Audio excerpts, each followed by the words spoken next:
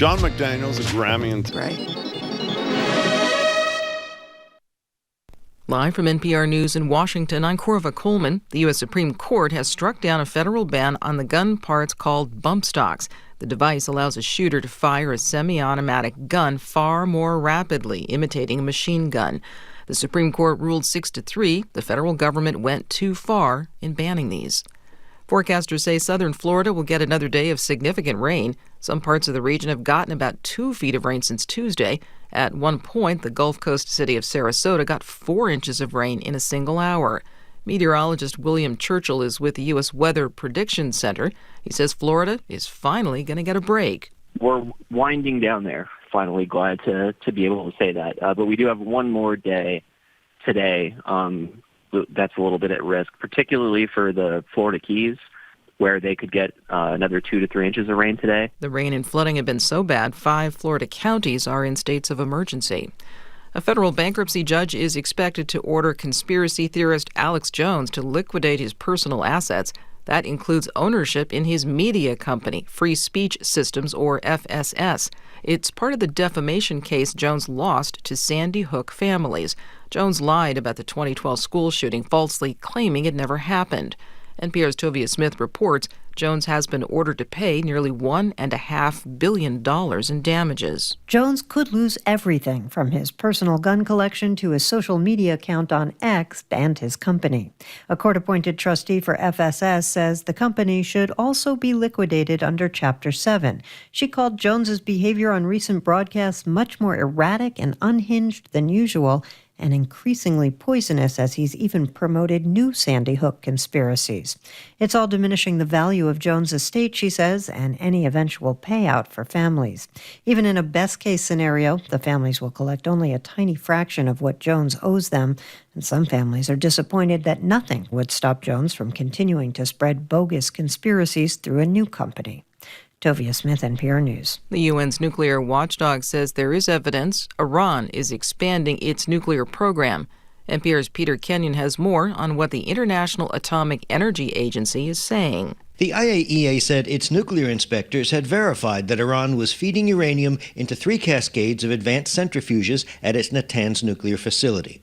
Cascades are groups of centrifuges used to speed up the enrichment process. The agency also says Iran plans to install new cascades at its Fordo nuclear site. There was no immediate confirmation from Tehran, but Iran did threaten to take action in response to the Board of Governors censuring Iran for failing to cooperate with the agency. The State Department says Iran's move has no credible peaceful purpose. Peter Kenyon, NPR News, Istanbul. On Wall Street, the Dow is down about 190 points. This is NPR. Good morning. With the latest from the GBH newsroom, I'm Henry Santoro. The National Weather Service says today's heat and humidity will help thunderstorms roll across the state, with the biggest risk outside the I-95 belt. Forecasters say these storms could begin as early as noon and last throughout the 9 o'clock hour tonight. Heavy rain, scattered severe thunderstorms, and high wind gusts will be the biggest threat, with hail also possible. They're also saying that the Cape and Islands will have a marginal risk of severe weather today, with temperatures peaking near 90 degrees in the Boston area and mid-80s in Worcester. And it's still a waiting game for the South Coast Rail project. The MBTA has confirmed that service is now scheduled to start next May. This is the third major delay for the project, which will extend commuter rail service to Fall River and New Bedford. T General Manager Phil Eng announced the new date at a community meeting yesterday. Service was originally set to launch last year. It then got pushed back to this summer, and in recent weeks, T officials indicated there would be likely another delay. Boo. In sports, the Boston Celtics have won 10 playoff games in a row, and an 11th win tonight brings them their 18th World Championship title. A loss sends the series back to Boston on Monday night. Tip-off tonight is 8:30. Even if you're in your living room, make some noise. And while the Celtics and Mavericks are going at it in Dallas tonight, the Red Sox and Yankees will be duking it out at Fenway. Increasing clouds, some nasty weather rolling in. As we said, we are at 80 degrees in Boston right now. This is GBH News. Support for NPR comes from NPR stations. Other contributors include Fisher Investments. Fisher is committed to helping clients stay on track to reach their financial goals and enjoy a comfortable retirement. FisherInvestments.com. Investing in securities involves the risk of loss.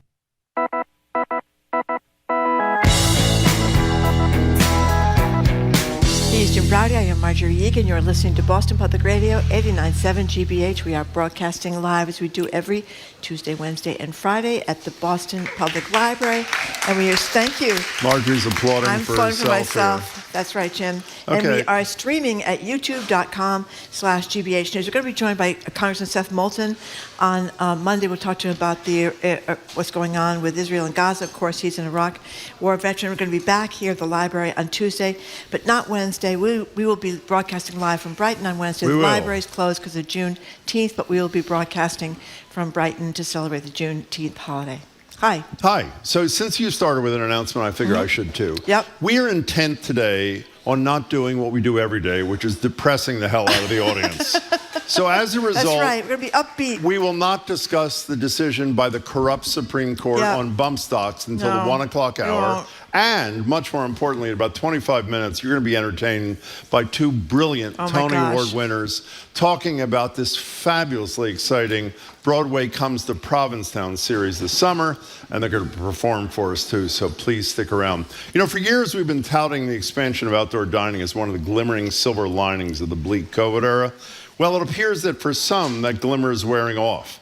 A piece out today in the Globe by Didi Copley, 400 plus restaurants with al fresco options. This is incredible. In 2021, down to just 135 this year. So we want to hear from you by call or text at 877-301-8970. Do you love eating outside as much as I do? We want to hear your stories.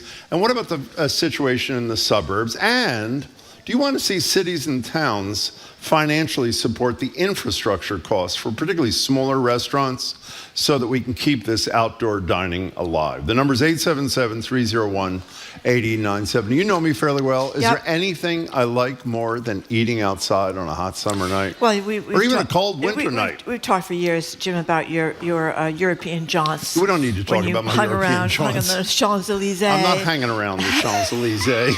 It's Rue Claire, by the way. It's not the Sitting Champs-Elysees. outside. Well, the Champs-Elysees has a lot of coffee shops. I know, but don't I they? hang out on Rue Claire. Oh, excuse me. That's okay, thank you. Excuse me, Rue Yes, Claire. yeah. Sitting outside sipping your coffee. So, I mean, it was one of the highlights of the pandemic. Remember sitting outside with your parka on and your hat on and With your the gloves heaters, on. it's great. Yeah, well, before even they got the heaters, Yeah. because there was a run Yeah. on heaters and they ran out of heaters. But when you were so happy to go eat outside. Well, they had those little igloos on the roofs of some hotels they do. downtown. So you'd have your little pod that you could eat in because everybody's worried about getting COVID. I mean, even if you were sitting there and people were making U-turns and the fumes, I mean, I was at a place, I don't want to criticize the place, but it was near my house, and you were right on the sidewalk. That's and, fine. And everybody was stopped at the light. What's and the name of the place? bus stop and the fumes. So all you got that. a few I didn't fumes in care. your face. I Doesn't didn't matter. care. I love eating outside, so I'm really kind of sad. But cost is a big deal, and of course, you had the big fight. Mayor Wu was in a battle with the North End. Let's not get restaurants. into the North End today. Well, but by the way, the cost, I don't Well, think... that would be a lovely place to be. But shut that's not down. that's not the problem. The precipitous drop from 400 plus to 135 this year is, I don't think it's the fees so much, because the fees aren't that much. I think it's $199. Is it a month? I can't remember. $3.99 if you serve alcohol. The big thing apparently is the cost of the infrastructure, so that it's safe if you're sitting into or adjacent to the street. So at least it appears, they don't specify how, that Boston is providing some subsidy. But it seems to me it's cities and towns that can afford it, particularly like in communities of color, low-income communities. You read these numbers, it's in the well-to-do neighborhoods that outdoor dining still exists, and it's virtually disappeared in some lower-income communities. So the city's got to step up to the plate. But since we don't want to depress people, as we said, we want to hear your stories about the joys of outdoor dining. I'm not kidding. I don't think there's almost anything as exciting as sitting outside, having a meal and a drink. It's just great. 877-301-8970. You said fabulous several times. One of the texters wants to know why you have to use the word fabulous all the time, Jim. Because it's fabulous. If something wasn't fabulous, I wouldn't use the word. And since it is, I do. What's the next question? Lauren in Boston will get her question, hi, or statement as it is. Hi, Lauren. Thanks for calling. Hey, Lauren. Welcome. Good morning, guys. Hi. So I am so with Jim. This is absolutely, outside dining is so fabulous. I used to have the luxury, yes, fabulous. Thank you. I used to have the luxury of going to Europe for a month every spring and traveled everywhere. And one of the delights of that was, besides hiking and doing all these great things, museums, was outside dining. And when it came to fruition with COVID, it was one of the few silver linings of COVID. And my heart is broken to see that it's going away. Yeah, I am 100% with you. And Lauren, by the way, the reason Marjorie mocks people like you and me who wax poetic about the joys of eating on the street and drinking in the streets in Europe is because she doesn't go much further than Revere. And Revere's a fine place. There's nothing wrong with that. Lauren, thank you for the call. We appreciate it. 877-301-8970. By the way, you know, long before COVID, when there was almost virtually no outdoor dining, and COVID prompted it here, that was essentially how people eat in much of at least Western Europe. I haven't been to Eastern Europe. And it's just it's such a great community kind of feeling. Rick Steves is always talking about that. You know Rick Steves, he has the great travel shows, runs a travel company. We talk to him all the time. Did you just ask me if I know who he is? He's on the show once a month. I was talking to listeners as well. Okay. And he talks about all these piazzas, is that how you pronounce it? I think so. In all these cities, that he travels in Europe, and he's trying to sit on and wave to visiting people his that drive hometown by in Washington on this kind State. of Rotary-like thing in Washington State, because he wants to shut down the downtown as a piazza. Now the South End still does a lot of North End outdoor dining, and they're a nice neighborhood. But it is so neat when you come down and you see all the tables in the street and the twinkling lights, everybody outside, and it's just really nice. But not everybody likes it, Jim. Who doesn't like it? Joel from Peabody said, who doesn't love inhaling carbon monoxide from passing traffic, napkins flying in the wind, and hungry flying rodents looking for scraps? Well, my advice to him is just hold your breath. I mean, that's... and by the way, you or Jamie or somebody was talking about what you were saying when you were introducing this a few minutes ago about you sit in the street and there are potholes and that's to me that I don't want a bus exhaust in my face, but part of the joy is you're taking space bus that stop. Heretofore was occupied by cars and buses and trucks, which to me adds to the excitement of the whole thing. Plus, they've got this place near me that just put their outdoor tables, and of course they have beautiful flowers. They have all these gorgeous window boxes. They have it's great, flowers. Right? Yeah, it looks really, really pretty. Clark from Needham, thank you for calling. Hello, Clark. Hello. Hello. I was driving, and you were talking about outdoor eating, and we've just gotten back from visiting our children who are in the South, where you can take a dog to a restaurant where they have outdoor eating and there's no complaint. Mm-hmm. Unfortunately, up here, although the State Board of State Public Health does restrict, you can't bring a non-service dog into a restaurant, and I can understand that. So many restaurants interpret that as you can't have it even when there's outdoor seating. And I had it explained to me that some of them take the attitude of they just don't want to be bothered. They're afraid the dog's going to make a noise or bother other clients. The problem we have is... you have a bad phone. Yeah. What's that again, Clark? The problem we have is... I said that with older parents, we've inherited our daughter's dog. Oh. And that puts a limit. And as more restaurants now choose not to have outdoor eating, it limits our ability that much further. So if they want us to start coming in to eat in as opposed to doing take out, if they have outdoor seating, it would be appreciated if they would allow us to bring a small lap dog. It's an excellent idea. By the way, more and more. Clark, we did a segment a few months ago about dogs in outdoor dining in Massachusetts. Aiden, could you take a look at this? I thought some communities, maybe Boston, I'm not sure where, actually allowed it. Clark, stay tuned. We're going to get you some information that may be helpful, I hope. So please stick around. Clark, thanks for your call. How do you feel about dogs in outdoor portions of restaurants? Well, I've seen a lot of dogs outdoor places. You okay with that? It doesn't bother me. I think it would bother people if you were allergic to dogs, but you figure if you're outside, you're probably not going to be worrying about it as much as you were stuck inside. But we said this before. In other countries, again, they have dogs indoors at restaurants, sitting at the table. I mean, they're on chairs like. You know where they have them?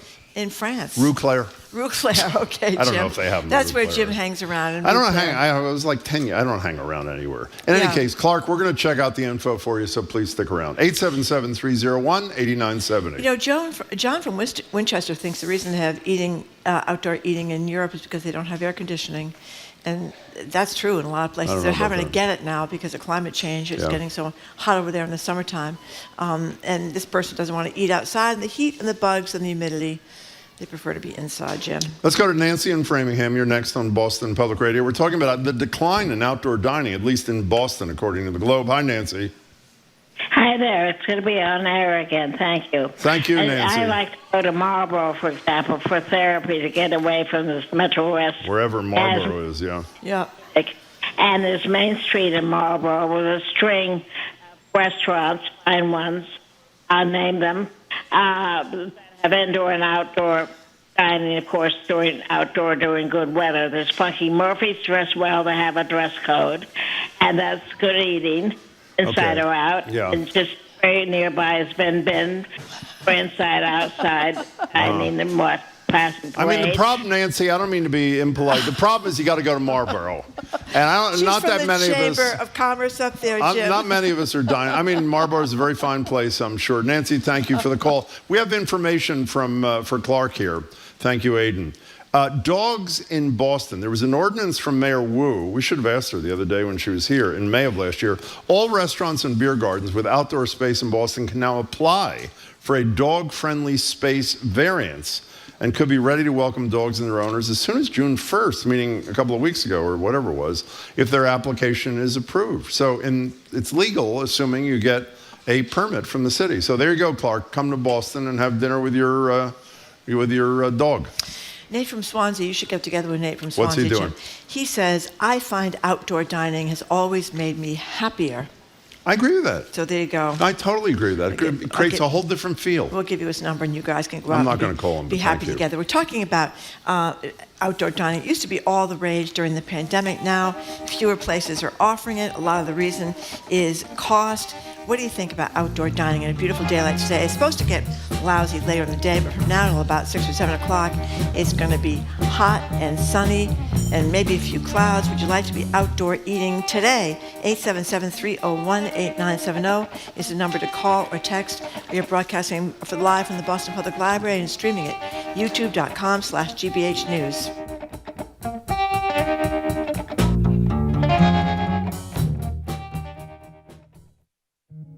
Think about it. For 3 hours every day, you get to hear thought-provoking conversations on local, national, and international issues for free. It only happens with your support, so please support your Boston Public Radio listening by calling 888-897-9424 or giving online at gbhnews.org. Okay, we have a challenge to meet today. A group of GBH members are offering an extra $10,000 if 200 people give today. Before 2 is when our show ends, and this is when this challenge ends. So if you're a fan of Boston Public Radio, you like what we do here, and you like to contribute while this option is available, we would really appreciate it. And we have a gift today, which is we used to call the fanny pack. That's because it is a fanny pack. Well, I was listening to Paris Austin. She's our morning colleague. Does a morning show, and she was calling it a belt bag. Please. And I think you could get much further with calling it a belt bag? Absolutely. I mean, do you want to be wearing Why don't you call it an evening gown? Pack? That'll make it even more appealing. Nobody wants to call this a fanny pack. There's something not very cool. Why don't you put yours on? Model it for us. I can't figure out how to undo the thing. Whatever. But in any case, I think belt bag is the way to go. And it is Father's Day. They are what a perfect gift. They are very well, you could get them. Yeah, we're going to talk about Father's Day later. Yeah. You could get them a tool belt. You could get them like an outside leaf blower or something like that. Or you could get them, not the fanny pack, but the belt bag. You know, the one that you're holding up does not have 89.7 right. GBH NPR on it. What do you think? I mean, really, seriously, I would never want to get a fanny pack, but I'd be okay with a belt bag. I wouldn't be caught dead out of the house without a fanny pack. I call it a belt bag now. It's $7.50 a month, and you get we're supposed to call it a belt bag now. And you get a belt bag, and you can put whatever you want in it. And even though it is not, I would have to say, it's not the most attractive fashion accessory, there's a real utility to it. Yes. You can stuff your keys in it, your wallet, so your hands are free and that sort of thing. But again, as I say every day, while I think it's a fine gift, Hopefully, if you choose to give it, 888-897-9424, gbhnews.org, it's because you appreciate the work our colleagues and all the people behind the scenes do. The morning show, the culture show, the afternoon show, and hopefully ours as well. And you can show it by calling 888-897-9424 or going to gbhnews.org.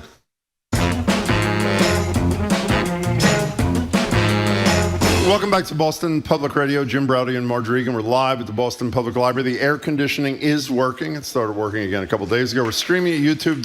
Applauding for the air conditioning. We're streaming at youtube.com/GBH News. Fabulous live music with two incredible performers in 15 minutes. You're not going to want to miss that. If you're just joining us, we're talking about the joys of outdoor dining in Boston and beyond, and some of the problems, according to the Globe. The numbers have decreased from 400 plus during COVID to 135 today, and apparently the primary reason is not at all because people don't want it, but because the infrastructure cost, particularly for smaller independent restaurants, is prohibitive. We want to do something about that, but we also want to celebrate the joys, your joys, of outdoor dining. 877-301-8970.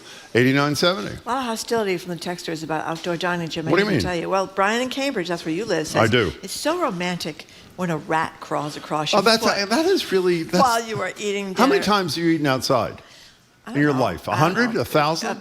At least 100. How many rats have crawled across your foot? That has not happened to me. No, I've seen a lot of rats, but they weren't, thank goodness. It's not an issue. Going across my foot. Ken in Salem says, if you want to eat outdoors, have a picnic.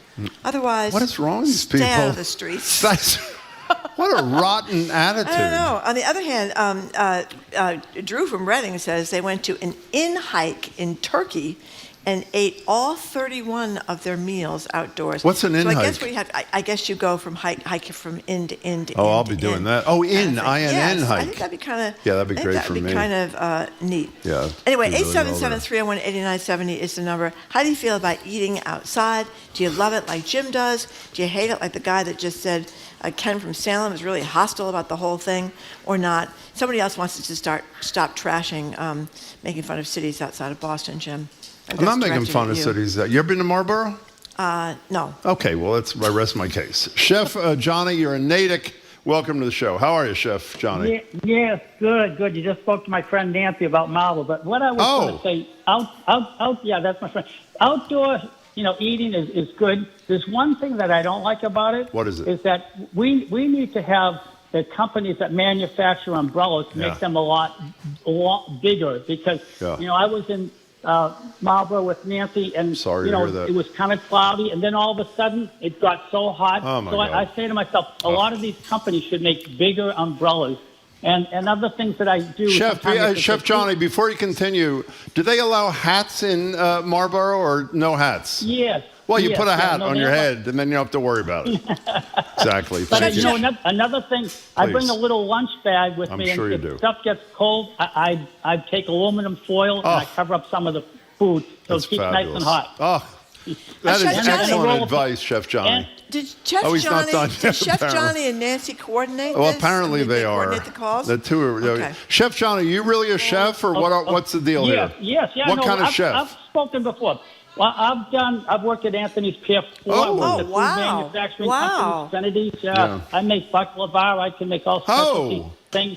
I went to a cooking school in Norway. I learned a lot. Yeah, I did. Now, Chef Johnny, since it's gone and Anthony has died, can we acknowledge the food wasn't that good at Anthony's Pier 4? You're right. You're right. Yeah. Okay. Oh, no. I think we resolved that issue. Oh, no. It's like a tourist trap. Chef Johnny, I love you. Thank you. Call us again soon. Popovers. Didn't you have the popovers? Marjorie and I, do you remember when we went there?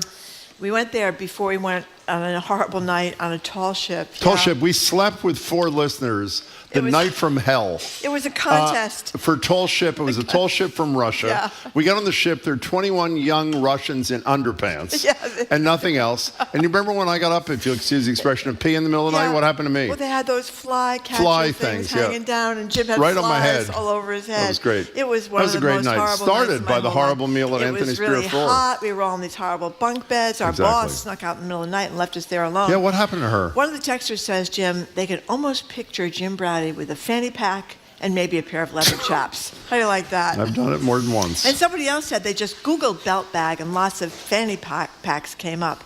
as a result. I think what's happening is... Do you know we're not in the pledge right now? Are you aware of that? There's a lot of concern about the change in name from fanny packs to belt bags. They are? I just wanted to relay that. But you know what we're doing, right? We're not talking about No, the we're fanny not, packs exactly. at that We're talking about outdoor Yep. dining. Yep. Chef Johnny, goodbye. That's can we move on here from Chef Johnny? Thank you very much. Tell Nancy hi for us. 877-301-8970. Somebody on our staff makes a good point we should have raised with Chef Johnny. Big umbrellas, this happens on the beach all the time, will fly away and impale someone. What do you say to that, Marguerite? Yeah, you have to be very careful about Yeah, impalement. Is that a word? Is it a really bad thing? But they should be more securely That's an excellent point. attached to the fine. tables. Oh, good. Here's somebody that, like you, Jim. Yeah. I love eating outdoors, especially near the water. I also like dogs, but I don't like them at restaurants unless it's a service dog. Why, oh, why do people need to bring their dogs everywhere? That's from Dawn in New Bedford, but she does love eating outside. Can I tell you something? That person who said they love eating outside by the water, and everybody loves eating outside by the water, even those negative whatevers a few minutes ago. However, the most fun for me is eating outside, as I said, in a place that prior to that, you weren't allowed to do that. It's where cars and other things happen, and all of a sudden the space is like civilized, and you can have a meal or a drink. Don't you find that to be fun? Yes, I do. Okay, good. Apparently, they're eating outdoors all over the place in Salem. They are? Got a couple Well, of, Salem's a lots big of outdoor Texas from town, Salem. yeah. They're It big is into city. outdoors. Okay, let's go to Ron in Seabrook. Hi, Ron. Hello, Ron. Hi, good morning. And to you. You know, I enjoy eating outdoors Yeah. on my terms. You know, if it's a place that's done it well, it's great. But I've been in places where if you're slapping at the sand fleas, the seagulls eat your food.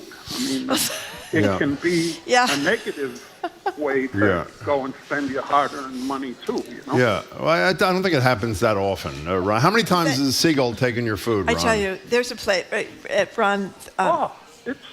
It's a thing. It is a thing. Oh, yeah. There's usually some idiot in the table next to you that's got a kid who's feeding them. Yeah. So there's a big flock, and they're very aggressive. It can be a thing. You're a little too negative for today's show, Ron. Thank you for the call. We appreciate it. Thank you very much. What? There are places I've been to which are kind of touristy places. One of the Hyannis called Baxter's Wharf. It's on the water, of course. That's nice. Yes, it is nice. But that is a place.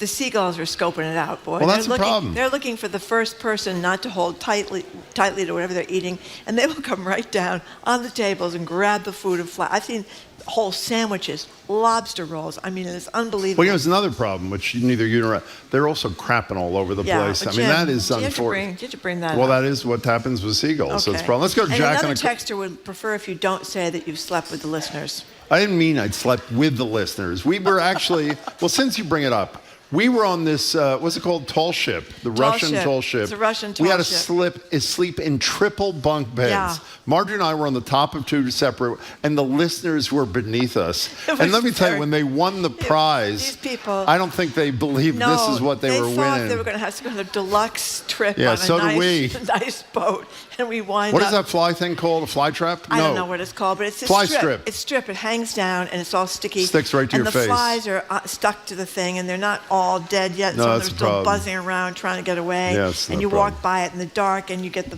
flies on your head. It was a disappointing, but it was most disappointing for the listeners who'd driven from places like Marlboro, Jim, to have a nice evening out, and had no idea what they were Okay, we're getting done. into. And we hope Nancy and Chef Johnny have a fabulous time. Where are they going? In Marlboro. In Marlboro. Good luck to us. Get back to us. We appreciate it. Okay, we are done because we're going to have some great music coming up. Wait till you hear this. We heard them rehearsing this morning. 2 Tony Award-winning performers, John McDaniel and Alice Ripley, stopped by ahead of the John McDaniel Broadway series going on through the summer in Provincetown. You're going to hear all about that, and you are going to hear some absolutely fantastic music. You are listening to Boston Public Radio, 89.7 GBH. We are broadcasting live from the Boston Public Library and streaming at youtube.com/GBH News.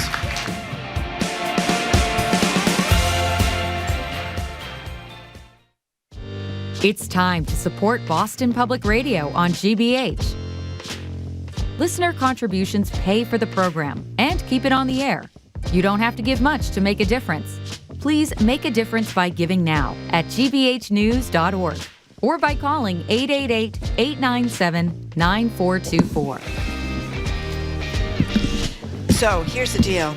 We have this challenge, a large challenge grant going on right now. These GBH members are offering an extra $10,000 if 200 people give today before 2 o'clock. That's when our show ends at 2 o'clock. So if you have been hesitating, if you've been waiting, we really appreciate whatever you might be able to give. And I mentioned before that there's kind of a controversy, contretemps, whatever, about the correct thing to call our gift today. We are calling it a belt bag, and the reason we are now calling it a belt bag is I think there's been a fanny pack backlash. No one really wants to be known as someone who wears a fanny pack all the time. And by the way, you don't see the fanny packs above people's fannies anymore. You see the fanny packs in the front of people by their belly, and you also see people slinging them around their shoulders, because I think that you just don't feel like you can be a cool person with a fanny pack. So forget the fanny pack thing. We are calling our present for today a belt pack for $7.50 a month. Belt bag. Thank you, not a belt pack. You're correct. Welcome. A belt bag, kind of alliteration there. Yeah. And for $7.50 a month, that's what you can get if you donate $7.50 a month. That's a sustainer ownership. That means you're a member. You get all sorts of goodies, and you also a little bit less off your wallet once a month, $7.50. But it's better for our budgeters because they can figure out what's happening for the year. So it has an adjustable waist strap, Jim, so you can wear it either way, around your waist or across your body for easy access to your belongings. Now, a lot of people like them. I'd like a little honesty from you. If I were, let's say, on your birthday or Christmas, were to buy you a belt bag, would you be wearing it? I think this is a Father's Day kind of thing. You do? And Father's Day is this weekend. So it is Sunday. If you've hesitated and you want to get something... Belt bag, or it's not a fanny pack anymore, it's a belt bag. The number is 888-897-9424, gbhnews.org. So the belt bag, as we now call it, says GBH. If I hold this up, is camera going up? No, it's not. 89.7 GBH. Oh, they're on the performers, which is what they should be focused on. Also says NPR. And I don't think you even need to wear it. If you get it, you can just have it. It's nice swag from GBH. But most importantly, you're supporting our colleagues and us and all the people who work on these wonderful shows here on the station. It's quite simple. And by the way, it works really quickly. 888-897-9424 or gbhnews.org.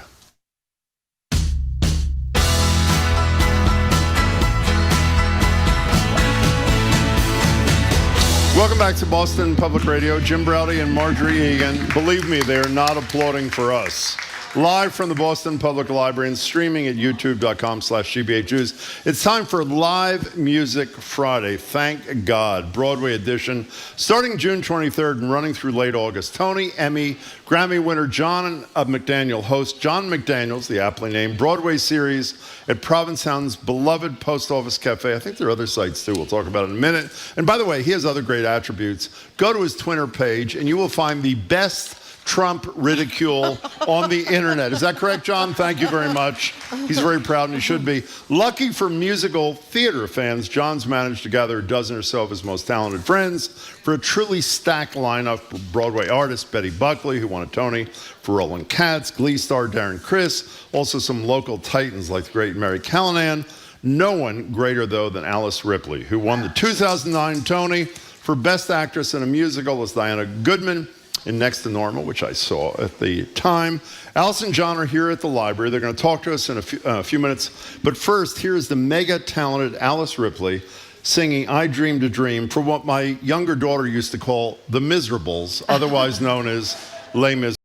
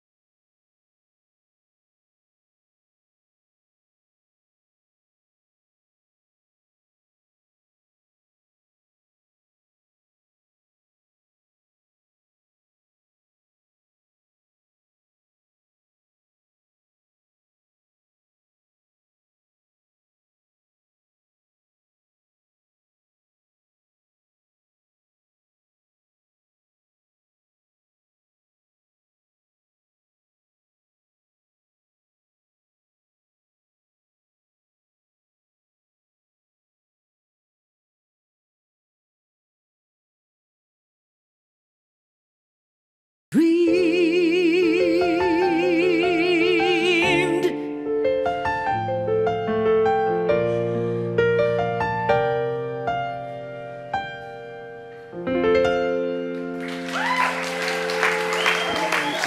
Was Alex Ripley performing and accompanied by John McDaniel. They're part of the Provincetown Broadway series. To find all the dates and to book tickets, you go to postofficecafe.net. John and Alice are coming over to join us right now. That was absolutely gorgeous. Thank you so much for being here. And thank you for telling us about what's going on all summer long in Provincetown. So what is the deal, John? Thank you so much for having us. We're so happy to be here. We're thrilled to have Wonderful. you. We love Massachusetts. We love Provincetown. You all know it's a magical place at the end of the earth where we get to go and make our music and make a lot of people really happy. It's a super time. But tell us a little bit about it. This is all summer long. I mean, what a great place for Broadway to come, I should say, John. So what's going to happen this summer? It's really great. So we kick it off in about 9 days with Betty Buckley at Town Hall. And I've worked with Betty for years. Alice knows Betty. Alice Ripley, I'm so happy you came to be with us.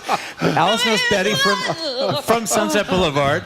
And Darren Criss is coming, as you said, and Alice will be there later in July. The two-time Tony Award winner Kate Baldwin will be there in 3 weeks. And we just have a great lineup. We're going to have a great, great time. You know, Alice, you go, Marjorie. I was going to ask how you got involved in this whole thing with John, this summer thing down in Provincetown. Thanks for asking that, because about a year ago, that's when he called me out of nowhere, because it's not like I talk to him every day. Well, now we do. Well, now we do. And he said, come on, he took me under, he took his wing out and said, come on. Let's make some music, and all he had to do was ask, because, I mean, don't get mad, everybody, but you are my favorite partner ever that I've ever worked with. Thank you. I appreciate that. I mean, well, you've had so many huge partners. I mean, all these awards, and Carol Burnett, and the special years with Rosie O'Donnell, and all the, Miss Saigon, right down the list. I mean, you've had an incredible career. I just keep fooling everybody. That's all you do. You know, you're both late converts to Provincetown, are you not? I mean, it's fairly, starting with you, Alice, you're fairly new to the Provincetown world, or no? Really. I've done some shows there. It's been about 15 years since my first one. That's not ancient history. That's true. Yeah. And how about you? You're a new kid. Much newer. Yeah, I'd heard about it for so long and finally had a chance to go about 8 years ago and was like, what is this wonderful place? Could you talk about the venues a little bit? Because it's not just the Post Office Cafe. That's right. We're doing some at the Post Office Cafe and some at Town Hall. And they're both gorgeous venues with great sound and very, very comfortable and welcoming. So, and the guys who run the Post Office and the Tin Pan Alley are fantastic. Jack and Paul, we love them. You know, this is a little off subject, but I thought this was fascinating. You talked about how you grew up in a family of 5, and your dad ended up falling for your mother's best friend, which is unfortunate for your mother. But you they 5. didn't like when I told everybody. Yeah, that. 5 is the truth, you know. It happens. So 5 kids in one family, 5 kids in another family, and then one. Then a baby, right? A baby. So it was yours, mine, and ours. Yeah. So what was that like? One bathroom. One because we weren't allowed to use our parents' bathroom, of course. Yeah. And the kids kind of grew up in a mishmash together. It was. We didn't know that we didn't have anything. You know, that's the thing that I miss. Yeah. So I didn't have nails. I didn't have my own socks until I got married. Oh no. I think that's one reason why I got married. Was that my first husband. Free socks. I had my own underwear. Yeah. How'd that go, by the way? Good? We'll talk. Okay. But Mom is okay now, we hope. Well, I've lost all my parents. I had lots of them because it's really hard. I wouldn't wish it on anybody. Yeah. But what we can do is rise above and somehow learn to love again. I think a broken heart means that you're afraid to love.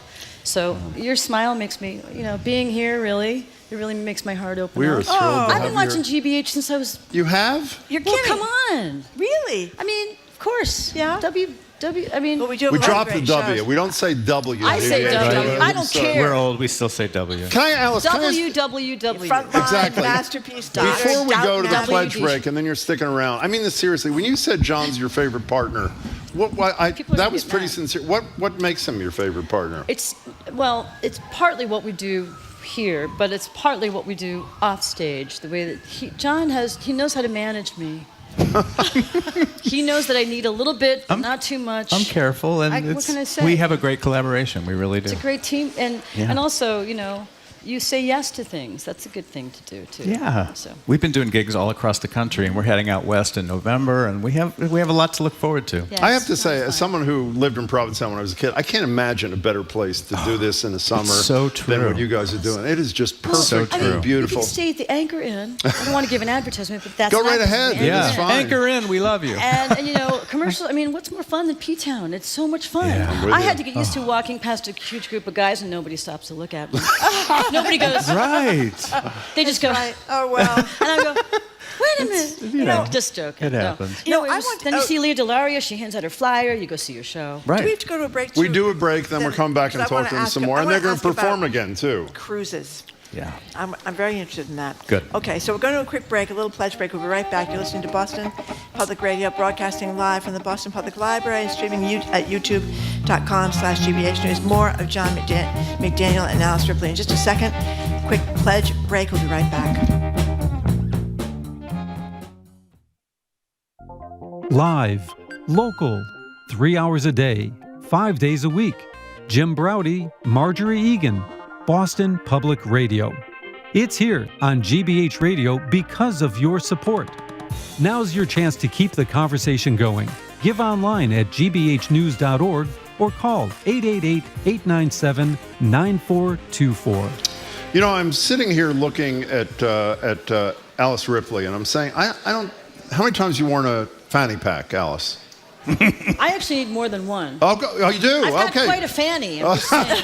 But I'm bummed. Thank you very much. Well, there you go. If it's good enough it's for really- Alice Ripley. But we should ask. What? Would you prefer to call it a belt bag or a fanny Excellent pack? question. I mean, isn't it a butt pack? Is what It is a butt we pack. can't say that. Yeah, no, we just did say it. But So, I think a fanny pack is kind of. no, we're going to call it Yeah. a butt pack. Thanks to you. Here's the deal. If you want the butt pack for $7.50 a month, is that right? Yes, $7.50 Yes. a month. You get the butt pack, and much more importantly, you're supporting our colleagues and all the people that make their shows possible.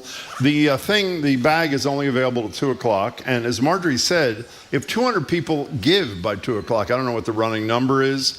If 200 people give by 2 o'clock, an extra $10,000 is given by a group of GBH members. So we really hope you get with it here. It's quite simple, quite quick.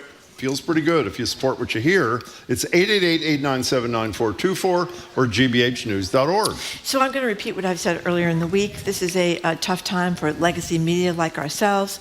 National Public Radio, we're part of National Public Radio.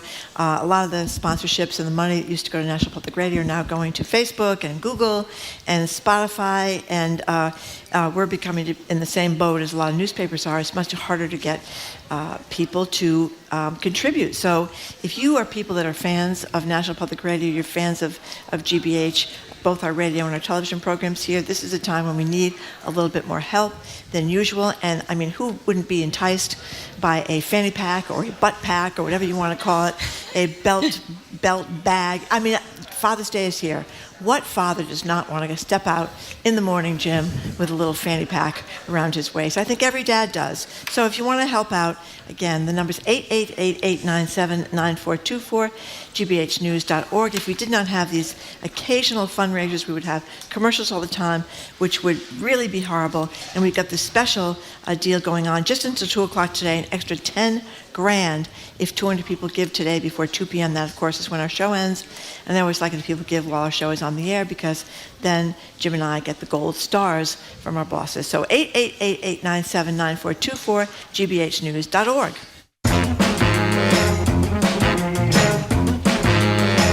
Welcome back to Boston Public Radio. Jim Browdy and Marjorie Egan. We're live at the library. It's Live Music Friday, and we're lucky enough to be joined by two wildly talented people, John McDaniel and Alice Ripley, ahead of the start in about a week or so. Yeah, 9 days. Of the John McDaniel Broadway series coming to the great Provincetown. By the way, can I say one thing before Marjorie asks a question? When we have performers here, I often watch the audience as much as I watch the performers. They love you. I mean, they really, so if glad. you saw the look on the faces of the people here, they really loved what you did. It was really, it was quite great. Okay, before I ask my question, if you want to book tickets to see this great series done in Provincetown, you go to postofficecafe.net for all the info and the book tickets. So I wanted to ask you, you're doing these Broadway in Tahiti, Broadway in Alaska cruises. You always make fun of cruises. I only do. went on one cruise. cruise, but Did you like it? well, I wasn't crazy about it, but I'll say this. Okay. John wasn't there. I wasn't there. The talent of the people that are performing on cruises, like yourselves, it is like going to a Broadway show. Well, I work with Playbill Travel, Yes. and Playbill, and Alice and I have done a Playbill cruise. I do all of them. We were in Tahiti in April, and then we went to Europe for the 80th anniversary of the storming of the beaches in Normandy in May. We reenacted the gearing storming. up for that. Yeah, No. But it's an incredible thing because we do bring the greatest Broadway stars, Audra McDonald, and you know, on and on and on. It's crazy, wonderful. She's the top of the heap. Yeah, you go. she's beautiful. It's part of your deal. You don't have to pay extra. It's part That's of your right. deal. You go and see these performances every night. Truly. And knock your socks off. Yeah. So that is what is great about a cruise. And I'm amazed. I'm amazed that they can get that quality of people. Well, it's Playbill. Phil Bursch at Playbill calls his friends and asks them to come and treats everybody really well. And playbilltravel.com is the boat thing. that we took to Tahiti, because I was on a Tahiti trip. Yeah. And the boat was absolutely the most beautiful ship beyond Really any other high cruise end, ship I'd right? ever been on. Yeah. It was like the Intercontinental Hotel. Yeah. And you Super do nice. get some time during the day to enjoy the boat when you're not Absolutely. rehearsing. I sat on the beach in Bora. I think we were in Bora Bora. I was like, not I'm bad. in Bora Bora on the beach. Not bad. Okay. So I should stop calling it a prison on the water. Is that what you're basically Maybe saying? some are. I don't know, but not the Playbill. ones you're on. Not Playbill. Not if you ever want to go and have a good time. Okay, so before you perform one more song, I think you're performing something from Next to Normal, which is very exciting to me. are. In a second here, tell us one more time for people who just tuned in what's happening this summer in the wonderful Province Zone. I've called a bunch of my friends and asked them to come to P-Town and do some shows, and so we've got some incredible Tony winners and nominees who are going to come up and share their music, and it's so much fun to call my friends, and when I say it's P-Town, everybody says yes. You know what's also great? I mean, the venues you talked about, beyond being spectacular, are pretty intimate. And if you want to get up close and personal with the Alice Ripleys of the world and all these other great talents you have, there's no better place to be doing it. I'm so it's excited. Really, really exciting. So what are you going to be singing, Alice Ripley? This is from the Pulitzer Prize-winning rock opera Next to Normal, which also, I won a Tony for my performance. Yep. No big deal, though. Oh, it's a very big deal. Doesn't even mean So why anything even anymore. mention it? You know, really. John won a Grammy for the Carol Burnett show But we last know fall. that, by the way, that show, her 90th birthday, Yeah. that was fabulous. Thank you That very was much. totally We're so fabulous. proud of it, yeah. And she's fabulous. She is. But Sheila. back to what I'm singing, I took the subject somewhere else, but you wanted to say something, right? Now I'm the host now. No, I was just going to say, you spent 6 years with Rosie O'Donnell, too. Yes, I mean, on the you've done daytime talk tons show. of television as well, in addition to being on Broadway. Oprah I don't know, Winfrey do you Show, know- Martin Short Show. Do you know you won a Tony for that play? Yes. Are you aware of I that? think so. You are aware of that? Okay. It wasn't I'd like to do a play, but that's musical. Musical, excuse Don't me, mean to I'm keep sorry. correcting you. This is like, Thank I need you. to get over there and Appreciate sing. it. This Can you is gently ridiculous. put your headphones down? Let's do it. And then go do We are what you going to do hear beautifully? Another performance, Which John is really McDonald. exciting. I keep saying McDonald. McDaniel. on Thank the you. piano accompanying. And this is part of the Province. He's running this Provincetown Broadway series. Do you want to get book tickets or get dates? You go to postofficecafe.net. Alice Ripley is going to sing with him right now.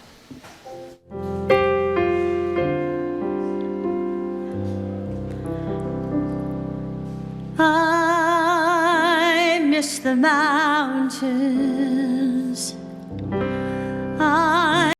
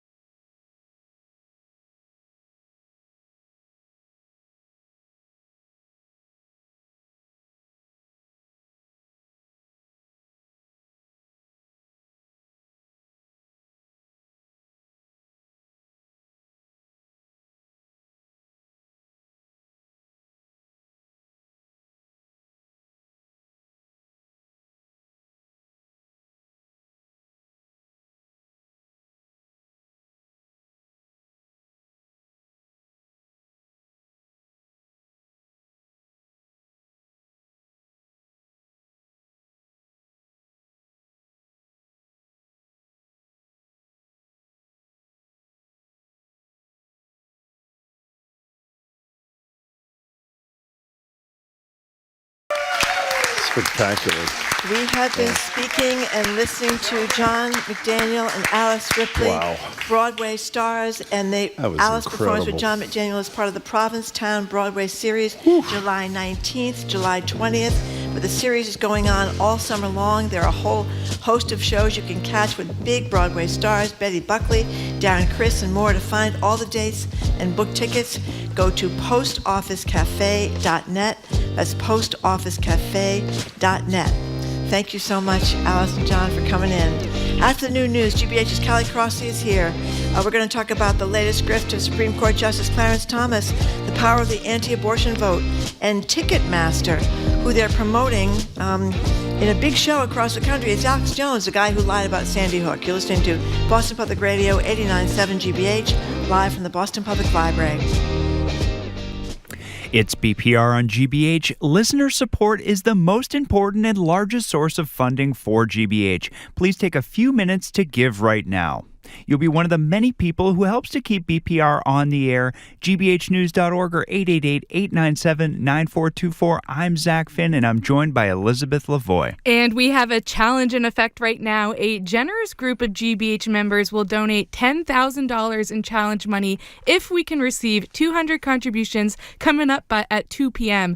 They understand the importance of listener support to keep NPR and GBH News on the radio. So they are encouraging you to join with them and support your GBH listening, but we got to get it done by 2 p.m.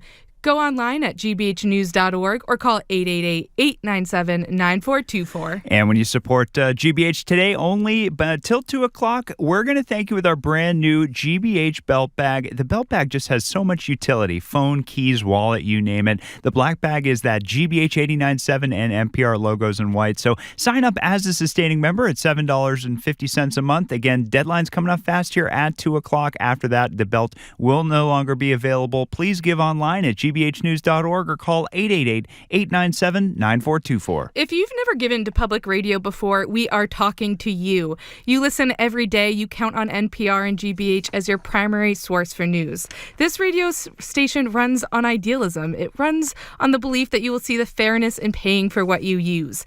GBH is worthy of your attention, and that's why you're listening. Now we ask you, please give an amount that you think is fair. Become a first-time member to GBH right now. Join the challenge. You can give at gbhnews.org or call 888-897-9424. And we're looking for 8 more people. That's 8 more people to give in about the next 4 minutes so we can stay on track to earn that $10,000 challenge grant. Your gift now in any amount is so very important. That's 8 contributions in about the next 4 minutes. gbhnews.org or 888-897-9424. This is great. We're now down to just 7 more contributions needed to stay on track. And a reminder, when you join and be one of those 7 and help us meet that challenge with the sustaining gift of $10 a month, we'll thank you with the new GBH belt bag.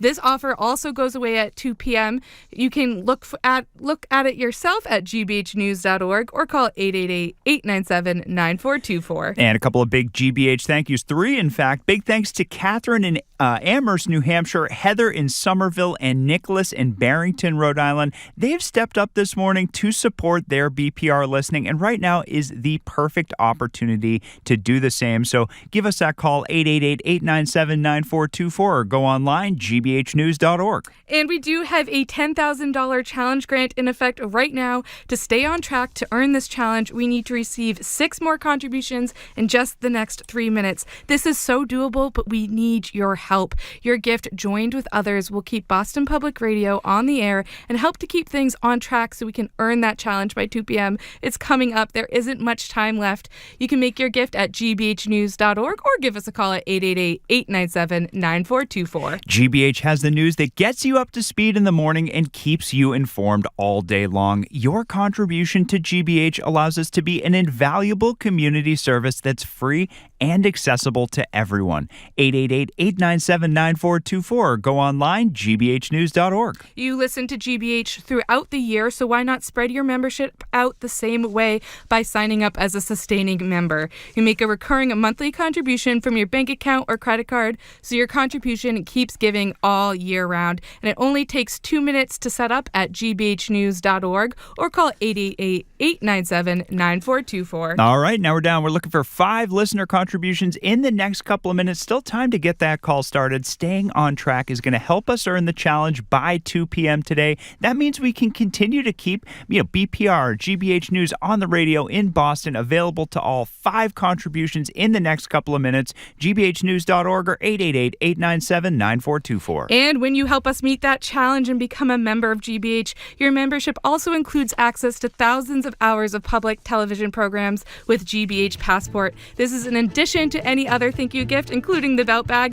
Help us join that challenge. We're down to just 4 more contributions needed in the next couple of minutes. Give at gbhnews.org or call 888-897-9424. And today we hope you're going to take that moment to reflect on how much you've listened to GBH in the past few months. Become a member or renew your membership. It's been a little while. 888-897-9424 or online, gbhnews.org.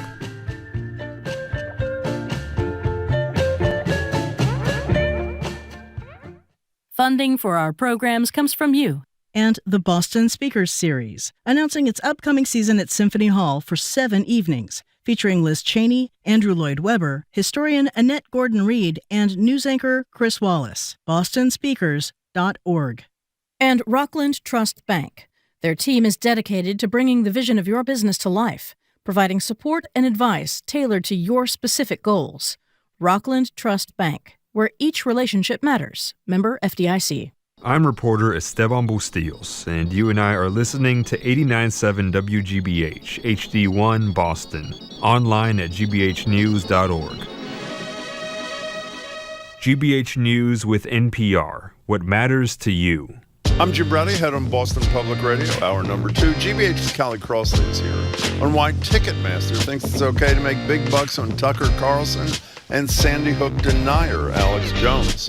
Then we'll talk to the director of the Boston Foundation's Latino Equity Fund, Javier Juarez, plus Carolina Garcia from the great Carolicious, and Maria Soler from Amantolgi from the fund's Bow Market Festival. I'm Marjorie Egan. The Karen Reed trial continues. We'll talk to former Suffolk County Sheriff Andrew Cabral about Governor Healey's weighing in and the Supreme Court's overturning the Trump-era ban on gun bump stocks, which enables shooter to kill at rates of hundreds of rounds per minute. And this Sunday is Father's Day. What are you supposed to get a dad anyway? And how are you celebrating the day? We'll ask you, is Father's Day really as important as Mother's Day? Lots of us don't think so. That and more is ahead. Boston Public Radio, 89.7 GBH, broadcasting live from the Boston Public Library. From NPR News in Washington, I'm Nora Rahm. The Supreme Court today struck down a ban on bump stocks, a gun accessory that allows semi-automatic weapons to fire rapidly like a machine gun. The Trump administration had imposed the ban after a gunman with modified assault rifles attacked a country music festival in Las Vegas in 2017. The National Weather Service is predicting more heavy rain across southern Florida today. More than 20 inches of rain have fallen in the region since Tuesday. NPR's Rebecca Hersher reports such storms are becoming more frequent and intense because of climate change. South Florida is no stranger to heavy rain, but a train of thunderstorms has brought particularly intense downpours to cities across the region, from Tampa to Miami, flooding roads and stranding residents in high water. Climate change isn't the only factor, but it makes such intense rain more likely because a warmer atmosphere can hold more moisture, which means that rainstorms drop more rain now than they would have in the past, before humans altered the climate. A state of emergency was declared for 5 South Florida counties because of flooding, and hundreds of flights have been canceled. Rebecca Hersher, NPR News, Fort Lauderdale. President Biden is nominating a veteran financial regulator to take over as chair of the Federal Deposit Insurance Corporation after widespread complaints of workplace harassment and discrimination. NPR's Scott Horsley reports. Christy Goldsmith-Romero has worked at the Treasury Department and the Securities and Exchange Commission. She currently serves on the Commodity Futures Trading Commission. If confirmed to run the FDIC, Goldsmith-Romero will be responsible for overseeing a major cleanup at the agency, which safeguards the nation's bank deposits. An outside review found a toxic workplace at the FDIC, where sexual harassment and bullying were commonplace and largely ignored by upper management. After that review was released last month, top lawmakers called on the current FDIC chairman, Martin Gruenberg, to step down. Gruenberg reluctantly agreed to resign if and when a replacement is confirmed by the Senate. Scott Horsley, NPR News, Washington. It's day 2 of a summit of the 7 leading industrialized nations in Italy. President Biden is representing the U.S. He's scheduled to meet with Pope Francis at this hour. The Pope hosted dozens of comedians from 15 countries at a meeting in the Vatican today. As Willem Marx reports, it's part of the Pope's continued outreach to cultural figures and institutions. The pontiff told comedians, including Chris Rock, Whoopi Goldberg, Jimmy Fallon and Stephen Colbert, that they united people through laughter and had the power to spread, quote, peace and smiles. He told them he himself had prayed for a good sense of humour. It was okay to make fun of God as you do with people you love, as long as it does not offend, and praise them for denouncing abuses of power and inappropriate behaviour. Willem Marx reporting. You're listening to NPR News in Washington. Good afternoon. With the latest from the GBH Newsroom, I'm Henry Santoro. A plan for free admission to museums for Boston Public School students did not make the cut when voted on by the Boston City Council. The Herald reports that the City Council voted 6-2, with 3 councilors voting present and 2 absent, on the resolution that Erin Murphy and Ed Flynn filed in February. The resolution was part of a pilot program called BPS Sundays put forth by Boston Mayor Michelle Wu. However, the measure fell 1 vote shy of the 7 votes needed for majority approval. Drunk driving arrests on Nantucket have skyrocketed over the past month, so says Nantucket Current, which says the island is on pace to see a DUI increase of 40% this year compared to a total from 2023. Nantucket Police Chief Jody Casper says operating under the influence arrests are up everywhere, especially now that COVID is behind us, and she adds that 72% of OUI arrests on the island this year are the result of proactive motor vehicle stops, which means that officers are more often seeing a violation. They then stop the car, they make the arrest rather than responding to a crash that results from drunk driving. In sports, the Celtics have won 10 playoff games in a row. An 11th win tonight brings them their 18th World Championship title. A loss, however, will send this series back to Boston Monday night. Tip-off tonight is at 8:30. Increasing clouds, some nasty weather today. We could see showers and thunderstorms into this evening. This is GBH News. Support for NPR comes from NPR stations. Other contributors include Fisher Investments. Fisher's dedicated team of specialists provide resources on investing, retirement income, estate planning, and more. Learn more at FisherInvestments.com. Investing in securities involves the risk of loss.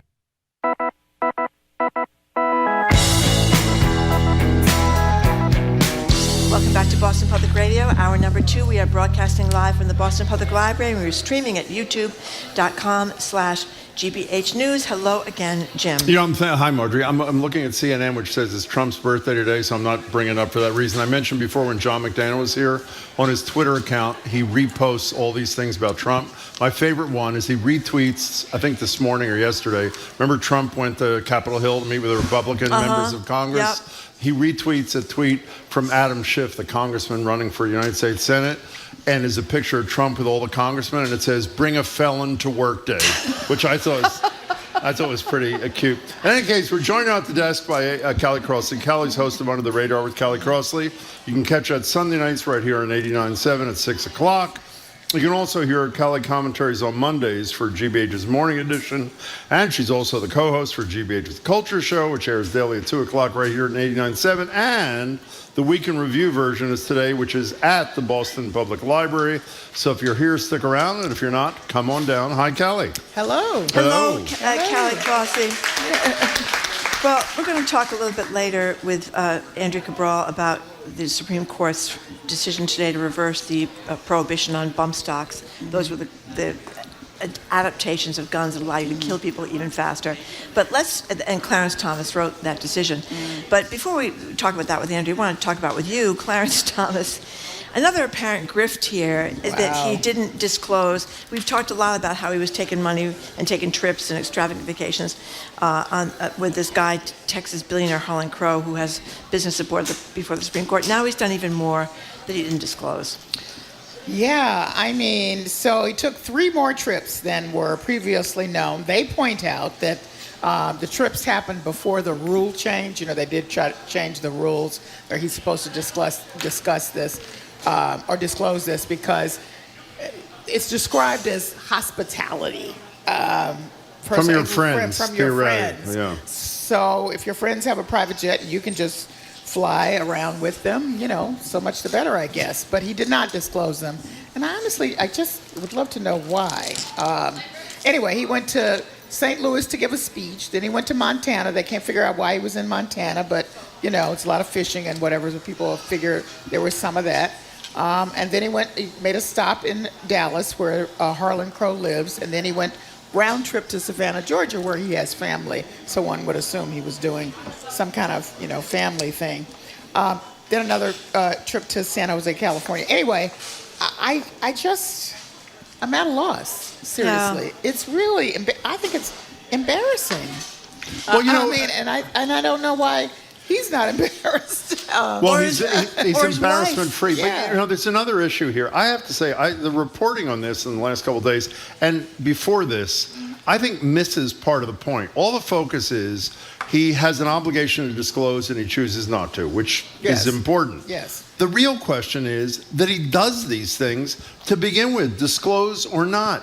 You shouldn't be flying around on a billionaire's plane who might have business before the Supreme Court. He says all the time he loves riding around in his RV, which, by the way, was this billionaire, some billionaire bought him and parking in parking lots around the country. He's a total grifting fraud. And the notion that this is acceptable conduct, and I'm going to quote Marjorie Egan, and that John Roberts, the Chief Justice, doesn't have the spine to call this out by a member of his court is grotesque. Alito, obviously, who's blaming his wife for all the flag waving. Pathetic. I mean, you've got two people on that court that are disgracing themselves over and over again. And Alito's taken a lot of money from people who also have business before the court. So I don't understand why Roberts doesn't say something. I don't understand why the three liberals don't get together and say something. I mean, they talk about collegiality, but we're all losing faith precipitously in the Supreme Court of the United States. Well, I'm going to guess that the three, quote, liberals don't say anything because they have to work with them. And if anybody in this room, and you and I know, there's a whole bunch of people you have to work with. Yeah. And you really can't really say some things that you'd like to say because then it's going to be at least awkward. Yeah. So that makes it a little tough. So there is that. With regard to John Roberts, he could say something, but he doesn't have to follow. I mean, that's the thing with the Supreme Court. He could say something, but nothing is enforceable. No. So even the rule change is not enforceable. So what we have here is they can have a little discussion, and then again, he would then fall in the category of having to work with a guy that he just told is a grifter to his face. And and there's no enforcement. You know what I mean? So can we throw one more thing into this mix that I know we discuss every day, and I know you're sick of it, but you're going to have to deal with this. Okay.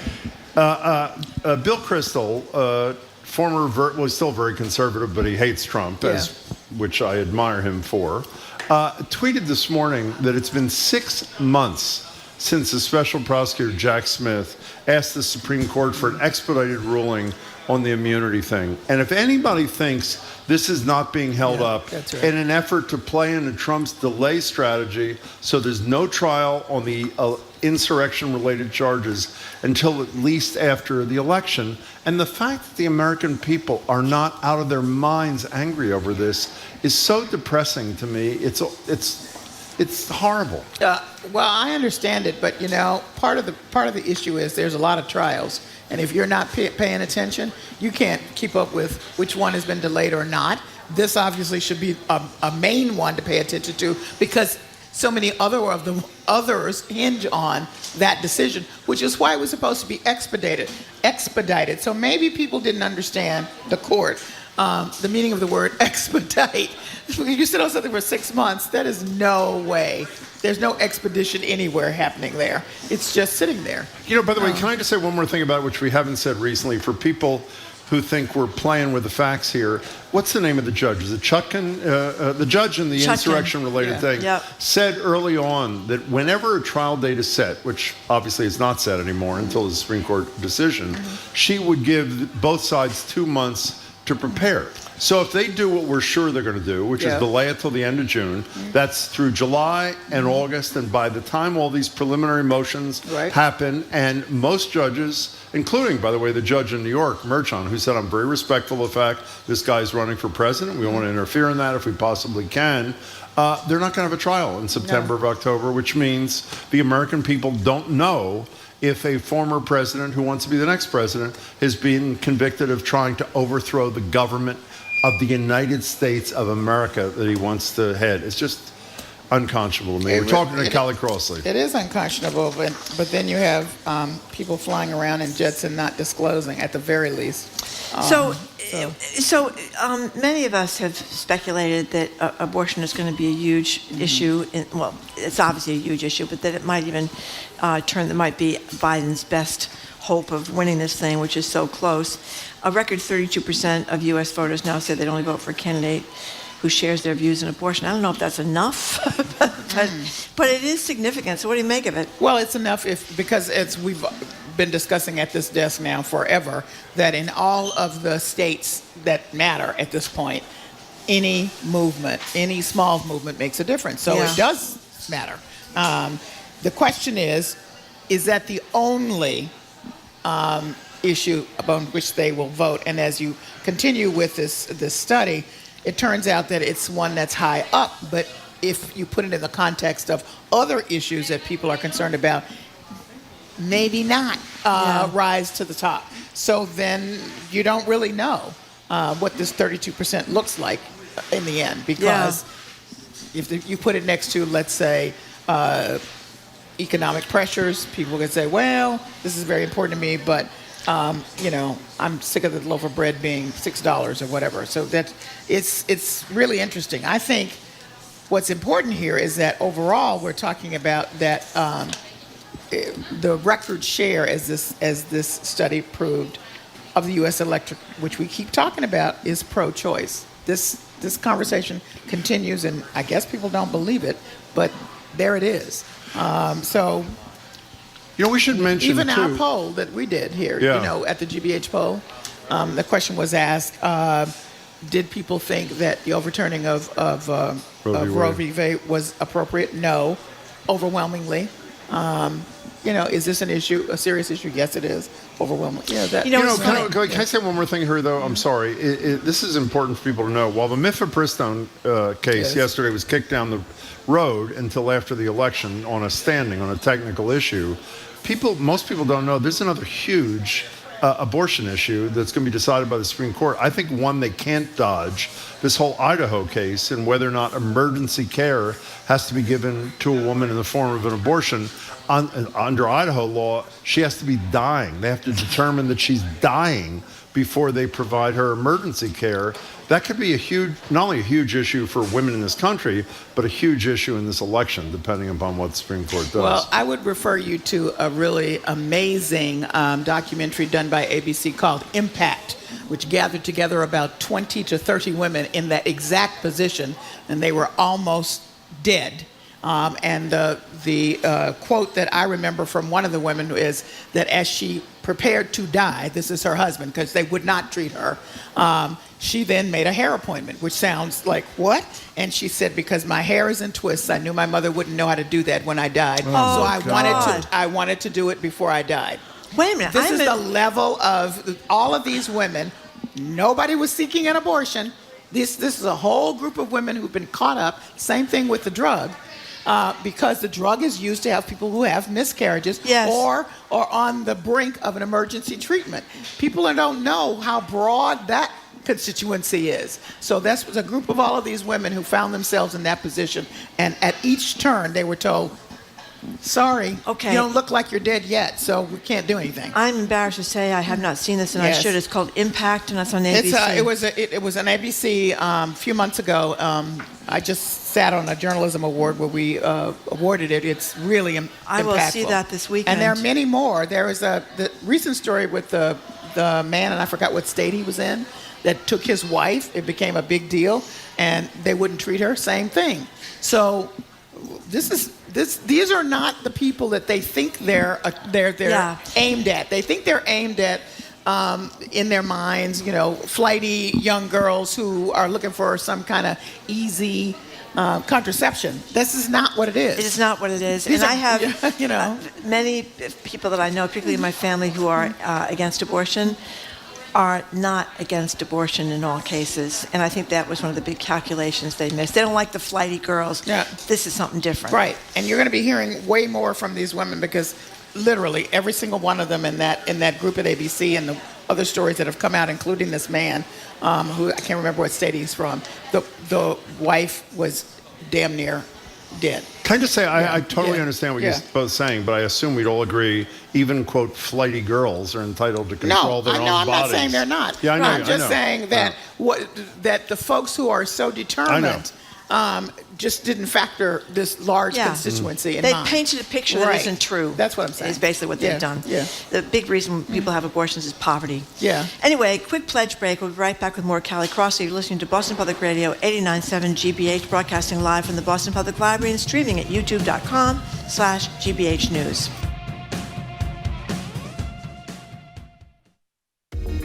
If you listen to Boston Public Radio 3 hours a day, that's 15 hours a week, 60 hours a month, and 720 hours a year. Maybe it's time you pitched in. Call 888-897-9424 or give online at gbhnews.org. So here's the deal. This is Pledge Week, Pledge something, spring, summer. It's till the fall. And if we have 200 people give today by 2 o'clock, which is when the show ends, I assume you know, we get an extra $10,000 that's been pledged by a bunch of GBH members, for which we thank them. So join that list if you would. And not only does your contribution matter to us and our colleagues, but it could help us get $10,000 more. The number is 888-897-9424, gbhnews.org. We finally got one, by the way. I've been waiting. Elizabeth from Plymouth is kind enough to give us a contribution and says, I love, in capital letters, Jim and Marjorie, maybe Marjorie a little more, which is not atypical. Well, that's not atypical. But we have a very important question today. We're going to put it to Callie Crossley because I'm sure she has she's into bags, of all sorts of bags. Now, would you be more inclined to pledge $750 a month for the? Would you hold it up, please, Jim? Oh, here it is. Yes. For the fanny pack, if instead of calling it a fanny pack, we called it a belt bag. Okay, camera. Probably right belt bag. Belt bag, absolutely. Yes. It's the way to go. We are cutting edge here at GBH. When I woke up this morning, I thought God they were we have cameras here. fanny packs, and I listened to Paris and this morning on the morning show, and she called it belt bag, and I said, this is a fashionable woman. If she can call it a belt bag, I would feel better about Alice wearing Ripley one. called it a butt bag. She called it a butt bag. But that is our present today, so don't call it a fanny pack. Call it a belt bag, and you won't feel so weird about it. Plus, you can put it over your shoulder, right? Yes. You don't have to wear it around your waist. Did you or ask her above the question, or your did butt. you not? What'd she say? She said belt What'd you bag. say? Belt bag. Belt bag. Yeah. No. So that's what we got. We have a belt bag on offer today, $750 a month. Agree. You should see, Jim has multicolored fanny packs. I do not Yes, own he does. I do not own a fanny pack. They're large fanny packs, I should say. Okay, he goes fine. out of the house there What's the number? in Cambridge. You could see him at the hot bar stuffing things in his fanny pack. Okay, but in any case, $750 a month. We'll thank you with our GBH belt bag, not the fanny pack. Keep all your essentials, phone, keys, wallet, whatever. It makes it very easily accessible. You don't have to worry about, fishing things out or somebody stealing them from you or anything like that. So the number, if you want to support this grand effort and get your belt bag, just in time for Father's Day, 888-897-9424, gbhnews.org.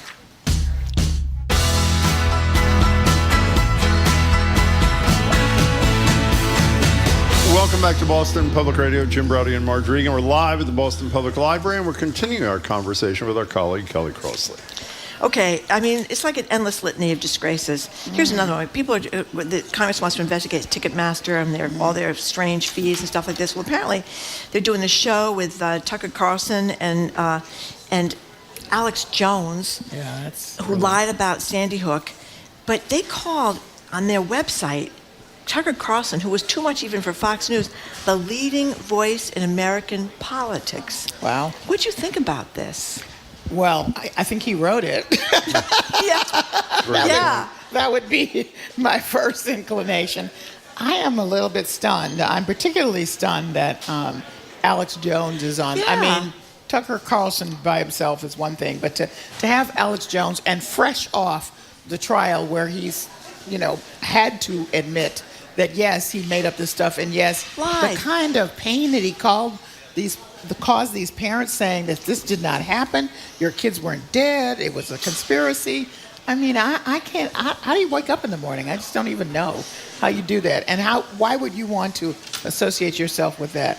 And I have no words for, the addition of Marjorie Taylor Greene. Yeah. Even people in the current House and Senate have really said to her, "Go take a seat, Marjorie." You know what I mean? No, but in fairness, the contract they made with Alex Jones and who's the other guy, Tucker Carlson?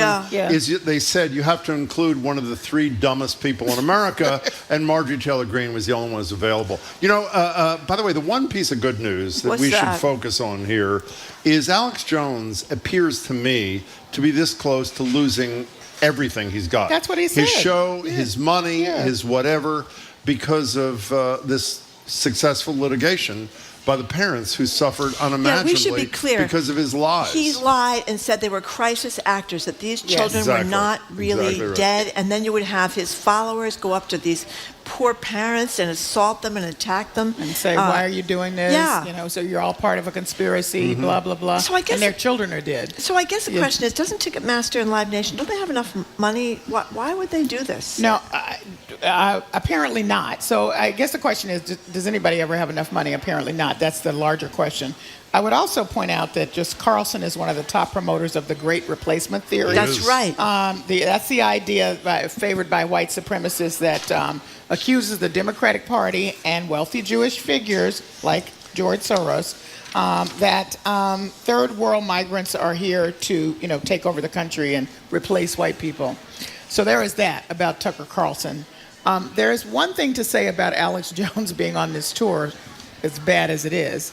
Any money that he makes off this tour has to be funneled into what he owes these parents because he lost that case spectacularly.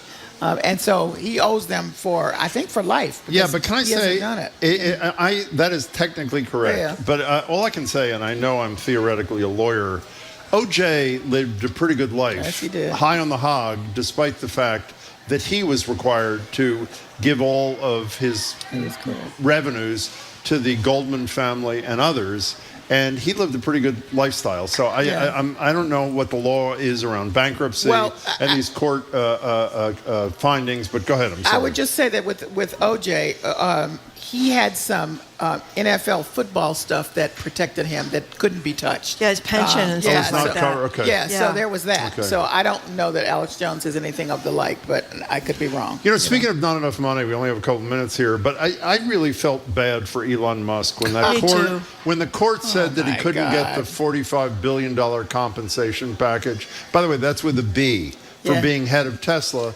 Were you heartened when the board of directors voted yesterday to say that he could get the $45 billion? I think he's... How's he going to feed his children? He's underpaid, $45 billion. Yeah, we've gone crazy. This is really amazing to me. $45 billion. So there was a split in the shareholders, those who think he's a genius and without him they can't move forward. And let's be frank, a lot of those people got wealthy from the guidance of Tesla thus far. But the other half of the people who were opposing this said, look at what he is saying, how he's comporting himself. How can we have our company led by somebody like this? And by the way, we don't think he's that much of a genius that this can go on. And so, but the people who want to give him $45 billion think otherwise, so they prevailed. No, but I think he needs a good salary to undercut democracy 24/7 as he attempts to do. It is pretty incredible. By the way, the good news here again, and I can't believe I'm looking at silver linings today. Yeah. The judge still controls this, and I think it's a woman, I'm not sure. I think she can ultimately declare that even though they attempted to remove the taint from the first vote, and the taint from the first vote I think she found that there were some conflicts that were not disclosed by board members who voted. Yes. They theoretically disclosed them, but it's not 100% sure that this second vote will pass muster either, so we can only cross our I will say fingers. this, and you might consider this to be a little light. It's interesting that a lot of the large institutional investors said no. That would be the banks. Typically, those are not people you line up with, but the banks were like, So Callie is much. co-host of the GBH Culture Show, which is going to be here at the library at 2 o'clock. She refuses to discuss any of it. However... I can give you a little today. Okay. All right. Okay. Wow. Go ahead. You go, girl. We're going to talk about the Tom Brady Hall of Fame, of course, and Jerry West and his influence. He just died. And just a little teaser, there is a new sports anthem coming, not from a place that you would imagine, so we're going to talk about that. Wait, you were talking about the hot dog guy, too. I heard on the promo. And Joey Chestnut is gone, and now he's back. Well, Joey Chestnut made a deal with a vegetarian hot dog company, Why which not? kind of annoyed Nathan's. Okay. It wasn't under the radar. We're doing our Latinx roundtable. We're talking about Latinos for Trump, which is the wing of the Republican Party rebranding as Latino Americans for Trump. It makes a difference. We're also talking about why everybody's hating on J-Lo. We're interested in that. And the second part of the show, we're having a lovely conversation with Kwame Alexander, the author of Why Fathers Cry at Night, for Father's Day, of course. His non-traditional memoir is fabulous, and he talks about his relationship with his daughter. Just one quick question before you go. Are J-Lo and Ben Affleck still living together? What do you think? I think not, but I also think it's really none of our business. It's none of our business, but I thought you might have the inside But she scoop. slipped in that I think not first. By the way, before you, I'm going to listen Sunday night, but is the reason she canceled her tour because they weren't selling tickets? Yes, that is correct. They weren't selling tickets. But it's not just to be fair, there are a number of other people who've canceled for the same reason. And we discussed, I think last week, why she canceled her tour, and one of the reasons might be that everybody now has the expectation, if you're not Beyonce or Taylor Swift, who can fill an auditorium? Got it. Yeah. All right. So We'll be listening, and we'll be watching 2 o'clock today. All right. Okay, we've been speaking Thank with you. GBH's Callie Crossy, host of Under the Radar with Callie Crossy, Sunday nights, 89.7, 6 o'clock.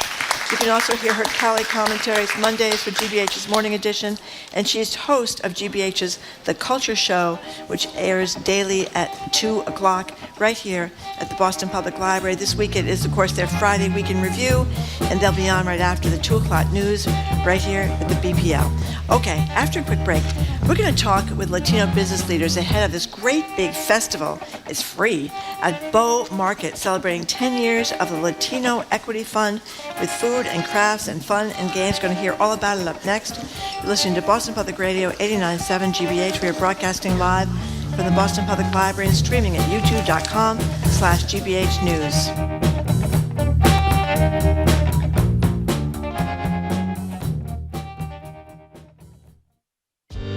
It's time to support Boston Public Radio on GBH. Listener contributions pay for the program and keep it on the air. You don't have to give much to make a difference, but please make a difference by giving now at gbhnews.org or by calling 888-897-9424.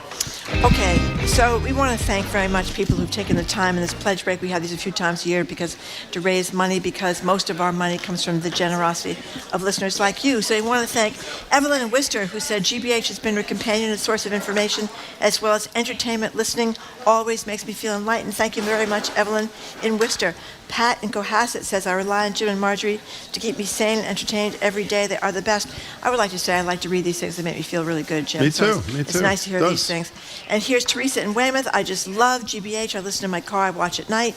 I like to think I'm doing something to keep this all going. And you are doing something to keep this all going. Because I've said many times, legacy media, which includes National Public Radio, which we are part of, are having a tough go at the moment because of social media, because of Facebook, because of Google, because of Spotify, etc. So if you like listening to the radio, which I think is the most intimate media there is, because you can feel like you know the people that are on the radio, we need support from listeners like you. So we have this wonderful little belt bag. We won't call it a fanny pack. I'm going to hold it up so Jim nobody is can holding see it it. up. Yes. Jimmy, the number to Can we? get to Oh, the camera's moving. Oh, the camera's moving. There's Jim's backpack. Come on. Fanny pack. No, belt it's not. bag, whatever you want to call How it. about that? Is that anyway, doing it? that's what Well, we're doing now whatever. for $7.50. It's For hopeless. $7.50 a month, which is a sustainer membership, which means you are a member here at GBH. So if you are anxious to get a fanny pack or a belt bag, Butt bag. maybe you want to give one to your father for Father's Day, the number to call is 888-897-9424, gbhnews.org.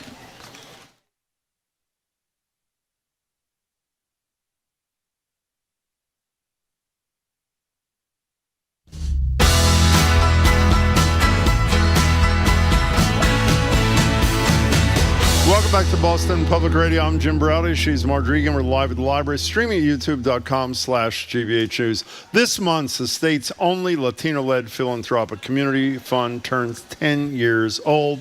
What better way to celebrate than with food and shopping in the excellent Bow Market in Somerville?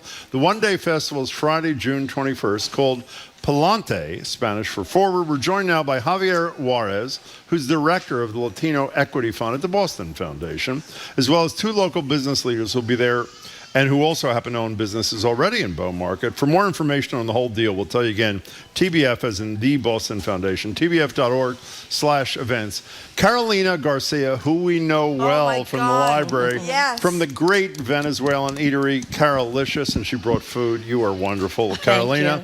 Maria Soler is from the Handmade Jewelry, and they are beautiful too, and craft store Amantolji is how you say it? Amantolji. Yes. Welcome to all three of you. It's great to see you. Thanks for being here. Thank you so much for coming in. So let's start with you, Javier. I think you're the overview person of what's going to happen with this great event. Yes. Give us the details. Yes. First of all, thank you so much for the invitation. Sure. Pleasure. We are so happy to celebrate the 10th year anniversary of the Latino Equity Fund. The fund started with 12 community leaders getting together, partnering with the Boston Foundation to establish a philanthropic fund specifically dedicated to the advancement of Latinos in the Commonwealth. That first year, the fund distributed around $100,000 to 10 just Latino serving organizations. And throughout the decade now, we can say that we have distributed around $1.8 million to 73 Latino-led and Latino serving organizations. So the celebration at Bow Market is going to be an exclamation of community work, progress, but also we're going to recognize the community partners of this year. So organizations from like Hyde Square Task Force, Agencia Alpha, Mujeres Unidas Avanzando, who are just organizations that have been incredibly pivotal to their regions and their neighborhoods. And I'm so lucky to not only be accompanied by just great women, empowered entrepreneurs to be able to do this together. So, Maria, let's start with you. Tell us about Amantolji and why you're excited, as I assume you are, to participate in this day. Yeah, well, I'm very glad to meet Javier a few months ago. We have usually every year we have a big event they call Dia de los Muertos. I think some people are very familiar. So every year at Bow Market, we celebrate this great event. And Javier was there, so now we've been working together with for this Friday for Palante. After he saw my event, that's why we met. And Amantolji is Mexican crafts. It's a very, very Mexican store. If you someday have opportunity to walk in, some people, they say they feel in Mexico when they're walking inside to my store. So what we do is that we usually we work with the others. We work directly with the others in Mexico. We're working with around 10 families right now in different states around the country. There are individual families who make the crafts that you're selling in the store? Yeah. That's So fabulous. I travel to Mexico twice a year or sometimes 3 times a year. Depends on work. And my whole family also lives there, so it's kind of like vacation and work, a perfect combination. And yeah, I walking on the streets, and most of the families, they're like with very, very low resources. As families, they don't have enough money. So working with us, they send they give me the items. So it's a team. We're working together. Everything is in handcraft. Everything is handmade. Is that shirt you're wearing? Is that shirt? Yeah, I wear. Yeah, this family lives in Oaxaca, a very small town in Oaxaca. It's a community of women. And also men, they embroider this shirt. Usually take 1 month to make this shirt. How do you feel about the first woman president of Mexico? Good? It feels good, you know. It's happy, like it's changed a lot because the machistas now probably they're not that happy. So it's glad to know we have now a woman. And Maria, tell us about these animal figures. Are these toys or are these household decorations? Because they look like they'd be too fragile for kids to play Yeah, with. it is very fragile. They're called alebrijes. So I don't know if you guys watch the Coco movie. It's a very famous Coco movie. No. So yeah, they usually we call it like spiritual animals. So that means when you die, you have a cat, for example. That means your cat is going with you after you die, and it's a long story we believe. But yeah, alebrijes is very like colorful animals, and also they're all piece of wood, handmade. It's made from one family. The woman, she hand painted, and the dad, because it's a mother and dad, he crafted the wood. So this girl specific, I found it on the street, and I was like, you want to work with me? And this is the first time they sent in the items to United States. Carolina, tell us about Carolicious. We know about it. What day are you at the library, by the way?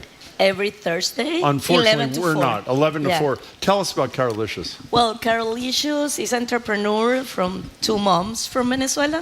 That's Carolinas. We came to this country in 2015, and we started doing stuff in the streets of Somerville in 2016. That's the way we met Bow Market and their amazing landlords there, and all the community in Bow Market, and also the ones in Aeronaut, where we have our first location. Now we opened a month ago a store our first store by ourselves in Bow Market, and we are very proud to present Carolicious Gourmet to everybody. We have a different type of arepas there than you used to have here in the library in Aeronaut, but well, we are very proud to present different stuff that people can have, snacks, sandwiches, everything. Let me just say, I can attest, the food is spectacular. Okay. We love it. Look at Marjorie over there. Well, I'm just wondering, this is like kind of a pasta, but No. What is it? This What is it I'm eating? We brought the pabellon. Pabellon is the main dish from Venezuela. Okay. It's a dish we serve in a plate. But here, when we came to the United States, we started thinking what we're going to do with all the flavors. And we saw that people love the bowls, and we convert the dish in a bowl. And we add some of the pico de gallo that fits perfect for the flavors. And people love it. It's easy to eat than a dish. And yes. Delicious. Well, Javier, But I'm what's sorry, in it, though? Marjorie. I'm just wondering what's in it. What is in this? you have rice, black beans, sweet plantain, the chicken, cheese, and the pico de gallo with the basil sauce is our signature. It's great. I'm waiting all day to eat this. In a second we have to take a break, and we're going to come back and talk to all three of you. But before we do, Javier, I don't think the average person knows how huge the Latino population is in Massachusetts, what huge percentage of the growth of Boston over the last 30 plus years is from Latinos coming to the city. Give us a minute on that, and then we'll break, and then we'll continue. Yeah, we are one of the fastest growing populations in the state of Massachusetts. We're around 14% of the population and 20% in Suffolk County. Central and Western Massachusetts have giant Latino populations that we also want to support and get their organizations to be in a sustainable way. We understand and we identify that these organizations have sometimes no resources to really respond to community need. So this is why the Latino Equity Fund is really important to increase philanthropy to those organizations. We should just say, for a break, 92% of the growth in the population in Boston, I learned this from the Boston Foundation, by the way, since 1990 is the Latino population. I mean, it's really, right.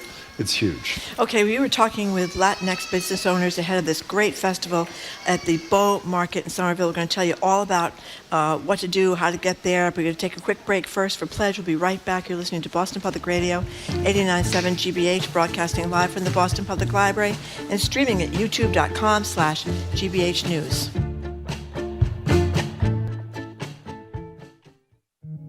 Think about it. For 3 hours every day, you get to hear thought-provoking conversations on local, national, and international issues for free. It only happens with your support, so please support your Boston Public Radio listening by calling 888-897-9424 or giving online at gbhnews.org. Okay, as we said before, we have this big challenge grant going on right now. It's only going on until 2 o'clock, so we hope if you've been procrastinating, if you haven't donated and you're so inclined, you do it before 2, because GBH members are offering an extra $10,000 if 200 people give today before 2 o'clock. This means that whatever is given now between now and 2, that's an hour and 20 minutes approximately, goes a lot further to help the work that goes on here. And Jim always references it as well, he should, the people behind the scenes here, that the engineers, the staff people, the booking people, the producers, the executive producers, all these people that do such great work to put these shows together that are on 24 hours a day, 7 days a week, not to mention everything that goes on TV here. We've got Masterpiece Theater, we've got Frontline, we've got Nova, we've got American Experience, all these great TV shows. That's what GBH offers to you. We are a legacy media company, and legacy media companies are having a tough time because of social media. So if you like the television you see on GBH, you like what you hear on the radio, this is an opportunity to give. 888-897-9424, gbhnews.org. And the other advantage is if you make contribution of any side, you can leave a note and you can say, as I said, like Elizabeth says, I like Marjorie more than Jim, which not only makes you all feel very Jim, good, it's a low but bar. apparently it makes Marjorie feel very good does, too. yes, it does. So the number to give any amount that you can afford and that you're moved to give is 888-897-9424, gbhnews.org.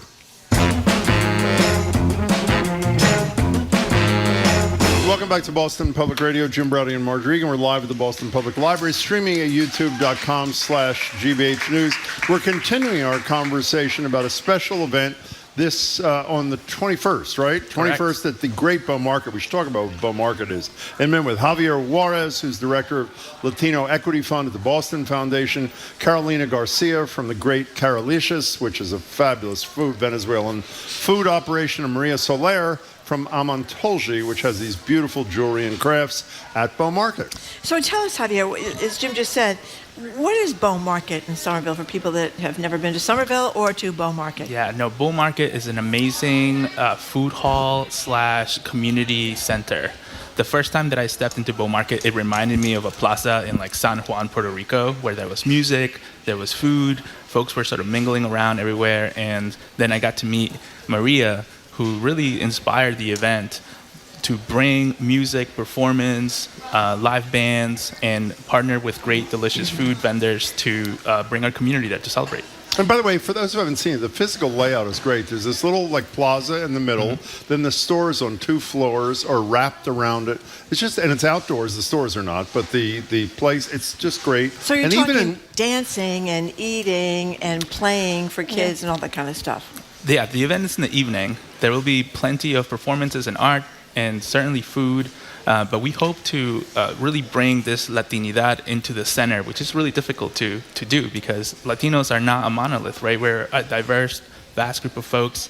And I'm Peruvian. I'm joined, Carolina's Venezuelan, and Maria is Mexican, right? So we want to be able to represent each country authentically as best as we can, but we know we can't hit all of them. Can we talk Latino Equity Fund? Can we talk about inequity for a couple of seconds? In anticipation of you all coming, we were talking about the 2015 study by the Federal Reserve about wealth in Boston. And by the way, the Boston Foundation is now engaged in an effort with a few other partners to update that study from 2015. We all have memorized the average wealth of a white family in Boston is $247,000. For a black family, $8. We never mention the other statistics in this survey. Dominican families, 0 wealth in Boston. Puerto Rican families, $3,020. Other Latino families, $2,700. I'm assuming, because we have Lee Pelton, head of the Boston Foundation, here every month, that's one of the things you're working on, is equity depends on obviously building some wealth, whether it's home ownership, whatever. Tell us some of the things you're doing. Of course, and to add on to those stats, the Latino worker is actually the lowest paid worker in the state of Massachusetts and across the country.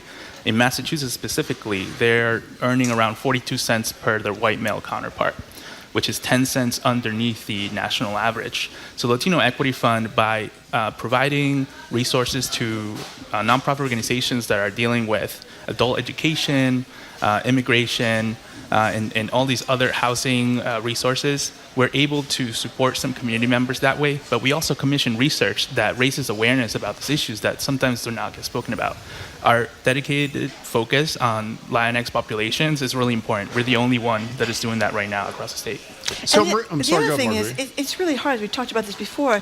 To start a business without some money, if you're not a high roller, you don't have a lot of high roller friends. It's very difficult. I mean, Carolina, can you tell us a little about that? Well, it is, but you never stop dreaming, working, and being disciplined. I think the networking is super important. That saved us at the beginning because we spent more than a year doing the licensing for our first location. And then 13th month was the time, the perfect time. When you see it's a problem, no, it was the perfect time to connect with everybody in the city in Somerville. We knew a lot of people, kind and smart people who helped us to going through all the process. And that's why we are very thankful for our story, our path, and the people who accompany us all along the way. And we want to do the same and replicate or pay forward.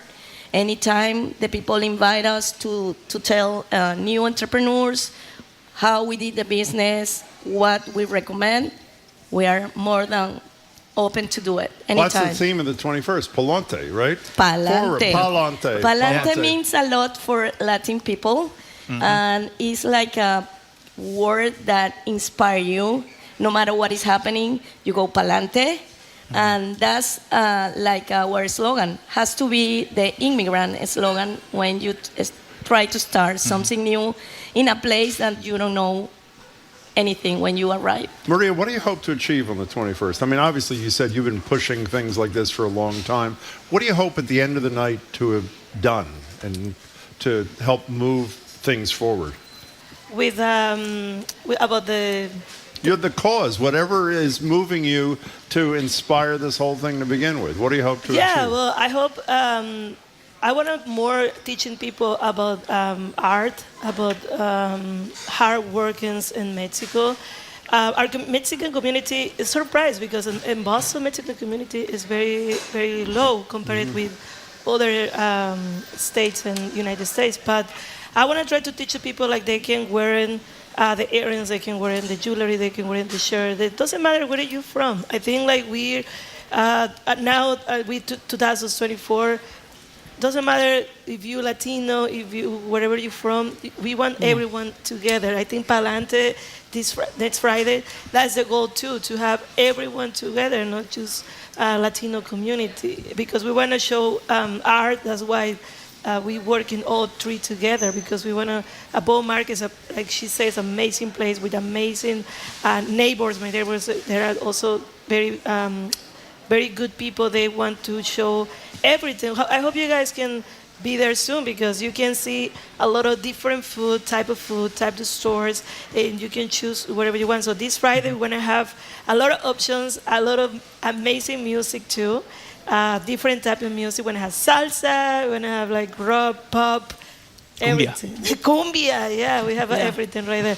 So I hope Amantoyi is also something I've been dreaming for 8 years. I also sell it outside here on the street. I was on the street with a small table during the COVID.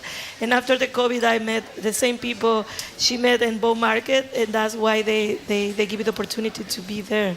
By the way, this is in Union Square in Somerville, for those who are not familiar. Yeah, shout out. Say again what Palante means. Yeah, so Palante is actually slang. It's two words. It's para adelante. Yeah. But, growing up, our families, certainly my father and my mother, they were always very optimistic about the future. So if anything didn't go your way, they would just say, "Palante, mijo, no palante." Always think ahead, always forward. And that has been, it's not only just symbolic for us, but it's really the way that we are approaching philanthropy, community work, and this event, that our community is resilient and we'll always move forward. So it means think ahead and plan ahead and think forward. In the most optimistic, beautiful way. Yeah. What, you're pointing at me because I'm not optimistic about anything. That's why I know. And I'm maybe, putting aside the Celebrate, which sounds great, and I will be there, and everybody should go. It sounds great. And by the way, Bow Market anyway is great, but it's doubly great on this particular night. I want to get back, Javier, just 1 second with you about, as we discussed, the huge growing Latino population. The population is growing faster than the political clout of the political community. Are you doing anything on that front too? Yeah, of course. I mean, leading up to the election, we're trying to get out the vote with organizations like Mass Voter Table. We know that the Latino population, not only in the state of Massachusetts but across the country, is a major lever for changing election outcomes. And how do we do that? We support outreach and creating resources that have language accessibility to folks. We try to get folks to the voting booths and things like that. But for us, the Latino Equity Fund here locally, commissioning the research and really raising awareness about these issues is pivotal, because we have partnered with the Gaston Institute at UMass Boston to talk from issues around economic prosperity, home ownership, the population trends, and also the big, vital Brazilian population that lives in the state. So those are some key areas where Somerville's pretty big too. Yeah, by the 100%. way. Yes. Yeah. Right. So by doing this work this way, by leveraging philanthropy this way, we believe that we're going to be able to support them. Marjorie's going to say again how to find out about the event, but if people want to learn more about the work you're doing apart from the event and the research, is that just at tbf.org? tbf.org/LEF, and then you will see Latino Equity Fund. Latino Equity Fund, correct, and we'll have the 3 commissioned research that we've partnered with the Gaston Institute that are there. We have 3 other events coming up in the fall for Hispanic Heritage Month and Latinx Heritage Month that I would love to share with you all.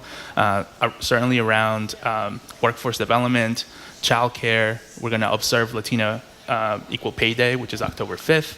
And lastly, the state of the Brazilian population, which I'm really excited about. Fabulous. We'll talk to you about that in the fall. It's great. TBF, so remember, maybe you can remember it more easily, stands for the Boston Foundation. So it's the Boston Foundation, but the way to get the information is tbf.org/events. I'll say it again in a minute. Thank you so much, both. It's great to see all 3 of you. Good luck on Friday. Can't wait to be there. Thank you. Javier Juarez, he's director of the Boston Foundation's Latino Equity Fund, and they are hosting a one-day food and arts festival at Somerville's Bow Market. Also with us, Carolina Garcia from Carolicious, which is delicious. Carolicious, delicious. Oh, I think she knew that. Yeah. She knew that. Right? Yeah, I think she did. and Maria Soler from Amintolji. They're all going to be at the Bow Market at Somerville. For more information, again, go to tbf.org/events. That's tbf.org/events. Thank you very much. Thank you for having us. My lunch. After a quick break, we're going to talk with former Suffolk County Sheriff Andrew Cabral. We're going to talk to her about the Karen Reed trial, the Supreme Court reversing the Trump-era ban on bump stocks, which enable people to shoot a lot faster, particularly if they're in a mass shooting like the one in Las Vegas, and more with Andrew Cabral next on Boston Public Radio 89.7 GBH.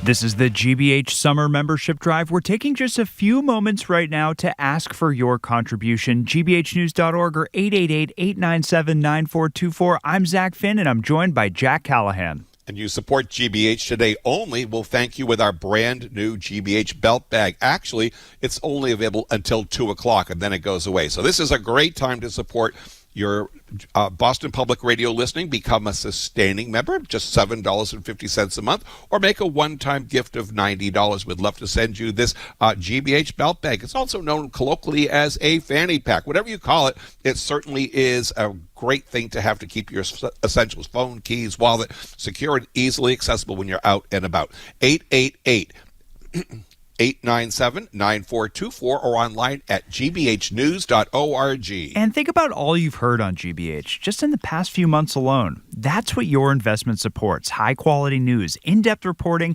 and connections to your neighbors and to the world. Give now. Become a sustaining member with an ongoing contribution of, say, $5 or $10 per month, and the next time you listen to GBH and you hear something you really like, you'll know that you made it possible. gbhnews.org or 888-897-9424. Okay, in the final minutes of this hour, we're looking for 8 more contributions to end the hour where we need to be. By the way, we're fundraising free this afternoon starting at 2 o'clock, so we're looking to hit every goal before then. You can do your part to help close out this hour right now. Call 888-897-9424 or online at gbhnews.org. And when you support GBH today only, we're going to thank you with our brand new GBH belt bag. The belt bag, it's just so much utility with the belt bag. It's perfect for keeping the essentials: phone, keys, wallet, secure, easily accessible. It's a black bag that GBH 89.7 and NPR logos in white, really sharp looking. Sign up as a sustaining member at $7.50 a month. You can give $90 all at once if you like, but either way, that deadline is coming up at 2 p.m. After that, the belt bag will not be available, so please give online at gbhnews.org or call 888-897-9424. The monthly sustaining membership really is the preferred way to support GBH. It's quick and easy to set up. You just pick the amount for a recurring charge that comes directly from your bank account or your credit card. Many folks start out by giving just $10 a month. Please take a few minutes to sign up right now. You can even sign up today at $7.50 a month for some reason, just saying. And by the way, you're always in charge of the arrangement, so if you have to make a change down the road, you let us know. Happens instantly. But set it up right now and show your support for Boston Public Radio. 888-897-9424 or online at gbhnews.org. And 8 more contributions to go. Got a couple of minutes here to stay on track in this hour. The success of this membership drive depends on all of us joining in and joining together. So please help pay for the news by making your contribution right now. gbhnews.org or call 888-897-9424. We are stopping our fundraising at 2 o'clock this afternoon. That's why we're asking you to do your part right now, so we hit the goals right now before 2 o'clock, so that we have the dollars needed today, and we'll let the afternoon and the evening be fundraising free. Please call 888-897-9424 or online at gbhnews.org. Now down to just 6 more calls to go, 6 more contributions to go. What do you say? All right, and there we go. And big GBH thank yous to send out. We got Judy in Newburyport, Elizabeth in Wellesley, and we have Romy in Arlington. They're stepping up and they're joining to support BPR during this hour. You can do the same. Show your support for BPR and GBH. Get that call started right now, 888-897-9424 or gbhnews.org. Boston Public Radio is here every weekday for 3 hours. And think of the guests who come on, some of the regulars, some of the one-time guests, the conversations that happen back and forth. That comes with a price tag. As careful as we are with every dollar that members give us, we do have to make sure that this is on the air. You'll be doing your part right now, 888-897-9424. All right, we're looking at 6 more contributions. You still have time to get that call started. Again, we can make this membership drive a huge success. If you're close to the phone, get the call started, 888-897-9424 or online, gbhnews.org. I'm Hannah Loss, BPR producer, and you and I are listening to 89.7 WGBH HD1 Boston online at gbhnews.org. GBH News with NPR. What matters to you?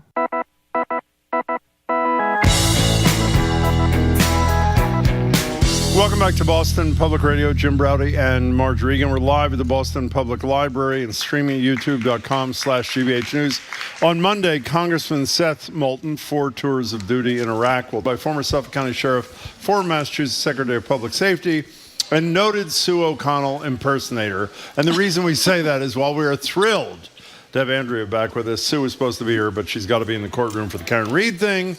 So we were very lucky to be able to get Andrea. Hi, Andrea Cabral. Hi, Jim Browdy. Hi, Marjorie Egan. Hey. Second time this week. Yes, Hello. indeed. Yeah, thank you very much, Andrea. So, Andrea, let's start with the Supreme Court. We learned today, some of us were hoping we'd hear about the former President Trump's immunity decision, but we didn't get that. But we did get the Supreme Court striking down this ban on bump stocks. People may remember that the shooter in that Las Vegas massacre where 58 people died was using a bump stock which enabled him to shoot more people more quickly and kill more people more quickly. So what do you think about what the Supreme Court did? The shooter in Las Vegas had something like 18 rifles. Among the arsenal that he had included 18 rifles, most of which were equipped with bump stocks, which enabled him to get off between 400 and 800 rounds per minute. The issue in this case was whether or not a bump stock, when you attach it to a semi-automatic rifle, basically turns it into a machine gun. Any reasonable interpretation says that it does. And basically, Clarence Thomas, who sat silent on the Supreme Court for I don't know how many decades, never would even ask a question, suddenly has become very talkative. He wrote the majority opinion for this and basically tortured all logic to come up with an interpretation of what constitutes the human act of pulling the trigger. If people really want to see the absolute absurdity of this decision, read Justice Sotomayor's dissent. I think she starts out with, if I see a bird and it walks like a duck and it quacks like a duck and it behaves like a duck, it eats like a duck, I'm going to call it a duck. Her dissent is just a marvel of logic, common sense. It's everything sort of that a Supreme Court justice's opinion should have been in the majority. But what she says about Thomas and his opinion is, she says, a bump stock equipped semi-automatic rifle is a machine gun because one, with a single pull of the trigger, a shooter can fire continuous shots without any human input beyond maintaining forward pressure. She basically says Thomas looks to the internal mechanism that initiates fire rather than the human act of the shooter's initial pull. And that is what the law is about, human action. To hold that a single function of the trigger means a reset of the trigger mechanism. The majority's interpretation required 6 diagrams and an animation to decipher the meaning of the statutory text. That's how much they had to torture this so that Thomas could say that somehow this ability to fire between 400 and 800 rounds per minute doesn't require a human act. That's how insane this is. And we just it wasn't a celebration, but we just acknowledged yet another anniversary of the school shooting. I think it was the Parkland school shooting. I might be wrong on the exact one. There've been so many. And nothing has changed. And the Supreme Court has no intention of making it any more difficult to kill hundreds of people than it has been in the past. One of the things, by the way, 58 people killed, which is just an unimaginable number. But one of the things CNN has done very well is they've stayed in touch with some of I think the number of injured may have been as high as 500. Oh, yes. And it's obviously, it goes without saying, when you lose someone you love, it's got to be unimaginable. But what people who are injured, only because this guy was able to do what you just described, what their lives are like because of the permission, essentially, for the American people to own anything they want, in my opinion, in clear violation of the Constitution, but obviously not in the position of Thomas and his friends, is unimaginable. This other thing we'd like to tell you is about the local aspect. The stories this morning mentioned that I think it's 18 states, Andrea, that where bump stocks will continue to be illegal because state legislation made that so. That Massachusetts is one. I was not aware of what the situation was in New Hampshire. Listen to this. Chris Sununu, the outgoing governor in New Hampshire, signed a bill barring state and local law enforcement from enforcing federal firearms statutes and rules. This is in 2022. So the New Hampshire statute prevents the state police and local law enforcement from cooperating with the FBI, the Bureau of Alcohol, Tobacco, and Firearms, to do any investigations into federal firearm rules, such as the ban on bump stocks. I mean, to say this is performative BS that endangers the people of New Hampshire and anybody who travels through is an understatement. And do you really believe a person who's as smart as Chris Sununu did this for any other reason than to play to the people, the Trump people who he's always criticizing until he endorsed them? It's just grotesque in my opinion. No, and I don't think that there's ever been a more prominent time in history where ignoring public safety for either reasons pertaining to money and campaign contributions or ideology, it became so obvious that it genuinely does not matter to any of these GOP types. How many people die? How many parents lose their kids? How many kids lose their pets? They genuinely don't care. And the only response to this that will actually work is voting them out. As difficult as their gerrymandering has made it, but that's what needs to happen. We will not survive another presidential election if 40% of people choose not to vote as they did in the election between Hillary Clinton and Donald Trump.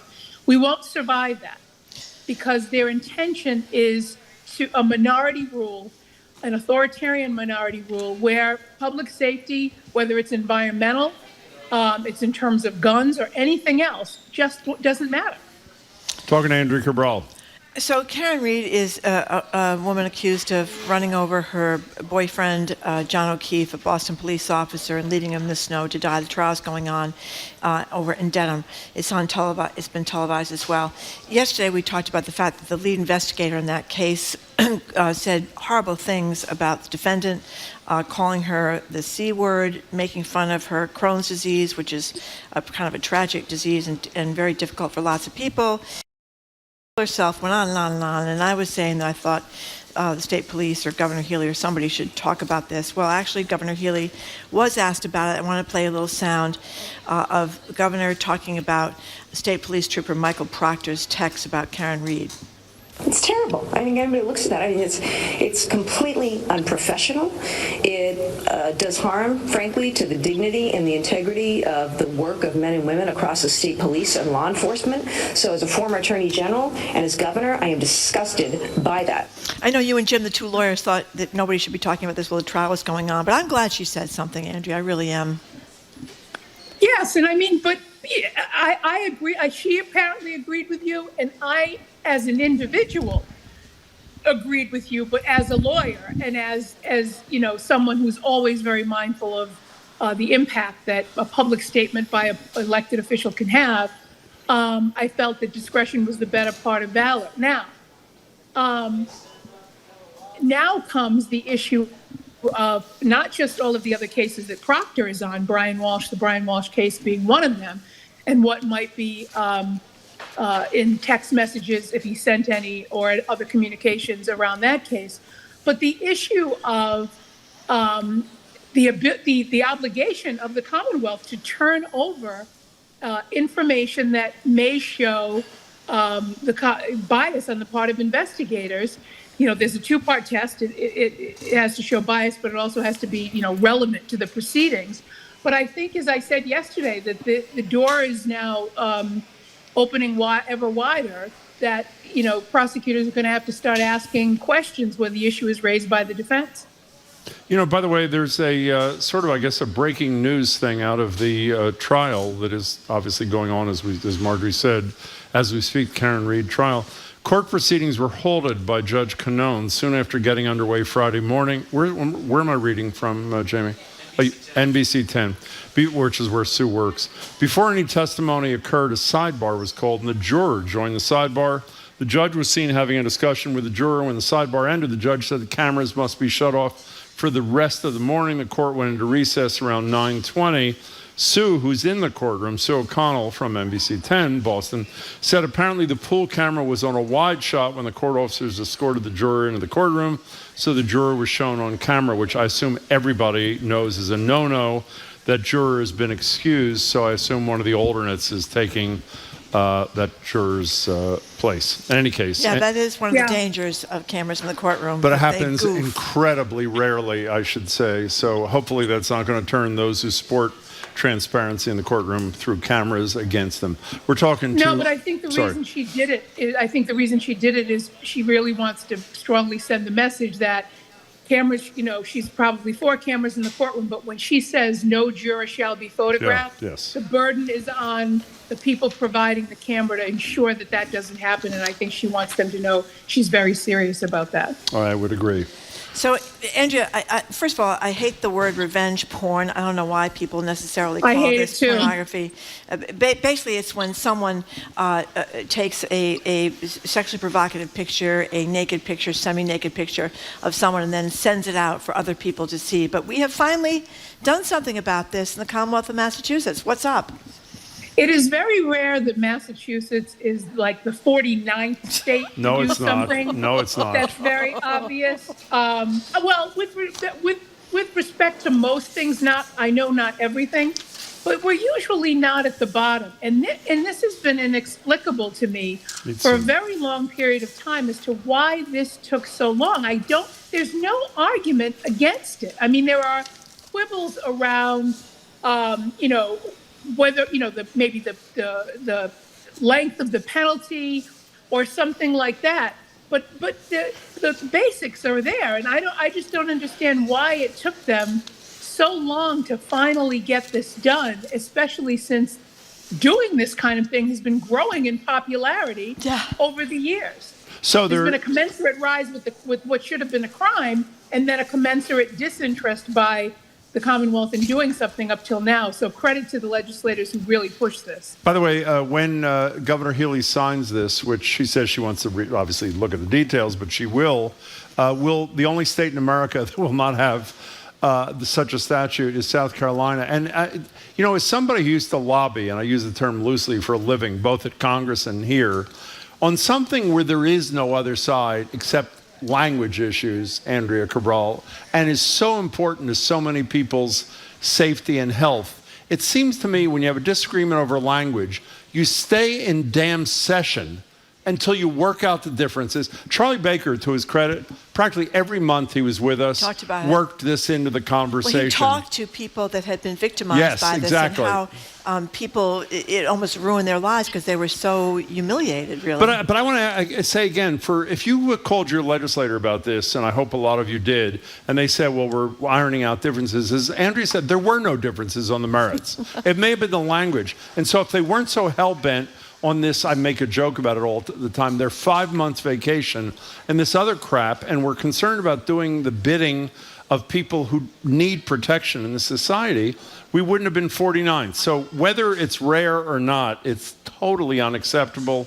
And while it's great that they finally did it, it should have happened years ago. So, I mean, it's really, when you were Secretary of Public Safety, were you not ready to have a stroke over how slow so much, even if we're not 49th, how slowly so many things that there's no argument against take to make its way to the governor's desk, Andrea Cabral?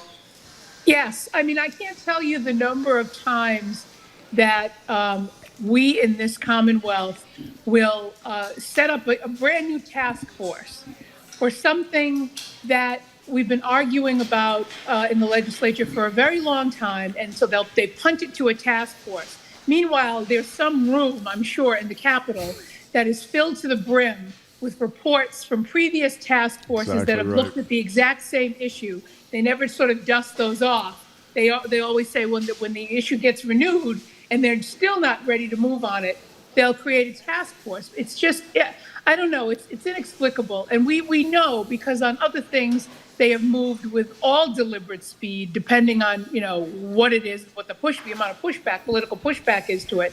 We know they're capable of it, and this is just one of those examples that's particularly egregious, where they waited to be the 49th state to do something that was obvious to the first state that did it. Amen. So there's a terrible tragedy afoot involving Joey Chestnut and Nathan's hot dog eating contest that takes place every July 4th. Chestnut is a 16-time champion, but he has been ruled ineligible to compete. How could this be, Andrea? Well, apparently he signed a contract with a rival hot dog brand that is actually a plant-based, I think, hot dog, which begs the question to me is whether or not that actually constitutes a hot dog. You are so right, my friend. Go ahead. They consider it a breach of his contract, but I'd say, if it's not a hot dog, then maybe he's not in breach, but that's a separate issue. But he signed a contract, which, they say is a breach of his agreement with them to be representing this rival hot dog brand, but he is going to be able to have a special that's going to be streamed live on Netflix. That's right. With his chief nemesis in this, Takeru Kobayashi. And they're going to do a hot dog eating contest, I guess. I don't know whether it's a plant-based hot dog or a meat-based hot dog, but apparently it's going to stream live on Netflix. And, he's going to be allowed to do that. How many people here have watched the hot dog contest on July 4th? One insane soul. Okay. Three Excuse insane me. souls. Excuse It is me. the Excuse grossest thing During in the my history of the world. Storied career at the Boston Herald. Oh, the sausages. Somehow I wound up covering in East Boston the disgusting hot dog, sausage, pizza, whatever was going to be contest every July 4th. And it'd be 90 degrees and it'd be really hot and sweaty and these people are shoving this, and they wet the hot dog buns so they can shove them down. Oh my God. It is the most disgusting thing. Why would anybody want to watch this thing if they didn't get assigned to it as a reporter to go over there and get nauseous watching it? I don't know. 76 hot dogs in 10 minutes is the world record set by Joey Chestnut. 76 hot dogs and rolls in 10 minutes. Yeah. Well, that's the other issue, is whether or not this plant-based hot dog, if they're going to use that, or if he's going to use it in this contest, has the same weight as, in a hot dog eating contest, it's about volume, right? That's right. This plant-based hot dog, is it lighter? Is he going to have an advantage if he uses the brand that he now Why don't you investigate that, Andrea, and get back to us, okay? Okay, good. Thank you. Good. It's a pleasure to talk to you anytime soon. Hey, we Andrea, hope. thank you Andrea very Cabral. much. Thank See you, you next Andrea. week, Andrea. Take care. We have been speaking with former Suffolk County Disgusting. Sheriff. It is disgusting, and that They just shove what is them that in. woman, the black spider, the black She widow, weighs whatever like they call about it. 100 Yeah, she weighs pounds. like 100 pounds. You know what one of the guys said? He's quitting. You know why he's quitting? Because he doesn't want to die? No, because he can't feel hunger anymore. That's how screwed up his body is. Anyway, we've been speaking with former Suffolk County Sheriff and Massachusetts Secretary of Public Safety, Andrew Cabral. After a quick break, we're opening the lines. Sunday is Father's Day. The question is, are the fathers of the world getting a fair shake with this holiday? We kind of push Father's Day aside because all we really care about is Mother's Day. We'll hear what you think up next. You're listening to Boston Public Radio 89.7 GBH Live from the Boston Public Library. It's time to support Boston Public Radio on GBH. Listener contributions pay for the program and keep it on the air. You don't have to give much to make a difference. Please make a difference by giving now at gbhnews.org or by calling 888-897-9424. I'm going to go first so we don't have to listen to Marjorie describing the difference between a belt bag, a butt bag, and a fanny pack, okay? A perfect Father's Day gift. Exactly. For the Father's Day. Whatever it is. American fathers. And theoretically, by calling it belt bag, it's less offensive to people because the whole fanny pack thing is just very strange. In any case, if you're into it, which apparently a lot of people are, and you want to support us, our coworkers, and all the wonderful people on the air and behind the scenes here at 89.7, for $7.50 a month, you not only get this butt bag and with GBH 89.7 and NPR on it, but equally importantly, if we get 200 people giving by 2 o'clock today, which is 40 minutes from now, and I assume we're getting pretty close, an extra $10,000 is being offered by a group of GBH members. So you're increasing your contribution by participating in this effort to get to 200.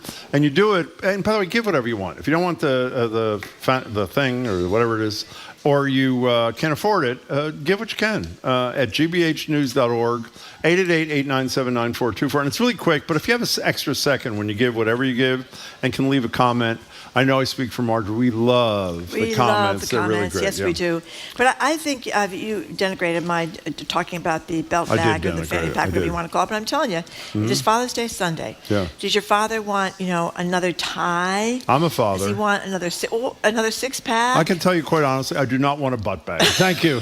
I think people should buy it if they're interested in it. I do not want one. But thank you for offering. I think that there are fathers who would like that because sure it's a there little are. bit off the beaten track. It is. And we have one on offer today here at GBH for $7.50 a month. So I think if you like what you hear at GBH, you want to contribute, and you want to get, he's got his tools. He doesn't need more screwdrivers. I think this is an opportunity. I love screwdrivers. Well, I really do I love think it's a choice between another screwdriver. You've already got 15, or a fanny pack with the GBH logo on it. I think there's no question about it. So the number to call if you would like to contribute. And by the way, we have this deal going on just until 2 o'clock that's going to make your money go a lot further. An extra $10,000 if 200 people give today before 2. So to help us get there, we would really appreciate it if you have been hesitating and you're inclined to donate now before 2. 888-897-9424, gbhnews.org.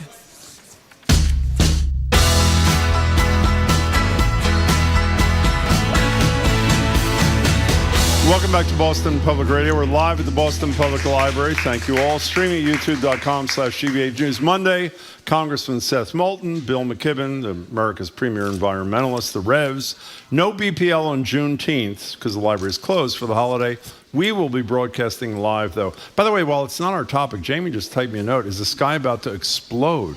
Look what's going on outside. It's just wind so far, but it looks, and dark. It looks something. In any case, I think we can all agree there's no greater sin than forgetting to acknowledge your mother on Mother's Day. But as most fathers will admit, our annual holiday tradition, that's this upcoming Sunday, in case you've forgotten already, for whatever reason, doesn't hold a candle to Mother's Day. We're doing the bare minimum ourselves here on Boston Public Radio. Opening phone and text lines, 877-301-8970. Is the underwhelming nature of how we celebrate Father's Day justified? If you are celebrating, what are you doing for the father in your life? And if you're a father, what do you want done for you on this particular day? And if you're doing a gift, this is actually, we can do a public service. I think he's already gotten enough Home Depot gift cards, a tie with like Exxon on it or whatever it is. But he doesn't have a GBH 89.7 fanny pack, I'm sure. 877-301-8970. Is the number. So when you were growing up and your father was alive, how big a deal was Father's Day? Not as big a deal as Mother's Day. And why do you think that is? Because mothers do most of the work. They should. I think that is true. They should get more attention. My daughter just had a new baby. Let me tell you, she did the work. She did the work. She's going to be doing the work for quite some time now. Well, fathers can help. My son-in-law's a wonderful guy, but it's the mothers that are doing. You had to slip that in there. Absolutely. By the way, Nicole, our colleague, went to Yahoo this morning. There's some comparisons between Mother's and Father's Day, and I'll just read you a few. Dads on Father's Day. Hey, let's do something as a family. Moms on Mother's Day, can everyone just not talk to me today or touch me? Here's another one. At my daughter's preschool, they made Father's Day cards shaped like toolboxes. But if someone gave me like a dishwasher-shaped card on Mother's Day, I'd be pissed off. 877-301-8970 is our number. We want to know what your Father's Day traditions are. I mean, no one takes it as seriously. I mean, if you only have a father and you have a mother, I assume you do. But nobody takes it. Do you know what I learned this morning? Do you know that, I don't understand exactly the details, Father's Day grew out of Mother's Day. Did you know that? I did. Well, I learned that this morning, absolutely. Do you know anything about that? Well, I think they figured Hallmark card people figured they made a caboodle on Mother's Day, and why not make a caboodle on Father's Day? I've never heard the word caboodle used without kit in these saying. I'm serious. It's the first time I've ever heard caboodle used alone, Marjorie. Well, speaking like of kits, this is something you do not want to get your father for Father's Day. A car wash kit. It's not really a gift certificate. What is it? Well, I would love that. What are you talking about? You might want a gift certificate to a car wash. Would you want to have the car wash kit that means you're going to be out there washing the car and vacuuming the car and doing the windows? No, you want to get a gift certificate for Father's Day. I think that's a great gift for fathers, but you don't want to get him things like that.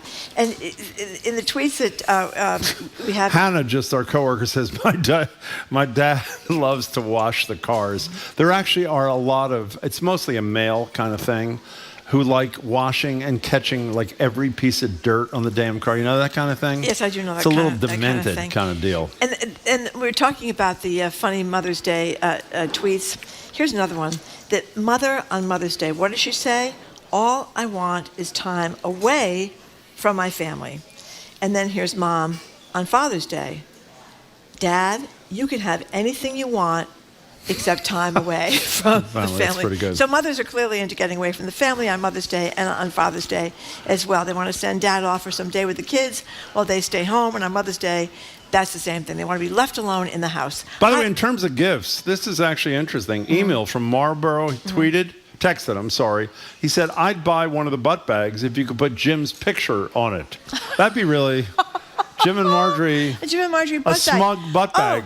Another texter has a new suggestion. What is it? We should wear the butt bags diagonally across our shoulders, and then we could call it a bosom bag. Oh, I love that. How do you like that? Not much. Heidi in North Reading, you were first on Boston Public Radio. How you doing? Good. How are you? I think we're good. Thank you for asking. What's up? I just wanted to share our Father's Day tradition. Oh, please. Is we take my husband and whatever kids are around. They're older now in their 20s, but we all rally together and we go to the zoo every year. Oh. Okay. Now, why? So what do you why- mean, okay? That's why- a rotten response. Well, why? Why the zoo? Yeah, why the zoo there? Because that's what he wants to do. Oh. And why does he? What is the thing with him in the zoo exactly? I think was where we're going. What is it? I don't know. He absolutely loves elephants. Oh. But he just, again, I don't know. He just likes animals and the giraffes and whatnot. And he likes to just walk around like a nice area, a nice landscape. That's area great. And see the animals. Yeah. Heidi, did you see the video last week of the giraffe at some, I think, zoo? I don't know if it was a safari thing, picking up the little kid in its mouth and carrying. Yeah, that was pretty. In any case, you put it down. The kid's fine. Well, happy Father's Day to your father, and it's great you're doing what he wants to do. And the zoo sounds good to me. Heidi, thank you so much for the call. Why were you so unappreciative of the Heidi's family tradition? Well, the zoo I thought was a little bit unusual, but I was also looking up the weather report in our location, Jim. Yeah. Severe thunderstorm warning until 2:15. Wow. Yeah. Well, thank you for So that. you're That's fabulous. going to get wet Marjorie. walking across the street. I want to let you know. Here's an anonymous texter. All my husband wants is to spend all day with a bunch of meat and his smoker. I mean, that sounds like a father, doesn't it? Well, that's a good one. There's a lot of talk about grilling on Father's Day. Yeah. Again, getting back to the Nicole's tweets from the funny tweets. Why moms don't cook on Mother's Day, but dads grill on Father's Day? Yeah. What's that about? Well, it's like a primal kind of thing. You think actually, so? I think it is. Yes. Yeah. It shouldn't it be moms cooking on Father's What we Day? generally do as a father, what I generally do is I take a bow and arrow. I go out early on Father's Day, kill me some deer or whatever it is, bring it home. What do you do to a deer to cook it? Do you have to strip it or gut it or whatever Jim, it is? I don't know. Then we have I've a never venison eaten deer. thon. People at say our it's very place. good. It is really. It's a little gamey. You've never had venison in your whole life? No, I've not. Wow. But here's a good one. What is it? Do you think former President Trump will have to give a Father's Day card to his parole officer? Well, a variation on that theme, on the other side of the aisle, anonymous texter, all I want for Father's Day is a full pardon for my son. By the way, for whatever it's worth, even though the spokesperson for the president was saying he hasn't decided, whatever she said about commutation the other day, his suggestion was he wouldn't pardon Hunter Biden, but maybe he'd commute him. He said specifically he would not do that either. We got to take a break, Marjorie. John in Beverly, he likes the idea of the car wash kit. He says he got one from his son. It was a large pail with car soap and multiple waxes. And my convertible, which is 16 years old, looks brand new. You know what I did? I'm embarrassed to admit this, but in the What? spirit of full disclosure, I've never done anything like this in my life. Yep. I bought a monthly pass to a car wash 2 months ago in Somerville.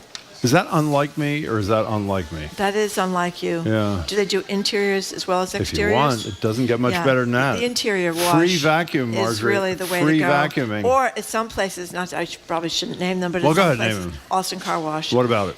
That closed about 18. Oh, no, not Alston did. You're right. It's, Yeah. it's just a booming business. It does, you're right. It's a little expensive It to is a have little your expensive, to yeah. have your mats washed. They Oh. will wash your Wow, mats. that's So if incredible. you don't like all that pollen you're getting all over the place, you can get them off the mats over there in Austin, but it's $3 a mat, just letting you know. Okay, we're going to take a quick pledge break, and then we're going to come back for more of your calls on the burning issue of the day.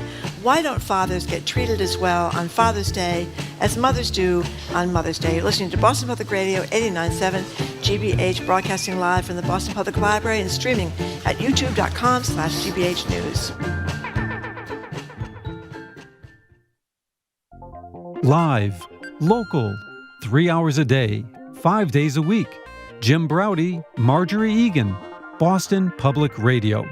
It's here on GBH Radio because of your support. Now's your chance to keep the conversation going. Give online at gbhnews.org or call 888-897-9424. Okay, it is 1:31. That means that this great extra $10,000 offering we have from GBH members has only a half hour left to go, and then it will expire. So if you are hesitating or thinking about donating, if you donate between now and 2, when this offer goes away, your gift will go even further to pay for the NPR and GBH news and programs that you listen to, obviously, because you're listening right now to hear me talking about this. And we have, from one of our clever texters, they kind of expanded the opportunities we have to rename the fanny pack. Mhm. It could be the fanny pack. Mhm. It could be the butt pack. That was Alice Ripley, yeah. It could be the belt bag, which we are now calling it here at GBH, Mhm. or it could be the bosom bag if you wear it in a certain way. No over one's your calling shoulder. it the bosom bag except you. I mean, I just want to be clear. Nobody. Do you think that would- Nobody will, do you nobody think- is. What do you think would go better for $750 a month, the bosom bag or the fanny pack? I think the breast bag actually might be really popular. Maybe next year we'll do that. Okay. Okay. Anyway, we're very grateful to people that We have are. donated today, and we love the fact that some of you have taken the time to make listener comments, which Jim and I can read. So the number is 888-897-9424, gbhnews.org. And again, if we reach 200 people donating before 2 p.m. today, which is 27 minutes, the end of the show, we get an extra $10,000, which is really extra bang for your bucks. 888-897-9424, gbhnews.org. You know, we say this all the time, but I assume you care about what you get here, or you wouldn't hear Marjorie and me talking about this. If you value the work that we and our wonderful coworkers do, if you value the work that Paris and Jeremy do in the morning, the Culture Show, which is going to be live in 26 minutes from the library, Arun Ross, great show in the late afternoon, and a lot of people make that show happen. This is your chance to support it and show you care about what it is you get from our colleagues here. And you do that by calling 888-897-9424, gbhnews.org. And by the way, if you're into the fanny pack thing, and if you have $750 a month, that's fine. But if you don't, you give what you can to contribute to the wonderful work of the people who do what we do from Belt dawn bag. to dusk here. Belt bag. Belt bag, We're sorry. not calling it fanny pack. Well, you We're can calling call it it what belt you want. bag. Yep. So the bosom bag is $7.50. That's Marjorie, by the way. Marjorie is the easiest that- person to make laugh. That is an old-fashioned word, though. What- Wasn't it like back like in the 50s, that bosom bags? You wouldn't say that today, would you? Well, I don't really know, Marjorie, because I have to say I wasn't saying a lot in the 50s either, and I don't tend to be saying a lot in the 20s. So that's it. 888-897-9424, gbhnews.org.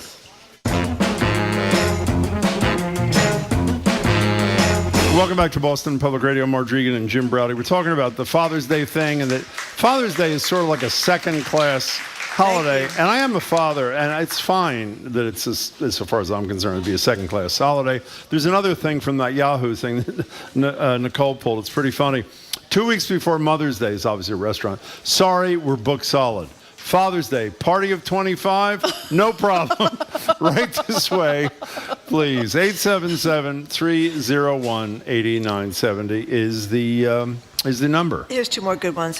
Why is it that we pamper moms on Mother's Day, but on Father's Day, we get Dad a new lawnmower and put his ass to work in the yard? We've said it. It's a totally different kind of experience. And the grilling thing is a really big deal, I think. I mean, men like to grill. What was the name of that guy who wrote the Grill Bible? Do you know that guy's name? He used to be on GBH all the time.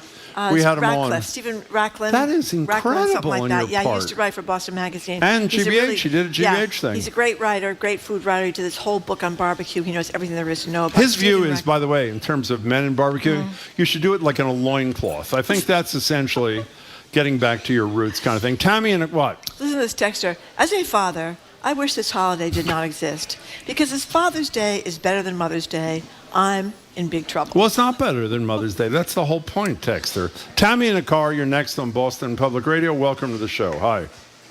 Oh, hey, you guys. So I am a terrible person, I'll admit it. Great. My father is 80, and he has finally accepted that I am 55 and work in nonprofit and have no money. No. I know. So he's taking me out for lobster. That's great. But he wants to he wants to be what? with you. It's not about who pays. He wants to be with you, right? I love it, and I'm super psyched. But I also want to say that my neighbor, this lovely Brazilian woman, made all of our neighbors mugs on her Cricut for our fathers. She asked us for pictures. Wow. Yeah, so I didn't even have to buy him a present, so it worked out. That's beautiful. Tammy, let me give you a little uplifting news about being taken out for a lobster. I've been operating the assumption for years, based on what a friend told me, that lobsters were monogamous. And I love lobster. And what that meant was if you eat a lobster, you're taking away a partner of another lobster, which is painful. And I looked it up about a year ago. In fact, we did it on the show. They're not monogamous, so I'm telling you and your father, enjoy away on Father's Day. Eat up, and thank you very much for the call. I hope Simon Montgomery wasn't listening. You know, we have a texter that has a different analysis What of is the it? father that wanted to go to the zoo every year for That was the Father's first caller, Day. Heidi, yeah. Yes. This texter thinks going to a zoo seems like a way to signal to your family that you feel trapped and behind bars, like the animals in the zoo. What do you think about that, Jim? I think that's deep. I think that's very deep. It really that's is. very deep. I think Unless if the deep- father gets in one of the cages, then I would think that would demonstrate that that is true. I think that may be reading a tad much into it, but I don't know. On a less deep level, we have some new names from our texters for the belt bag or the What fanny are pack. they? Please share them. Well, we have the booty bag. The booty bag. The dub booty bag. The booty bag. We have the caboodle bag. And from Carl in New Hampshire, we have the patootie pocket. Okay. You know, the fact that either of us are laughing at this is really sad. Sadder I in think Marjorie's it's a case. riot. Dave in Rockport, you're next on Boston Public Radio. Thank you for calling. We appreciate it. Hi. Hello there. Hello there to you. My dad will be 90 next week. Oh my gosh. Good for him. Yeah, he's very spry and with it. Is he thinking of after- running for president, Dave, or no? Well, he was involved with the Democratic Party for Oh, well, years. there you go. Okay, fine. What are you doing Anyway, with him? What are you doing?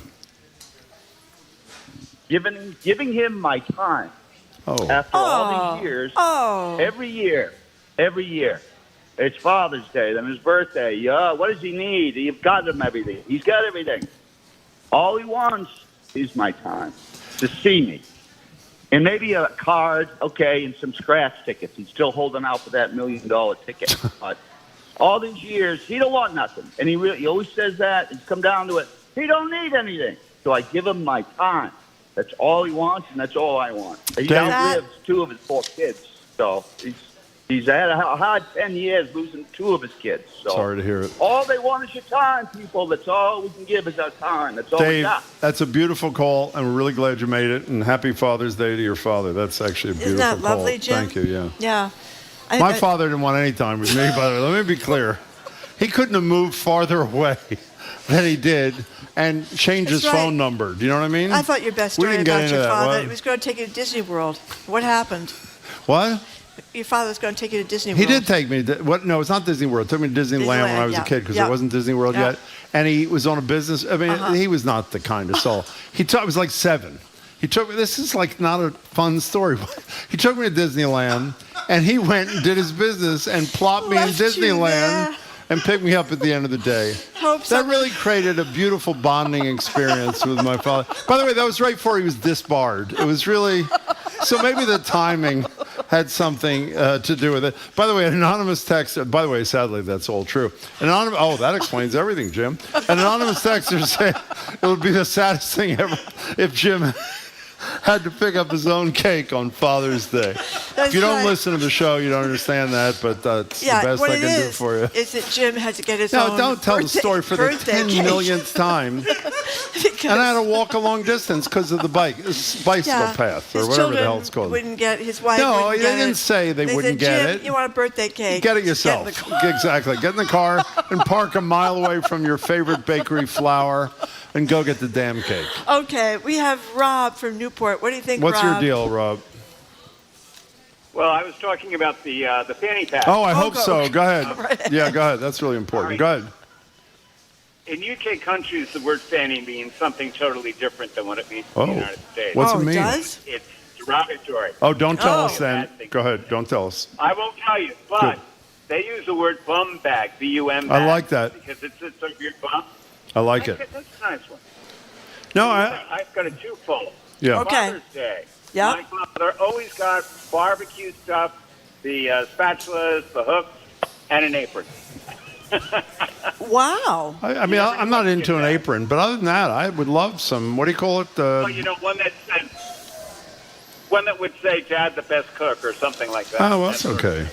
By the way, Fanny in the UK is not something we should be talking about on the radio here. So thank you for the warning, Rob. Thank you very much for the call. In our house, we have a saying, every day is Father's Day because dads have it much easier than moms. Oh. No, it is true. I mean, it's true. Okay, we got Marjorie. You see there's a clock there. Do you know what I mean? Okay, we have a bunch You know what that means? The texters are really into the... Well, just read them. I mean, just read them. Go ahead, read a few, and then we'll take a very quick break. Okay. We have the booby bag. Booby bag? Yeah, we have the crack pack. Oh, booby bag. I shouldn't repeat that. I didn't know. The crack could we be any more immature than we are? It's like 4-year-olds. And we have the booty bag. Okay, the booty bag. We heard bag. Okay, we heard those. The patootie pocket. Okay, fine. And the bosom bag. Okay, great. Marjorie is really totally unprofessional, as always. We'll be right back. We're just going to take a break We will. for a pledge break, and we're going to talk about our different bags on offer here at GBH Radio.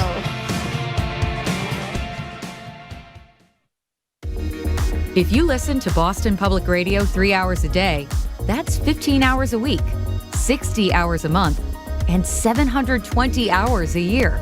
Maybe it's time you pitched in. Call 888-897-9424 or give online at gbhnews.org. I was supposed to go first this time, but Marjorie's having so much fun. Why don't you just go and do the pledge thing, and I'll do what I can to support you. Okay, and most important that we have this pledge that's ending for extra $10,000 if people give 2 o'clock before 2 o'clock. So please, if you've been hesitating, this is the time your gift will go even further to pay for this production here. Almost more than 70% of our money comes from the generosity of leaders like you. But much more important, really, is maybe you could add in the comments what kind of bag you'd like this to be called. We are offering a belt bag for $7.50 a month because people really don't like to think that they were wearing fanny packs because that's not very sexy.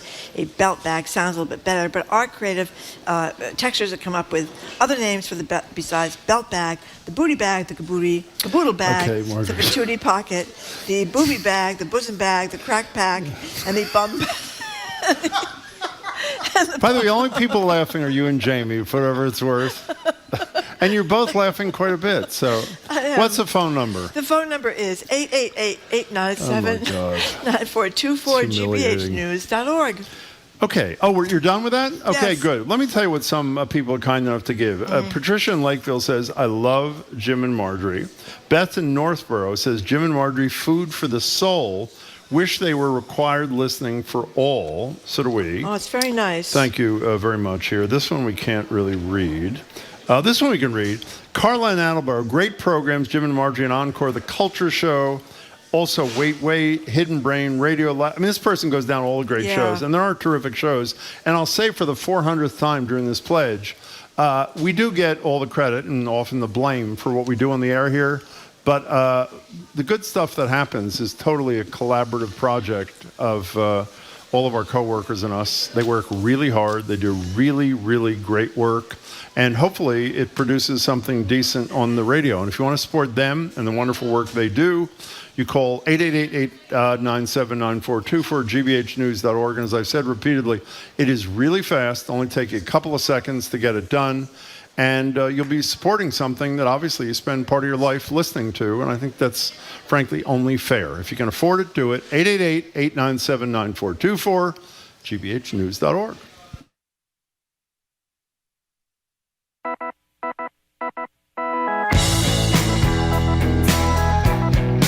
Welcome back to Boston Public Radio. Jim Browdy and Marjorie Egan. We are live from the Boston Public Library, streaming at youtube.com/GBH News. Congressman Seth Moulton will join us on Monday, talk about what's going on in Gaza. Bill McKibben to talk about a bunch of environmental things, including the unexplainable decision by the governor, Kathy Hochul of New York at the last minute to kill that congestion pricing in Manhattan, the revs, etc. No library on Wednesday because it's Juneteenth and it's closed, but there will be a Boston Public Radio show On Wednesday, it'll just come from Brighton. Well, the good news is, thankfully, this is almost over. And because Marjorie has ruined it with all of her crack pack and whatever it is. Well, we were theoretically talking about... Okay, fine. And we are going to try to... Well, it's hopeless. We're talking about Father's Day, and we want tender stories. Like that guy called. Was his name Dave? Dave. All his father wants That's his time, right, which his is beautiful. Not And as soon as he says something beautiful, Marjorie starts talking about crack bags or butt bags or bosom bags, ruining the whole feel that we're trying to create on the show. So go ahead, just keep doing a very it. astute texter Jim would says- rather have it called a feed bag. That's funny. That is really funny. Don't text again. Okay, what's your point? It was Fred from Belmont that called it a crack pack. We He want to did? give him credit Okay, where thank you, credit is Fred, due. yeah. Okay, we're talking about Father's Day. Yeah, sort of. Not really. Yeah, what people do on Father's Well, Day. not Apparently, really. a lot of people. This is Carol from Lunenburg who to says, the zoo? Going to the zoo is a long-standing tradition in my family. Really? Yes. My 28-year-old daughter is going next week for her birthday. Also, the men may cook the meat, but in my experiences, the women prepare all the dishes on the sides, and that's a very good point. The men like to stand out on the porch around the grill. It's kind of as you say, it's kind of going back to the caveman days sort of Flexing thing. our muscles That's such right. as They're out they there are, yeah. drinking a beer, drinking a soda, having a cocktail, Talking about glory and cooking, days, and yeah. it's a fire going, and that's kind of neat. And Mitch in New Bedford thinks the best part of Father's Day is getting golf and T-shirts that aren't my size. That's nice. So, yeah, I mean, by the way, you don't need to be that... You know what? Who said it? Was Nicole? Who said this morning, it's perfectly appropriate to give your mother flowers, Right. which I think is a great gift. Yep. I would love flowers. I mean, what's wrong with giving a father flowers? What's wrong with that as a gift? It's beautiful. It's a living thing and whatever. You know what you can do with it when they die? Stuff it in the butt bag. Is what you... That's right. You know, that's right, Marjorie. That's what Thank you. I can did do. that for you. Now, a lot of fathers are Hey. texting and saying that What are they fathers saying? don't really like the fuss over them because don't? they think that mothers do most of the work, which is generally true. It is true. And Jan and Randolph thinks that way, and a couple of other people have said the same thing. Yeah. And dads don't expect very much. And frankly, says Eric in Andover, they don't really care either. I don't think for the most part. Do you know a lot of... Jamie, your father, do you care your kids little? Do you care about... You probably do because your kid's young. Oh, he does. Oh, that's sweet, actually. He's weeping a little bit. That's really... It's really... By the way, his 2-year-old started dropping F-bombs. I would say worry about your kid more than worried about Father's Day for you. You got anything more there? No, well, I'm just reading some of the texts. This gentleman, this is John from Peabody, says he grills already 3 days a week all year long. As it is, I'm not looking forward to grilling on Father's Day. I'd like to be taken out to dinner. His choice is a nice Italian restaurant up near Peabody. Can I read a text that Yes. you're going to love? A post, anyway. I don't know if it's a text. You're going to love this. Marjorie, by the way, when occasionally makes a big mistake of listening to the podcast. Not that the podcast isn't good, particularly the short one, but listening to yourself is really a bad idea. And what do you always text me and say? I sound like a hyena when I'm Right, laughing. she hates laughing. Here's Yeah. Rob watching on YouTube. I asked myself, why do I listen to this show? It's Marjorie's laugh. Oh, thank That's you quite very lovely, much. Rob. 'Cause Thank I think you. I sound like a hyena. No, you do not sound like a hyena. How about this one, Jim? A little bit like a giraffe at times, but not a hyena. What? A touche tote. Touche toes. Or it's not touche, by the way. How do you say it? It's tush. Tush. Not a touche. Sorry. Touche tote. I really think you've... Okay. And here's one more.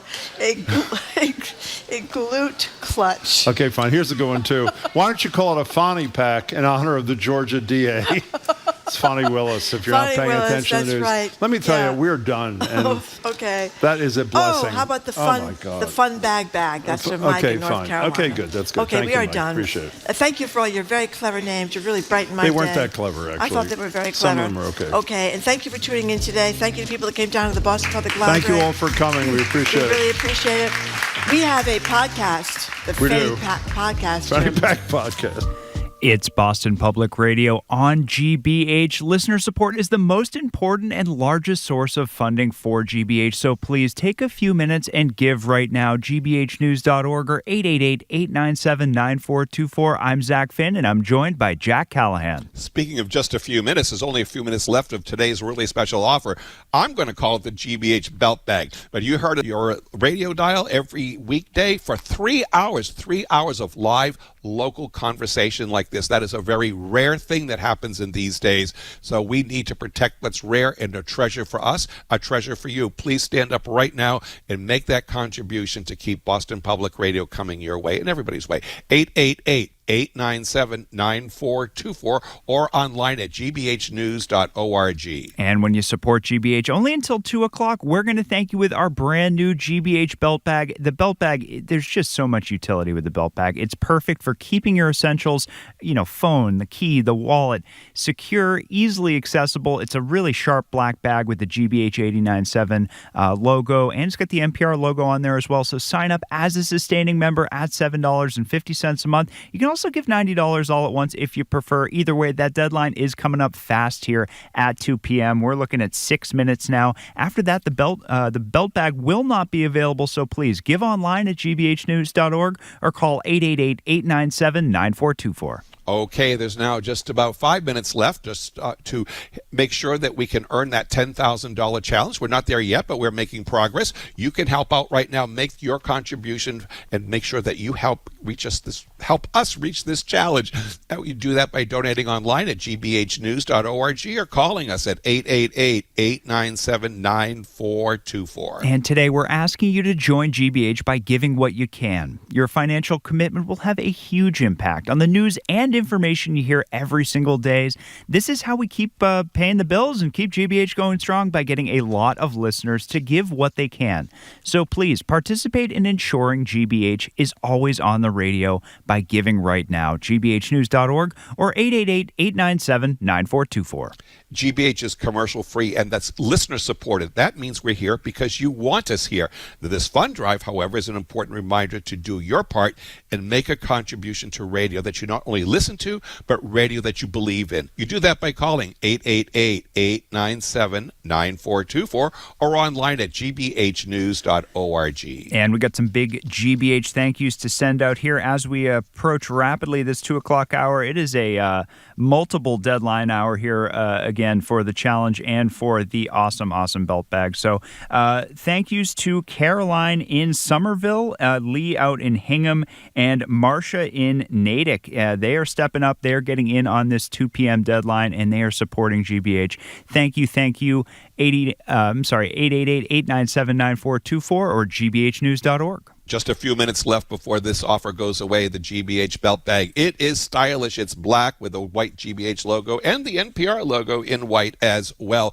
Become a sustaining member, just $7.50 a month, or give $90 to support your Boston Public Radio right now, and we can get one of these to you. But you really can't delay. That time is going by quickly. 888-897-9424 or gbhnews.org. And again, that challenge is in effect right now. It's a generous group of GBH members who are going to donate $10,000 in challenge money if we get to those 200 contributions in the next 3 minutes. I know we can do it, so get that call started. They understand the importance of listener support to keep NPR and GBH News on the radio, so they are encouraging you to join with them and support your GBH listening. gbhnews.org or 888-897-9424. Many listeners have signed up to GBH as our monthly sustainers. You make a recurring gift that comes directly from your bank account or your credit card. It takes just a few minutes to set up, and that monthly contribution will become news and conversation in the weeks and months ahead. 888-897-9424 or online at gbhnews.org. Now, if you've never given before, please know that GBH is here because someone else once took that first step from being a listener to a listener contributor. So please take your first step now, and what a fantastic time to get in because of this 2 p.m. deadline with this challenge. $10,000 in challenge money. I know we can do it. You still have time to get that call started. 200 contributions to go, just a couple of minutes. Pick up the phone, 888-897-9424, or go online, gbhnews.org.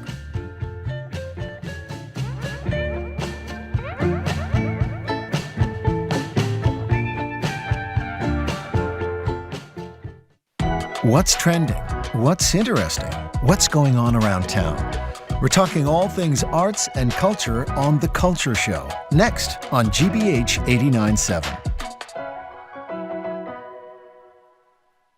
Our programs are made possible thanks to you. And Shriners Children's Boston. Accidents happen, and when those accidents involve a burn injury of any size, Shriners Children's Boston is the place to turn for any burn. Shriners Children's Boston, the most amazing care anywhere. And Cambridge Savings Bank. CSB is committed to improving the financial well-being of local small businesses through financial education and banking services. Learn more at cambridgesavings.com. Member FDIC. I'm Arun Roth. Coming up on GBH's All Things Considered, Boston fans are hoping for a title tonight as the Celtics look to sweep the Mavericks in Game 4 of the NBA Finals. The company behind the gunfire detection system ShotSpotter is pushing back against criticism from the state's congressional delegation. And there's a new start date for the MBTA's much-anticipated South Coast commuter rail line. Those stories and all the day's news starting at 4 on GBH's All Things Considered. I'm reporter Marilyn Scherer, and you and I are listening to 89.7 WGBH HD1 Boston, online at gbhnews.org. GBH News with NPR, what matters to you. I'm Culture Show co-host Callie Crossley. It's our Arts and Culture Week in Review, live from our GBH studio at the Boston Public Library. First up, Greatness Recognizes Greatness. Who surprised Tom Brady at his Patriots Hall of Fame ceremony with a pop-up performance? Jay-Z. And on to another Sports Hall of Famer, Jerry West. We remember the LA Lakers legend whose silhouette inspired the NBA's iconic logo. From there, it's an accidental all-star, Kendrick Lamar, whose track Not Like Us, which doubles as a Drake diss, is sweeping sports stadiums across the country. Plus, it's quiet on the set. Late Night with Seth Meyers is dropping its live house band amid budget cuts. Finally, it's Followup Friday, which includes a battle royale with protesters vandalizing King Charles's portrait in the name of animal welfare. That and more is next on The Culture Show. Stay with us. The Culture Show is made possible in part by a generous contribution from the Fiducia Fund, proud to support this station's arts and culture programming. Live from NPR News in Washington, I'm Nora Rahm. An extremist Israeli group has been added to a U.S. blacklist for its role in blocking aid to Gaza. The State Department is urging Israel to do more to ensure the safety of aid convoys, as NPR's Michelle Kellerman reports. A group called Sav 9 has tried to block aid moving from Jordan to Gaza through the occupied West Bank. The State Department says they've damaged trucks and destroyed food and other supplies that were meant for Palestinians facing famine conditions in Gaza. The group has now been added to a U.S. blacklist. Any assets they might have in the U.S. will be frozen. The Biden administration says it will continue to impose sanctions on extremists in the West Bank and will not tolerate violence against aid convoys. Sav 9 denounced the U.S. move and said it believes the aid is only benefiting Hamas. Michelle Kellerman, NPR News, the State Department. A Texas man has been charged with threatening an FBI agent who had worked on the Hunter Biden investigation and the agent's family. The case is the latest involving violent threats against federal law enforcement. NPR's Ryan Lucas reports. Authorities say 43-year-old Timothy Mueller was arrested outside his home in Fort Worth, Texas on Thursday morning. According to court papers, Mueller called an FBI special agent known to have been involved in the investigation into Hunter Biden's laptop. Mueller allegedly left an expletive-laced voicemail in which he says Donald Trump is going to win the 2024 election, then the FBI will be purged and agents will be thrown in jail. If Trump loses, then the guns will come out, Mueller allegedly said, adding that we will hunt you down. Attorney General Merrick Garland has repeatedly warned of the rise in violent threats in recent years against public officials, including prosecutors and FBI agents. Ryan Lucas, NPR News, Washington. Demolition started today in a classroom building at Marjorie Stoneman Douglas High School in Florida, where 17 people were shot to death in 2018. As Elise Gregg with member station WLRN reports, the building hasn't been used since the shooting. Since the tragedy, the building's been shuttered, serving only as a site for jurors and politicians to tour and to try to understand the massacre that occurred there. Now it's being demolished over the next several weeks. For many community members, the building was a crucial part of remembering the lives lost. For others, a visceral reminder of the victims. Ryan Petty lost his daughter Elena in the shooting. It's now time for it to come down. That chapter has closed. Its usefulness as a teaching tool, it's run its course. Many community members are hoping for a memorial that'll stand in its place. Something not just to remember what happened 6 years ago, but to treasure the lives of those taken. For NPR News, I'm Elise Gregg in Broward County, Florida. Checking stocks, the Dow is down 158 points.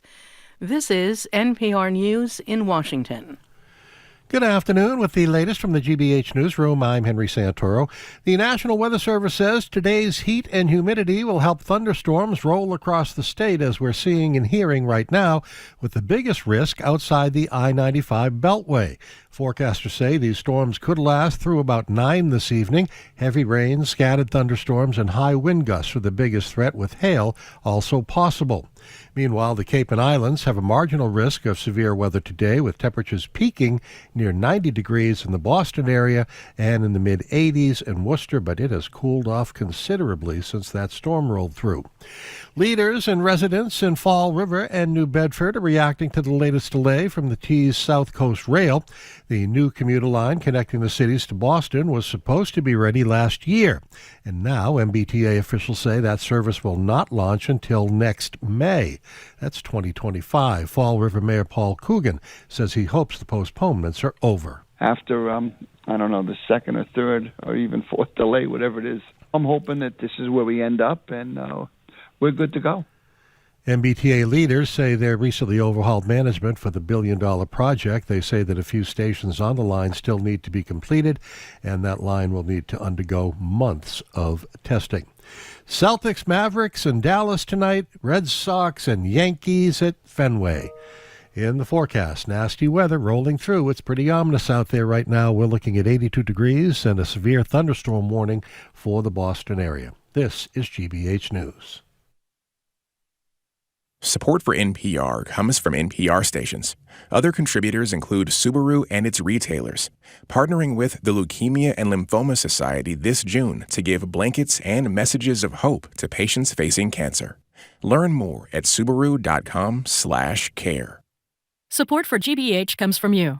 And Powell Fine Art Advisory, curators of Address to the Moon, now on view at Gallery Naga. Visitors can discover the moon's profound impact as an aesthetic symbol, embodying the soul of an era and our enduring cultural fascination. And Gentle Giant Moving and Storage Company, offering professional local, long-distance, office, and piano moving with 23 locations throughout New England and across the country. More information at gentlegiant.com.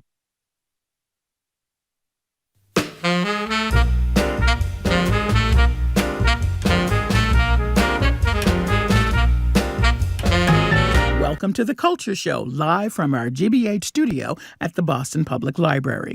I'm Culture Show co-host Callie Crossley. Jared Bowen is out today.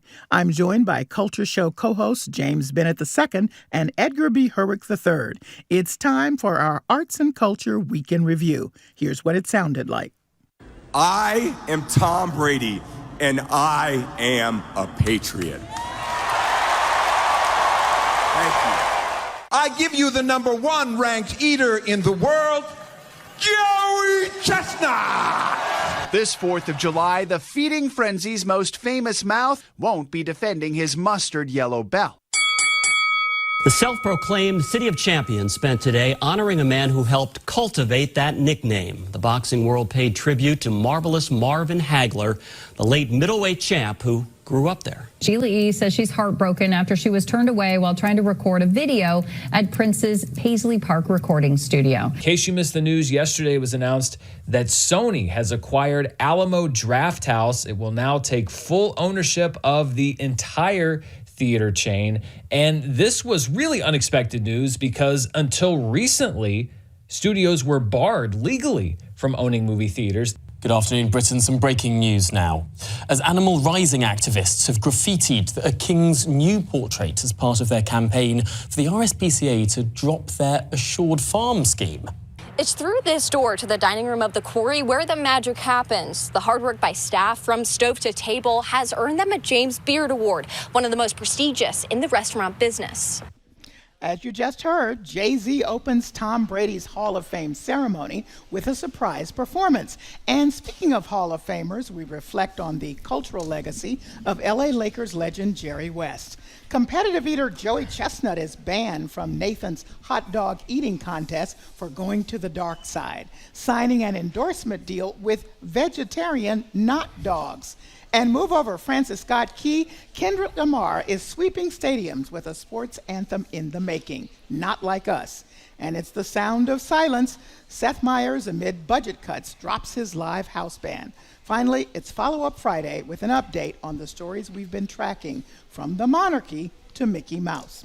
Well, first up, Tom Brady was inducted into the Patriots Hall of Fame, only to be surprised by another greatest of all timer, Jay-Z. Jay-Z came out with a performance of Public Service Announcement, the track that always played whenever Brady ran out of the tunnel and onto the field at Gillette Stadium. Touchdown, make some noise! Put one hand in the air for the GOAT, Mr. Tom Brady, tonight! But it's next year, 10 years, 20 years from now, you'll never be able to say that these brothers lied to you, Jack. Sing ain't loud, so I come through with the block and everything that's flat. I'm like, check it out with Blink on, I'm complex. I never think that things on. Listen, the only person I can think of that would get Jay-Z out performing again would be Tom Brady. There were 60,000 in the crowd, sold out Gillette Stadium, 100 former teammates, coaches, front office personnel, some surprises from other well-known football players. You people know them better than I do, but whatever. Not following it that closely, Callie? No. So last September, Bob Kraft, who is the chairman and CEO of the Patriots, said he was waiving the 4-year grace period to induct Brady immediately, and so that's what happened. Okay, what say you, sports fans over here? You know, you said 60,000 people, which is like such a good number. I don't think I knew that because it was 6 championships that Brady won. The thing that first came to my mind when I found out about the Hall of Fame, the Patriots Hall of Fame induction ceremony, Brady won't be eligible for the Football Hall of Fame until 2027. I was like, that hasn't been done yet? You know, it's a really, you know, awkward and skewed kind of angle of time for me. And you know, I was looking at like the Hall of Fame, the Patriots Hall of Fame, and like the sheer numbers of it, and a third of the Pats that have retired, and that includes, you know, contributors and personnel and coaching and staff, a third of that retired after the Brady Belichick, you know, era began. So you just kind of can see visually the impact, right, that tandem had on the entire organization. Yeah, I mean, the one thing, and you underscored this, Callie, but it's that this was an incredible event. Like, Jay-Z makes an appearance, and this is it's one team's Hall of Fame. I mean, like, in terms of, like, how big of a deal this for maybe any other player would be, it's like not that big of one. Like, every team kind of has their like Hall of Fames. It's usually like at a game at halftime they say thank you and shake their hand and a couple people. I mean, this is like a whole event with Jay-Z. The thing for me is I think sometimes it's a little bit hard to understand when you're here how big of an impact the thing that you love locally actually has outside of here. But obviously Tom Brady and the Patriots and you know, the superstars from that era are a huge deal even outside of here. I mean, you know that, but it takes something like this sometimes to really understand that. Also, Bob Kraft announced that they're retiring number 12, so that's a big deal. There'll be a 12-foot statue outside the team's Hall of Fame and Pro Shop stand. I mean, you know, and Belichick was there, we should mention. Belichick was there, and Kenny Chesney performed, and Bill Burr did 2 comedy sets. I mean, like, Peyton Manning was there. Peyton Manning our showed rival, up. you know, I mean, it does feel a little overboard. I mean, it's sort of like my analogy is like the championship. Have you seen how ridiculous like football championship rings are? It's like just a little too outsized. I feel like maybe this event was just a little too outsized. But what? Oh, sorry. No, you go ahead. Yeah, but you know, Edgar, you were saying that this is a big deal, like for this organization, for this outside, you know, character and achiever.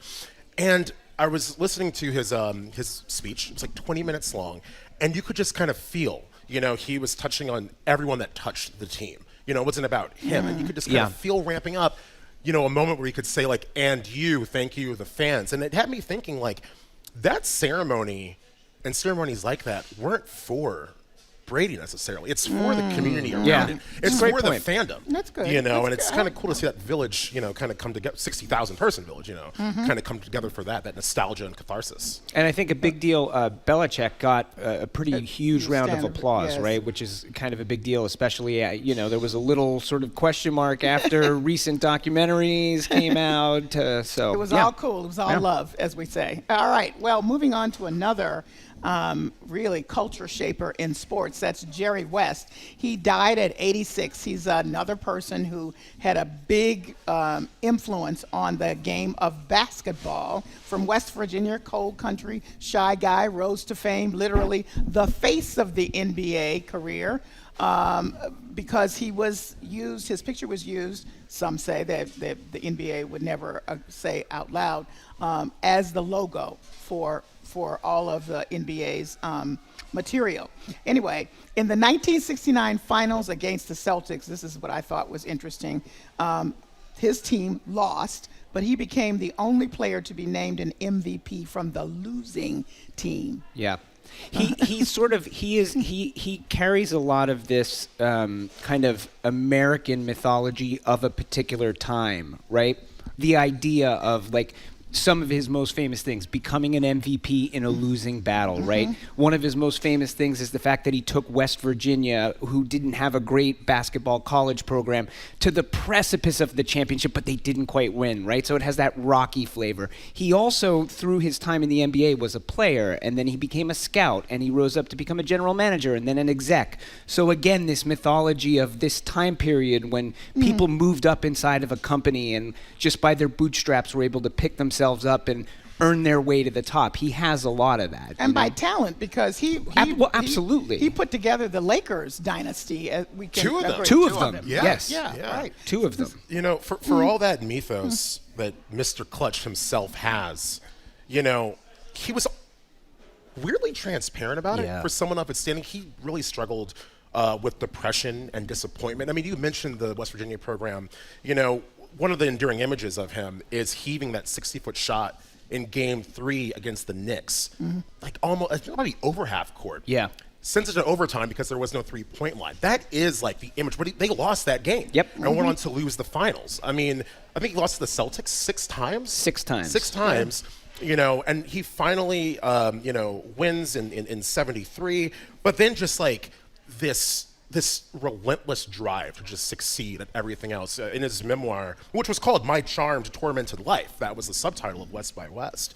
You know, he talks about, I think it was in that book, he's talking about how he didn't listen to radio broadcasts of the games. He would drive around LA because it was just so stressful because he cared that much, you know? Yeah. All right, we just got to call out that he tapped the talent of Michael Jordan, Shaquille O'Neal, Kobe Bryant. Then he went to the Memphis Grizzlies, led them to top seasons. I mean, the guy was great all along, and they affectionately called him Logo because of the logo. All right, moving on to a different kind of competition. One could say it's a sport, and that is competitive eating. It's Joey Chestnut versus his former competitive Kobayashi, but now current competitor, because Takeru Kobayashi and he will meet again on a Netflix special called Unfinished Beef. I love the title of this.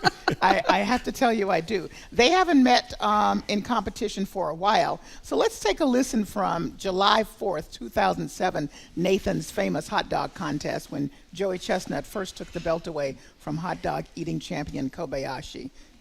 Chestnut comes back into the lead. Kobayashi falls to second. They're both now well over the Kobayashi record. pausing now. 40 Kobayashi seconds. pausing now. 39 seconds remain. This would be the greatest moment in the history of American sports if Chestnut can bring the belt home to Coney Island. It's been gone for 9 years.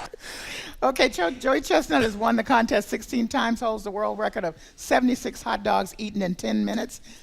As we said at the beginning, he went over to the dark side, made an agreement with a vegetarian hot dog company, and now Nathan's has kicked him out of the contest. Yeah, he's not gonna be on July 4th. You know, I mean, I did love that call there with almost no hyperbole. That they said greatest moment in sports history. I mean, this is insane, right? A little bit. Like we can talk about this competitive eating thing is a little bit insane. It's also kind of great. Yeah, like. Joey Chestnut is, I think at least, like he's kind of ascended to this level of like American folk hero. Yes. In a way, he seems so relatable. It's like how hard could it be to eat that many hot? But it's very difficult. And when you watch it, there's a lot of physics involved. I mean, there's a whole system here. When you watch them doing this, I mean, this is beyond just like a person who can eat a lot. This literally is a sport at this point. And it was Kobayashi who like pioneered a lot of those techniques. You know. Also should mention he is retiring after this event. due to health concerns, he can no longer experience the sensation of fullness, Ooh. which is a Wow. wild thing to grasp. Wow. But yeah, not to put a damper on it. No, I Needed just to be think said. I think the whole thing is gross. But so, I mean, for everybody who enjoys it, enjoy it. It just doesn't do it for me. I just don't get it. I'm surprised, Callie. It seems right up your alley. I will tell you what does it for me. Marvelous Marvin Hagler having a moment. The middleweight champ's biography is going to be made into a movie, and his statue was unveiled yesterday in Brockton. When I first arrived in Boston to work, I mean, this guy was the champion. And as everyone said, that's why Brockton is able to say home of the champions. I just was very impressed by his whole journey. This is great. It's such a cool looking statue. Yeah. I get to see it in person, but Yeah. I just kind of stared at the images that I could see. You know, it's a fitting monument. I wouldn't call it a statue. It's a monument to him. It's 22 feet tall. I think he was 5'9". Couldn't have been more than 160. Yeah, he was a middleweight. Yeah, he was a middleweight. He was not a huge guy. Yeah. You know, also one of my, I mean, he's got a remarkable story as well, right? I mean, he as a child in New Jersey experiencing the 1967 Newark riots, there's this harrowing story of his family being like stuck in their apartment and down on the ground, and their apartment gets destroyed. They eventually come up here to Brockton. I mean, so, you know, he's got this amazing overcoming story. And then also, my favorite thing about him is that when he was Marvelous Marvin Hagler and the press was not calling him Marvelous Marvin Hagler, he legally changed his name to Marvelous Marvin Hagler, so that they had to call him Marvelous Marvin Hagler. That is a flex. Yeah. That I is love it. awesome. I'm changing my name to Queen Callie. There you go. I will help you fill out that paperwork. Well, I love him, so I think that's great. Listen, we're going out on Kendrick Lamar's "Not Like Us," which could become the next great sports anthem. That's next on The Culture Show. Stay with us. The Culture Show is made possible in part by a generous contribution from the Fiducia Fund, proud to support this station's arts and culture programming. I mean, there's too many options. I'm finna pass on this body. I'm John Stockton. Beat your and hide the Bible if God watching. Sometimes you gotta pop out and show. Certified boogeyman. I'm the one that... Trusted local reporters. With your help, we want to tell the story of your community. Your healthcare issues. Your economic needs. Your housing issues. Your schools. Your climate concerns. Our stories are better with your voice. So feel free to reach out to us. We love hearing from you. This is what collaborative journalism looks like. Your voice matters. Your voice matters. Your voice matters. GBH 89.7. What matters to you.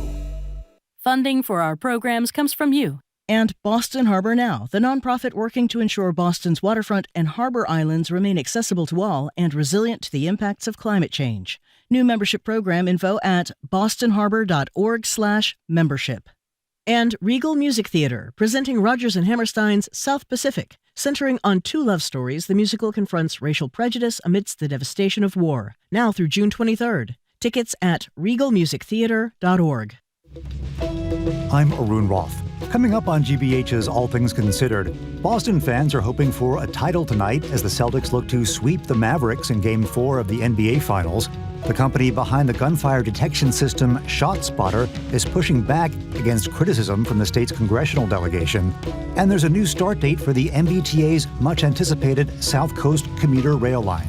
Those stories and all the day's news starting at 4 on GBH's All Things Considered.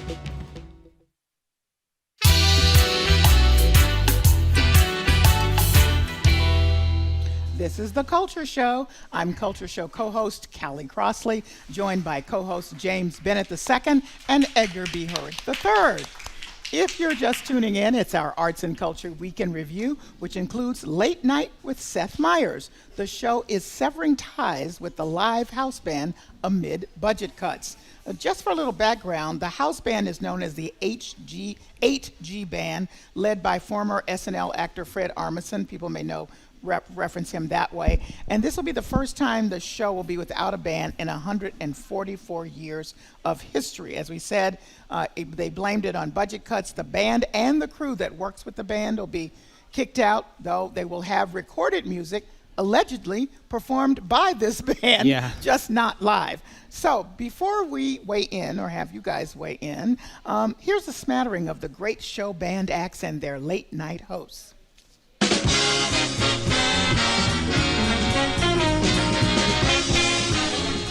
Doc has been with the show since its inception. And I always talk about our band, which I think is the greatest working band today, any place. That was one of the things we really fought about. What?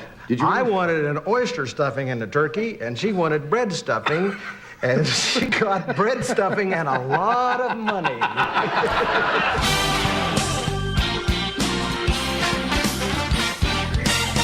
Paul, is there something wrong with me? What is wrong with me that I would screw that up? What is wrong with you? Yeah, what is wrong with me? Well, I know what's wrong with you. I happen to know what is wrong with you. You're sarcastic, you're abrupt with the guests, you have the worst toupee in show business, your jokes don't make any sense.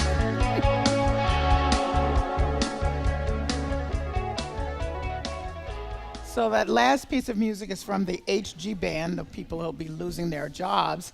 I think they bring such a great element to these shows. Yeah, I mean, this is just put it on the pile of sign of the times, right? Changing media landscape and trying to figure out how to continue to make some of these old models work in a way that you can keep them going forward.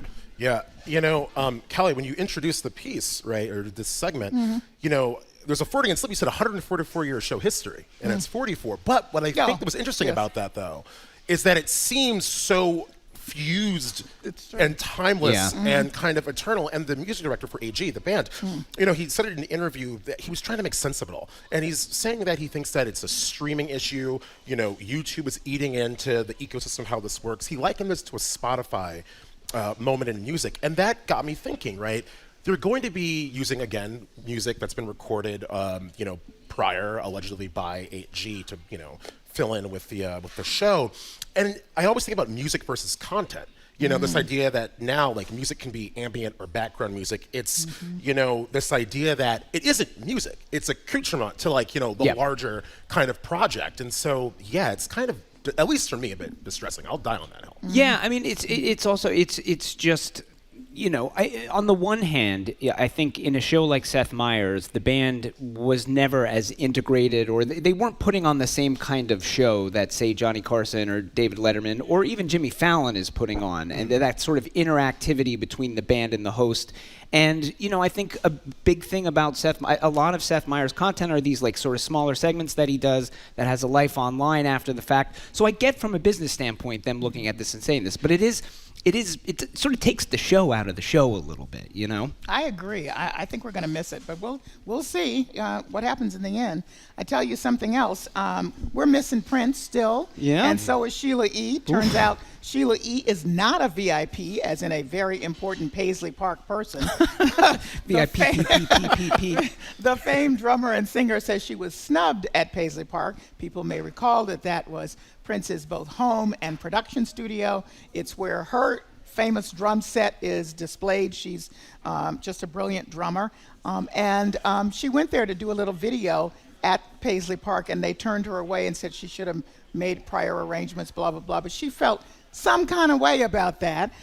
Before you guys weigh in, here's Sheila E. discussing her experience, sort of similar to what happened here during the recording of We Are the World from the documentary The Greatest Night in Pop. I called Prince to let him know how it was going. I said, I think maybe you should come. It's pretty cool, and, everyone's hanging out. We're having a great time.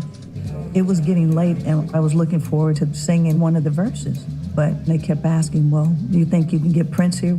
I'm like, wow, this is weird. And I just started feeling like, I feel like I'm being used to be here because they want Prince to show up. And the longer they keep me, maybe Prince will show up. So she just feels like she never got her due. And I think that's true. She hasn't ever gotten her due. Yeah. I was just talking to a friend yesterday about the extremes that we live in, this either or world. There's the rules and they must be stuck to. And it's like, yeah, Paisley Park can say, we'd like some heads up, but it just makes like a little bit of sense that you might want to allow, like, for some wiggle room. It almost to me signals that we can't read the room sometimes. It reminds me of, Spike Lee, being kind of turned away from his entrance at Madison Square Garden back in like 2020. It's like happens sometimes to, celebrities that, it's kind of like a, de facto kind of level of access that they have to, parts of their kind of like core selves. And, maybe it's not, by law or in the rule book, but management.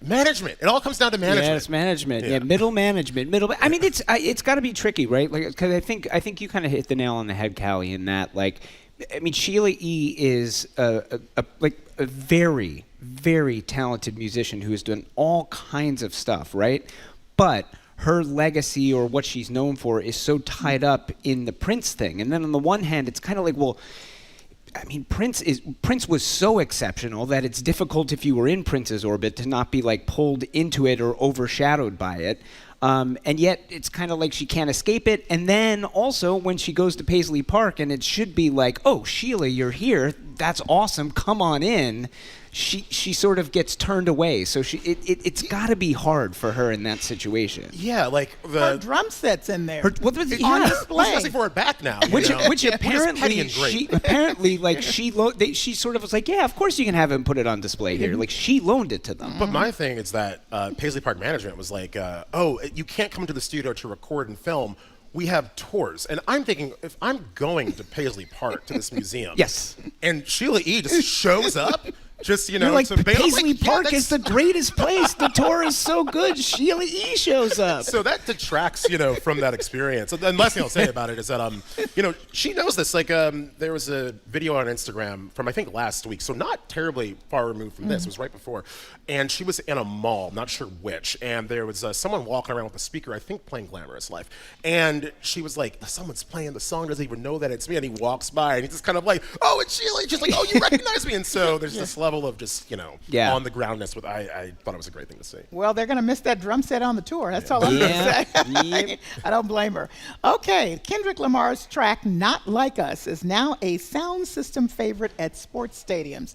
People may recall this is one of the many diss tracks that Kendrick Lamar aimed at Drake. I love this, Callie. This is how they describe it right now. If you go to the Wikipedia page, Not Like Us is a diss track written and recorded by American rapper Kendrick Lamar. It is Lamar's 5th installment in a series of diss tracks directed at Drake. I love that. Well, I mean, first of all, anybody listening, the song's a little rough except for certain places. So I like the they're not like us part. I love that. I can see that in the sports stadium and, being tossed back at the enemy team. But it's very different kind of song. I was thinking of like something to say about this, and I was like, wait, what's the... Hold on, let's play it again. Okay, let's listen. Let's hear it. Yeah, let's go. Hey, Mustard on the beat, Bebo, any rap. He a free throw, man down, call her Amber Lambs, tell him free bro, Nella to the cross, he walk around like Tease. What's up with these jabroni? Trying to see Compton, they in the street can hate me. For Marlon D. Mama, how many options you really got? I mean, it's too many options. I'm finna pass on this body, I'm John Stockton. Okay, we faded before it got to, like, I think the best part for a sports thing of, beat your booty and hide the Bible like God's watching, which I would love to scream at an opposing team. But the one thing I'll say, though, if I can really quickly, is that it's one of those things where I think with some music, it's really cool you can divorce what's being said from the actual sound and vibe. We're thinking like Hey Ya, which is like an immensely depressing song. Yeah. It's true. And we never think of it as such. It's because like you're just everybody's up. It's a big party song. Yeah. Yeah, it's true. What I love about this is in a world where it sort of feels like increasingly like everything is kind of laid out for us or it's chosen by an algorithm. Like occasionally things still organically can happen, and it seems like that's what's happening here, right? It's just like it's a reminder that the arts and culture space is in some ways pure science or basic research, and it's put out into the ether. And in this case, a couple of baseball players start using it as walk-up music, Dodgers. and then then TNT's using it for bumper music, and somebody else hears it. I think USC put it behind something on their social media with their football team. Then UCLA came back at them as rivals, and it's building, and it's just catching fire. And it's just nice when things organically happen like that. It because is. it feels increasingly rare. gotta say that the black marching bands are paying attention to this, and they're trying to do like dance arrangements and also band arrangements. So that will be fire. Yeah. when they do it. I'm personally waiting for at a stadium experience just to get to the verse about the cultural and economic exploitation of the city of Atlanta. Wealth being yeah. like just fast forward to that. Yeah. I just like, they not like us. They not like us. Okay, I'm very simple. Anyway, I think it's going to be very interesting and different from some of the old themes that we have heard in sports. In the sports stadium. So even though I don't go, I'll appreciate it. Coming up, a chain reaction. We'll look at what it means for Sony Pictures to buy Alamo Drafthouse Cinema. That's next on this Culture Show. Stay with us.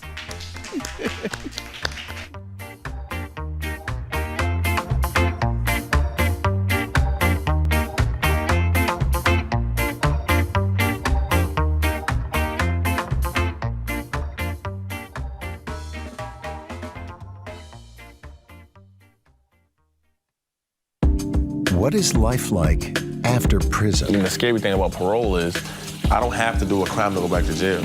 Being around the wrong people, they can think I'm around the wrong person. If you violate, you're going to the maximum security the next day. And how hard is it to come back? I gotta worry about housing stability, violations, prison. It's so easy to go back. Don't Judge Me. The story of one man's second chance. Available now on the GBH News YouTube channel.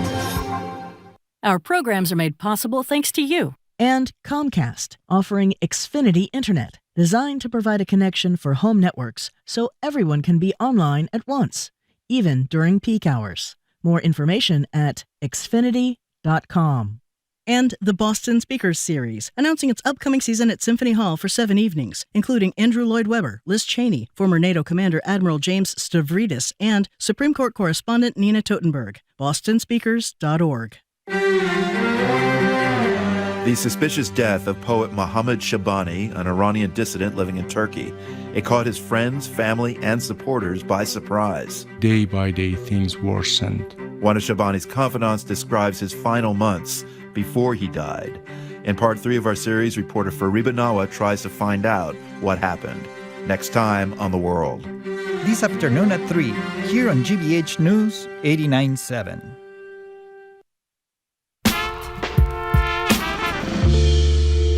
Welcome back to the Culture Show. I'm Culture Show co-host Callie Crossley, here with co-hosts James Bennett II and Edgar B. Herrick III. If you're just tuning in, it's our Arts and Culture Weekend Review, which includes the cursed cast of the Blair Witch Project. The actors say they've been locked out of decades of profits. So for folks who don't know, this is a 1999 project. It was an indie film. Everybody thought it was real. There were these actors, Heather Donahue, Michael C. Williams, and Joshua Leonard, who played alleged student filmmakers lost in the woods, and it became an iconic horror film. I mean, I couldn't even watch the trailers for it. It was so scary to me. Kelly, I mean, it's sports and horror movies. I can't. You are hosting on a great week. I tell you, it's terrible. Anyway, Artisan Entertainment acquired the film at Sundance for $1.2 million and then barred the actors from appearing at the Cannes Film Festival, prevented them from doing interviews or talking about the experience because they wanted to keep the conceit that, these were people who were really lost in the woods. Well, that's all well and good, but the film made $100 million at the domestic box office, at which point the actors got a fruit basket, and $248 million worldwide. A couple more important things. The film cost $35,000 to make. That's that is it. correct. 35. So this is one of the most profitable films, based, versus the budget of all time. And they not only starred in it, they essentially wrote it on the spot. Because it was improvised. And they filmed it. Yes. Right? So they were literally dropped off into the woods with equipment that they were taught how to use. The directors came in and were like, here's how you film yourselves. Yes. That was they were the crew. They were the crew, and they basically just had like a beat sheet. It was like, hit this, this is the outline of the story, go ahead. So they made the whole film themselves. And they were starving all these Sure. years.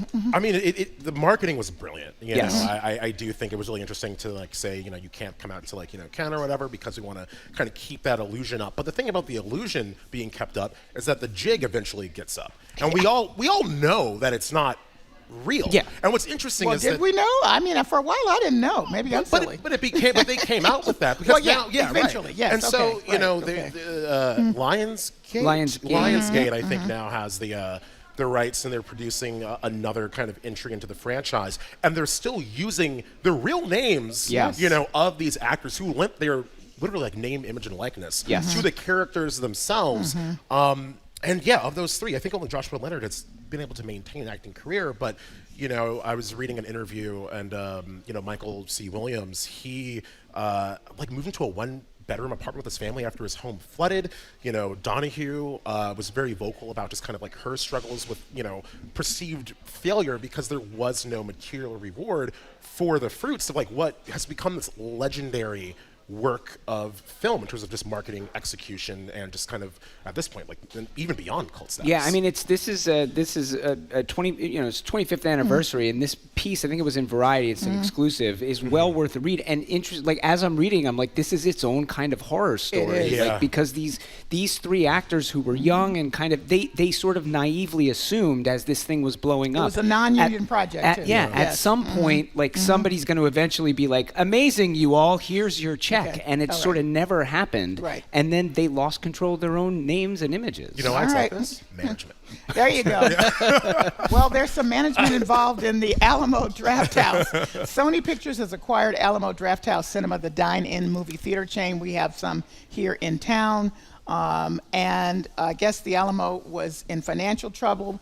But what do you think it means that Sony Pictures has acquired the 7th largest theater chain in North America? It's, again, on the pile of sign of the times, right? So, you know, there was a time when the movie industry was so big that movie studios could not own theaters because they didn't want them having vertical monopolies. Now, obviously, multiplex is different. This is a time when, you know, movie theater only had one screen or whatever. But basically, like, at this point, you know, they've said, no, it's okay again. And nobody is sure how to get people back to movies. Nobody's sure how to keep money going on this. So this is the next attempt. I was looking for an oblique Sherman Antitrust Act of 1890 joke to make in here, and I couldn't.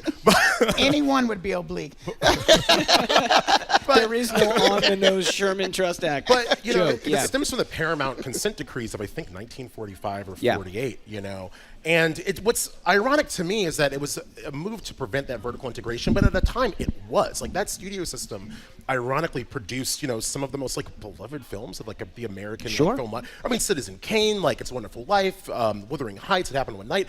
And so you see this kind of shift back. And what's interesting about this is that the Justice Department said in 2019 that the current landscape of movie making makes it unlikely that the remaining defendants, these studios, can't reinstate their cartel. And it's like, come on, they're going to reinstate the cartel. Absolutely. Absolutely. Well, we'll see. You know, I hope it doesn't take away the whole specialness of it. Anyway, now on to actor John Leguizamo. He's taken out a full-page ad in the New York Times urging the Television Academy and the broader entertainment industry to highlight the work of artists of color, writing, "Let us not continue to whitewash our award show." Now, he took out this ad because the Emmy voting began on last Thursday, and he was hoping to get across the point that we can do better, as he says, when inclusive. We can be more profitable. This is a pretty big statement to take a full-page ad and say this. Yeah, I mean, I think this is great. This is somebody who's had enough success that they can afford to do this, and it's a cause that they believe in, and so they put some money behind putting this open letter out there, a full-page ad. And I think, you know, he has a line in this where he says, I know everyone is exhausted about inclusion, but not us who are not included. I thought that was and I think it's a really good line. I think we're sort of at a time where we're seeing an increase, I think, sort of backlash to some of the inclusion and DEI stuff, and, you know, kind of campaigns against quote unquote wokeness. And so, you know, this is a time where he's standing front and center with his money in his mouth, and he's saying, here's where I'm at, come with me. Yeah. And there's a lot of good TV that's like being made right now, featuring a lot of those, you know, different voices. I mean, Shogun, Abbott Elementary, right? Griselda. There's plenty of talent. Yeah, exactly. Nice. Yeah. But I was reading that ad and just thinking about, I'm coming around more to the idea of like alternative awards and ceremonies and galas. You know, if they're not going to recognize, it's you know what? I'll do it myself. Well, we'll see. That might be an idea. Well, it's Friday, and on the Culture Show, that only means one thing. It's time for Follow-Up Friday. Follow-Up Friday. Follow-Up Friday. Follow-Up Friday. Okay, we have some updates on stories that we've been talking about here on the Culture Show, and that includes a mockery of the monarchy. The portrait of King Charles has been vandalized by animal rights activists. As we discussed, it's a big red thing by Jonathan Yao. A big red thing. That Big is red thing. pretty controversial for its style. But in this case, the attack was from a group called Animal Rising, and they say they are protesting a program that involves farm animals in the UK, and they accuse the king of not being supportive of that. I had two overriding thoughts on this. The first one, stick with me for a second here. Yeah. When this portrait came out, half of the internet made the same joke that it looks like the Vigo the Carpathian painting from Ghostbusters 2, right? These people put like a cartoon face on him, the Wallace and Gromit Wallace face on him, which now makes it look like the version of the painting of Whistler's mother from the Mr. Bean movie when he accidentally wipes the face off. Peter McNichol is in both of those movies, Ghostbusters 2 and Bean. So conspiracy theorists out there, I think there's something for you here. So figure out the thread there. The other one is interesting. We talked a lot on this show about the idea of why activists are sort of attacking art or whatever. But in this case, I feel like there is something slightly different here in that this is a group that the group themselves have said, hey, what we did was not going to damage the painting. And secondly, it feels like, at least in this case, they are protesting a specific thing that the royal family has to do with, and this is a portrait of Charles II. Charles III. So I feel like in this case there is at least a little bit more logic behind this. I'm still not sure it's the way to go. You know, you said Charles II. Like things didn't end Charles well III. for the other. Yeah. Good point. What is I feel really weird about the art vandalism angle for activism because the story becomes, this royal portrait has been vandalized, and not royal portrait vandalized in reaction to criticism of the Royal Society for the Prevention of Cruelty to Animals, which, to be clear, the activists are upset because of the vagaries that are involved, with how they're maintaining and assuring, the welfare for those animals. It's a very kind of like nuanced, I feel, kind of argument in activism. But I don't know. I kind of want to see a day when activists start taking over get another Max Headroom incident. Just start Okay. I don't know. It's not an incitement to riot, by the way. All right. I'm just going to make that clear. Well, maybe you can take it out on Screamboat. Steamboat Willie is the earliest version of Disney's Mickey Mouse character, which entered the public domain earlier this year. We talked a lot about this at the time. Now film producers are taking advantage of this with the forthcoming horror comedy Screamboat. Right up your alley? You'll go watch that at the Alamo, at the Sony bloody. Theater? Oh, it's just gross. I think it's gross. A Screamboat, according to the filmmaker, Screamboat follows a group of New Yorkers on a late-night ferry ride that turns deadly when a mischievous mouse begins a rampage, targeting unsuspecting passengers. I think that, I don't know. I think that I've for some reason, this one has caught my imagination. I've been following developments. I guess the big news this week is they've got their lead actor, who is David Howard Thornton. I am not immersed in the horror world, but he plays Art the Clown in the Terrifier series, which sounds like it has some renown it has some fans. I think it's cool that this is happening. If people want to see it, go see it. This is going to get a release in theaters in 2025. We need people to go to the theaters. Hope it works. That was positive. I mean, I get it. I get that horror is funny. We had the idea of putting these characters into these horrible situations. Yeah. It's funny. We had Winnie the Pooh with Blood and Honey, but I was thinking, we can do anything we want with these characters, and I'm waiting for the day, right, where we start to flex outside of that.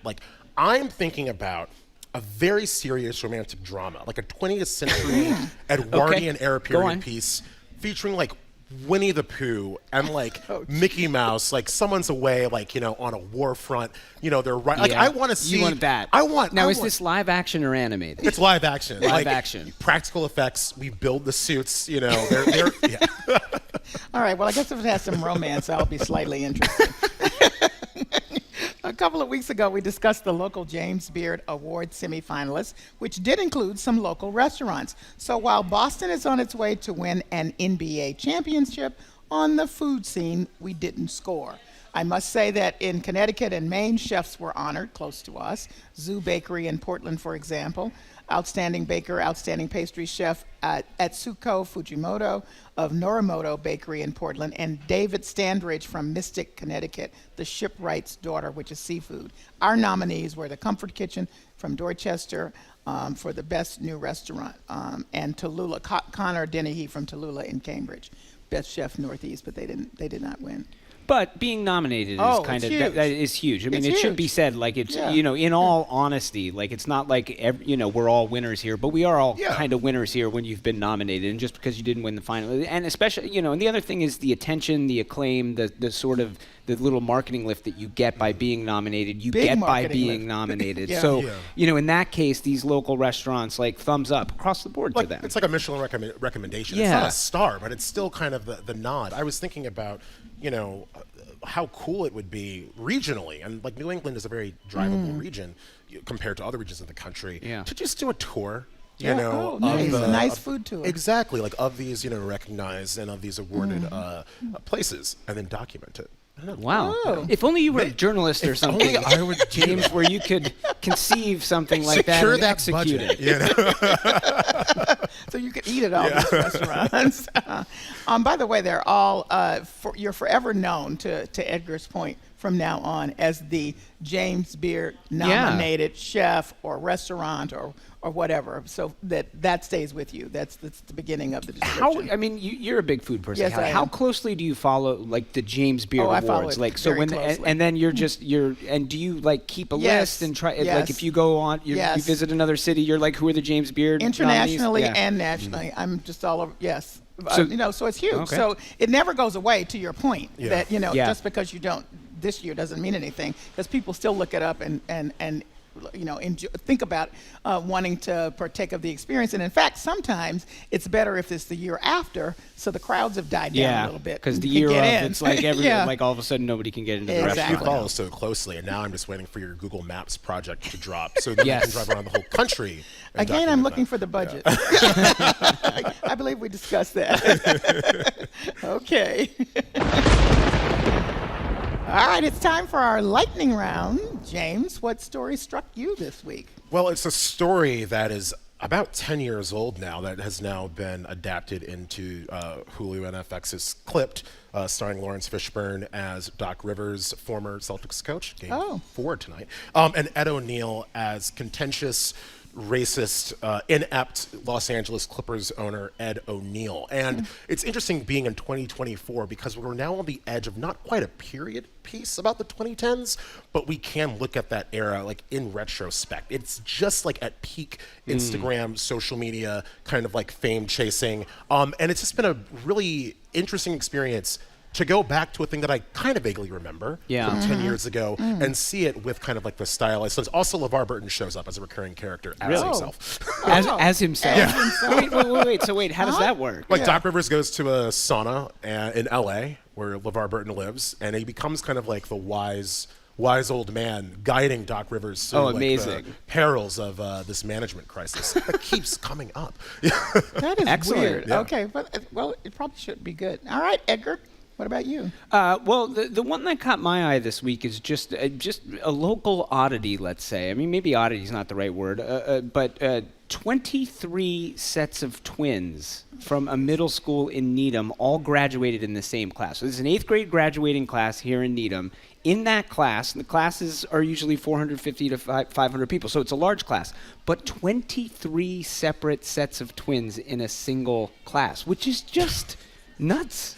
And it's just kind of, like I said, I mean, oddity might not be the right word, but it's just kind of a delightful, kind of offbeat sort of thing. It's all the same class? So. Yeah. Somebody's one asking, class, 8th grade class, 23 sets of twins. And apparently there's also a 24th who has a twin sibling, but the sibling goes to a different school. Yeah. Right. So a total of 23 times 2, so that's 46 plus 1, 47 twins, individual twins in a single class. I think there should be some more research done about this, because to have them all in one space at this particular time is so interesting. Yeah, it's something like, let me see if I can find the number. Yeah, 10% of the class was a twin. That's wild. The twins account for about 3% of live births. So that's well above the average there. Although I do like the idea that 47th twin, someone just wanted to fit in. I was like, I have a twin. Yeah. They just don't go here. You gotta believe me. Yeah, they live in Canada. You wouldn't know them. They live in Canada.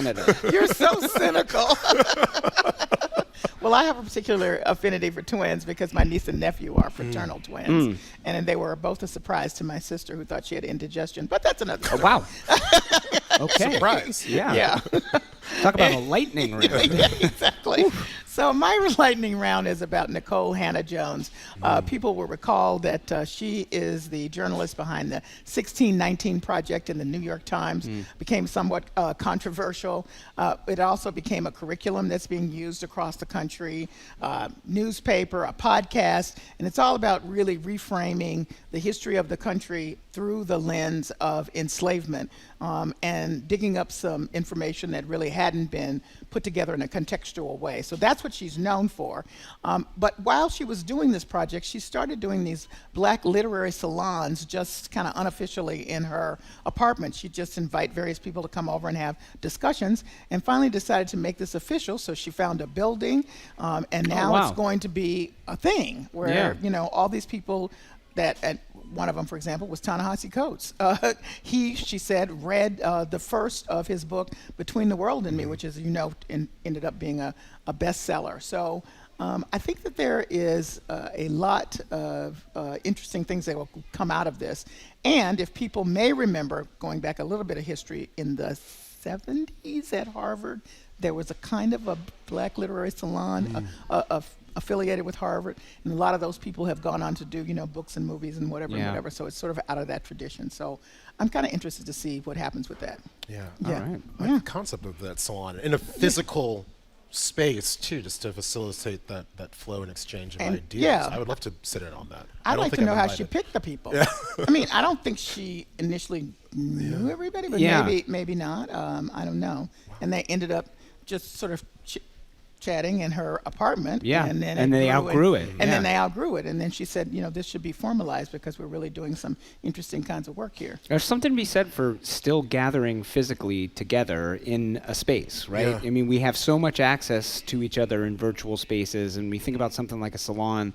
You could go online and sign up for a master class and get access to, any brilliant person you want teaching you a master class in their field. And yet, there's still something that draws us to gather in a space together, and the sort of magic that can happen there. And again, it's a mind melt, which I just think is so, I don't know, I love the idea. I want to replicate that. Me too. Well, it's been a blast. That's it for The Culture Show. Oh, hey. Remember, you can always download The Culture Show podcast to keep on top of all things arts and culture. You'll find us wherever you get your podcasts, and tune in this Sunday at 6 for Under the Radar with Callie Crossley, where I'll be talking about Latinx Roundtable. We're talking about Latinos for Trump rebranding themselves, and why is everybody hating on Jennifer Lopez, just as a few. Also talking with Kwame Alexander, the poet and author, for Father's Day. His book is Why Fathers Cry at Night. What's going on with you, James? I am hanging out a lot at the Charles River Museum of Industry and Innovation in Waltham, looking at the new public artworks and 3 mosaic panels that have just been installed, tracing the history of industrialization and the impact on the River Charles. And Curiosity Desk? Check out our YouTube channel. You can see our latest episode, which tells the story of how in 1922, an 11-year-old boy spent a night in jail so that when you go to a baseball game, you get to keep a foul ball if you catch it when it comes in the stands. Oh, very interesting. Looking forward to it. Well, thank you today to the BPL technical and logistics crew, Glenn Heath, Sai Patel, Josh Polinsky, Maddie Geyer, Matthew Glover, Eddie Hickey, Sandra Lopez-Burke, Carly Cochran, and thanks to City Table, the Linux Hotel, and the Newsfeed Cafe. I'm Culture Show co-host Callie Crossley I, with co-host James Bennett II and Edgar B. Hurrick III. Have a great weekend. Where's Mary? Where is she? Where is she? She's just about to close up the library. The Culture Show is made possible in part by a generous contribution from the Fiducia Fund, proud to support this station's arts and culture programming.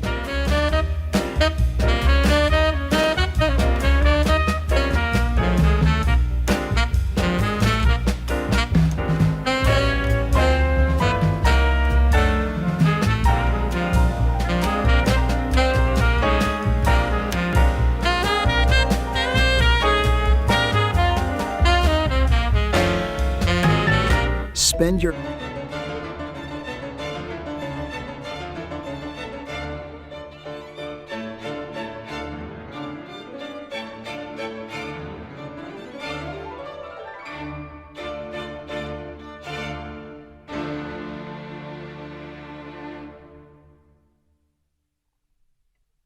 Violinist Gidon Kramer and pianist Martha Argerich, joined by the Orpheus Chamber Orchestra with Mendelssohn's Violin and Piano Concerto. A Vivaldi Concerto up next. WCRB exists because of you and Native Plant Trust with Garden in the Woods in Framingham, a botanic garden showcasing the beauty of New England's native plants in a dramatic natural landscape. More information at nativeplanttrust.org. Classical Radio Boston is WCRB-FM 99.5 HD1 Lowell, Boston, WGBH-FM HD2 Boston, WCAI-FM HD2 Woods Hole, WJMF-FM HD1 Smithfield, Providence, and at classical.org. Coming up on 3 o'clock here in Boston, I'm Greg Farisi. Thanks for joining. Here's Andrea Marcone leading the Venice Baroque Orchestra with Vivaldi.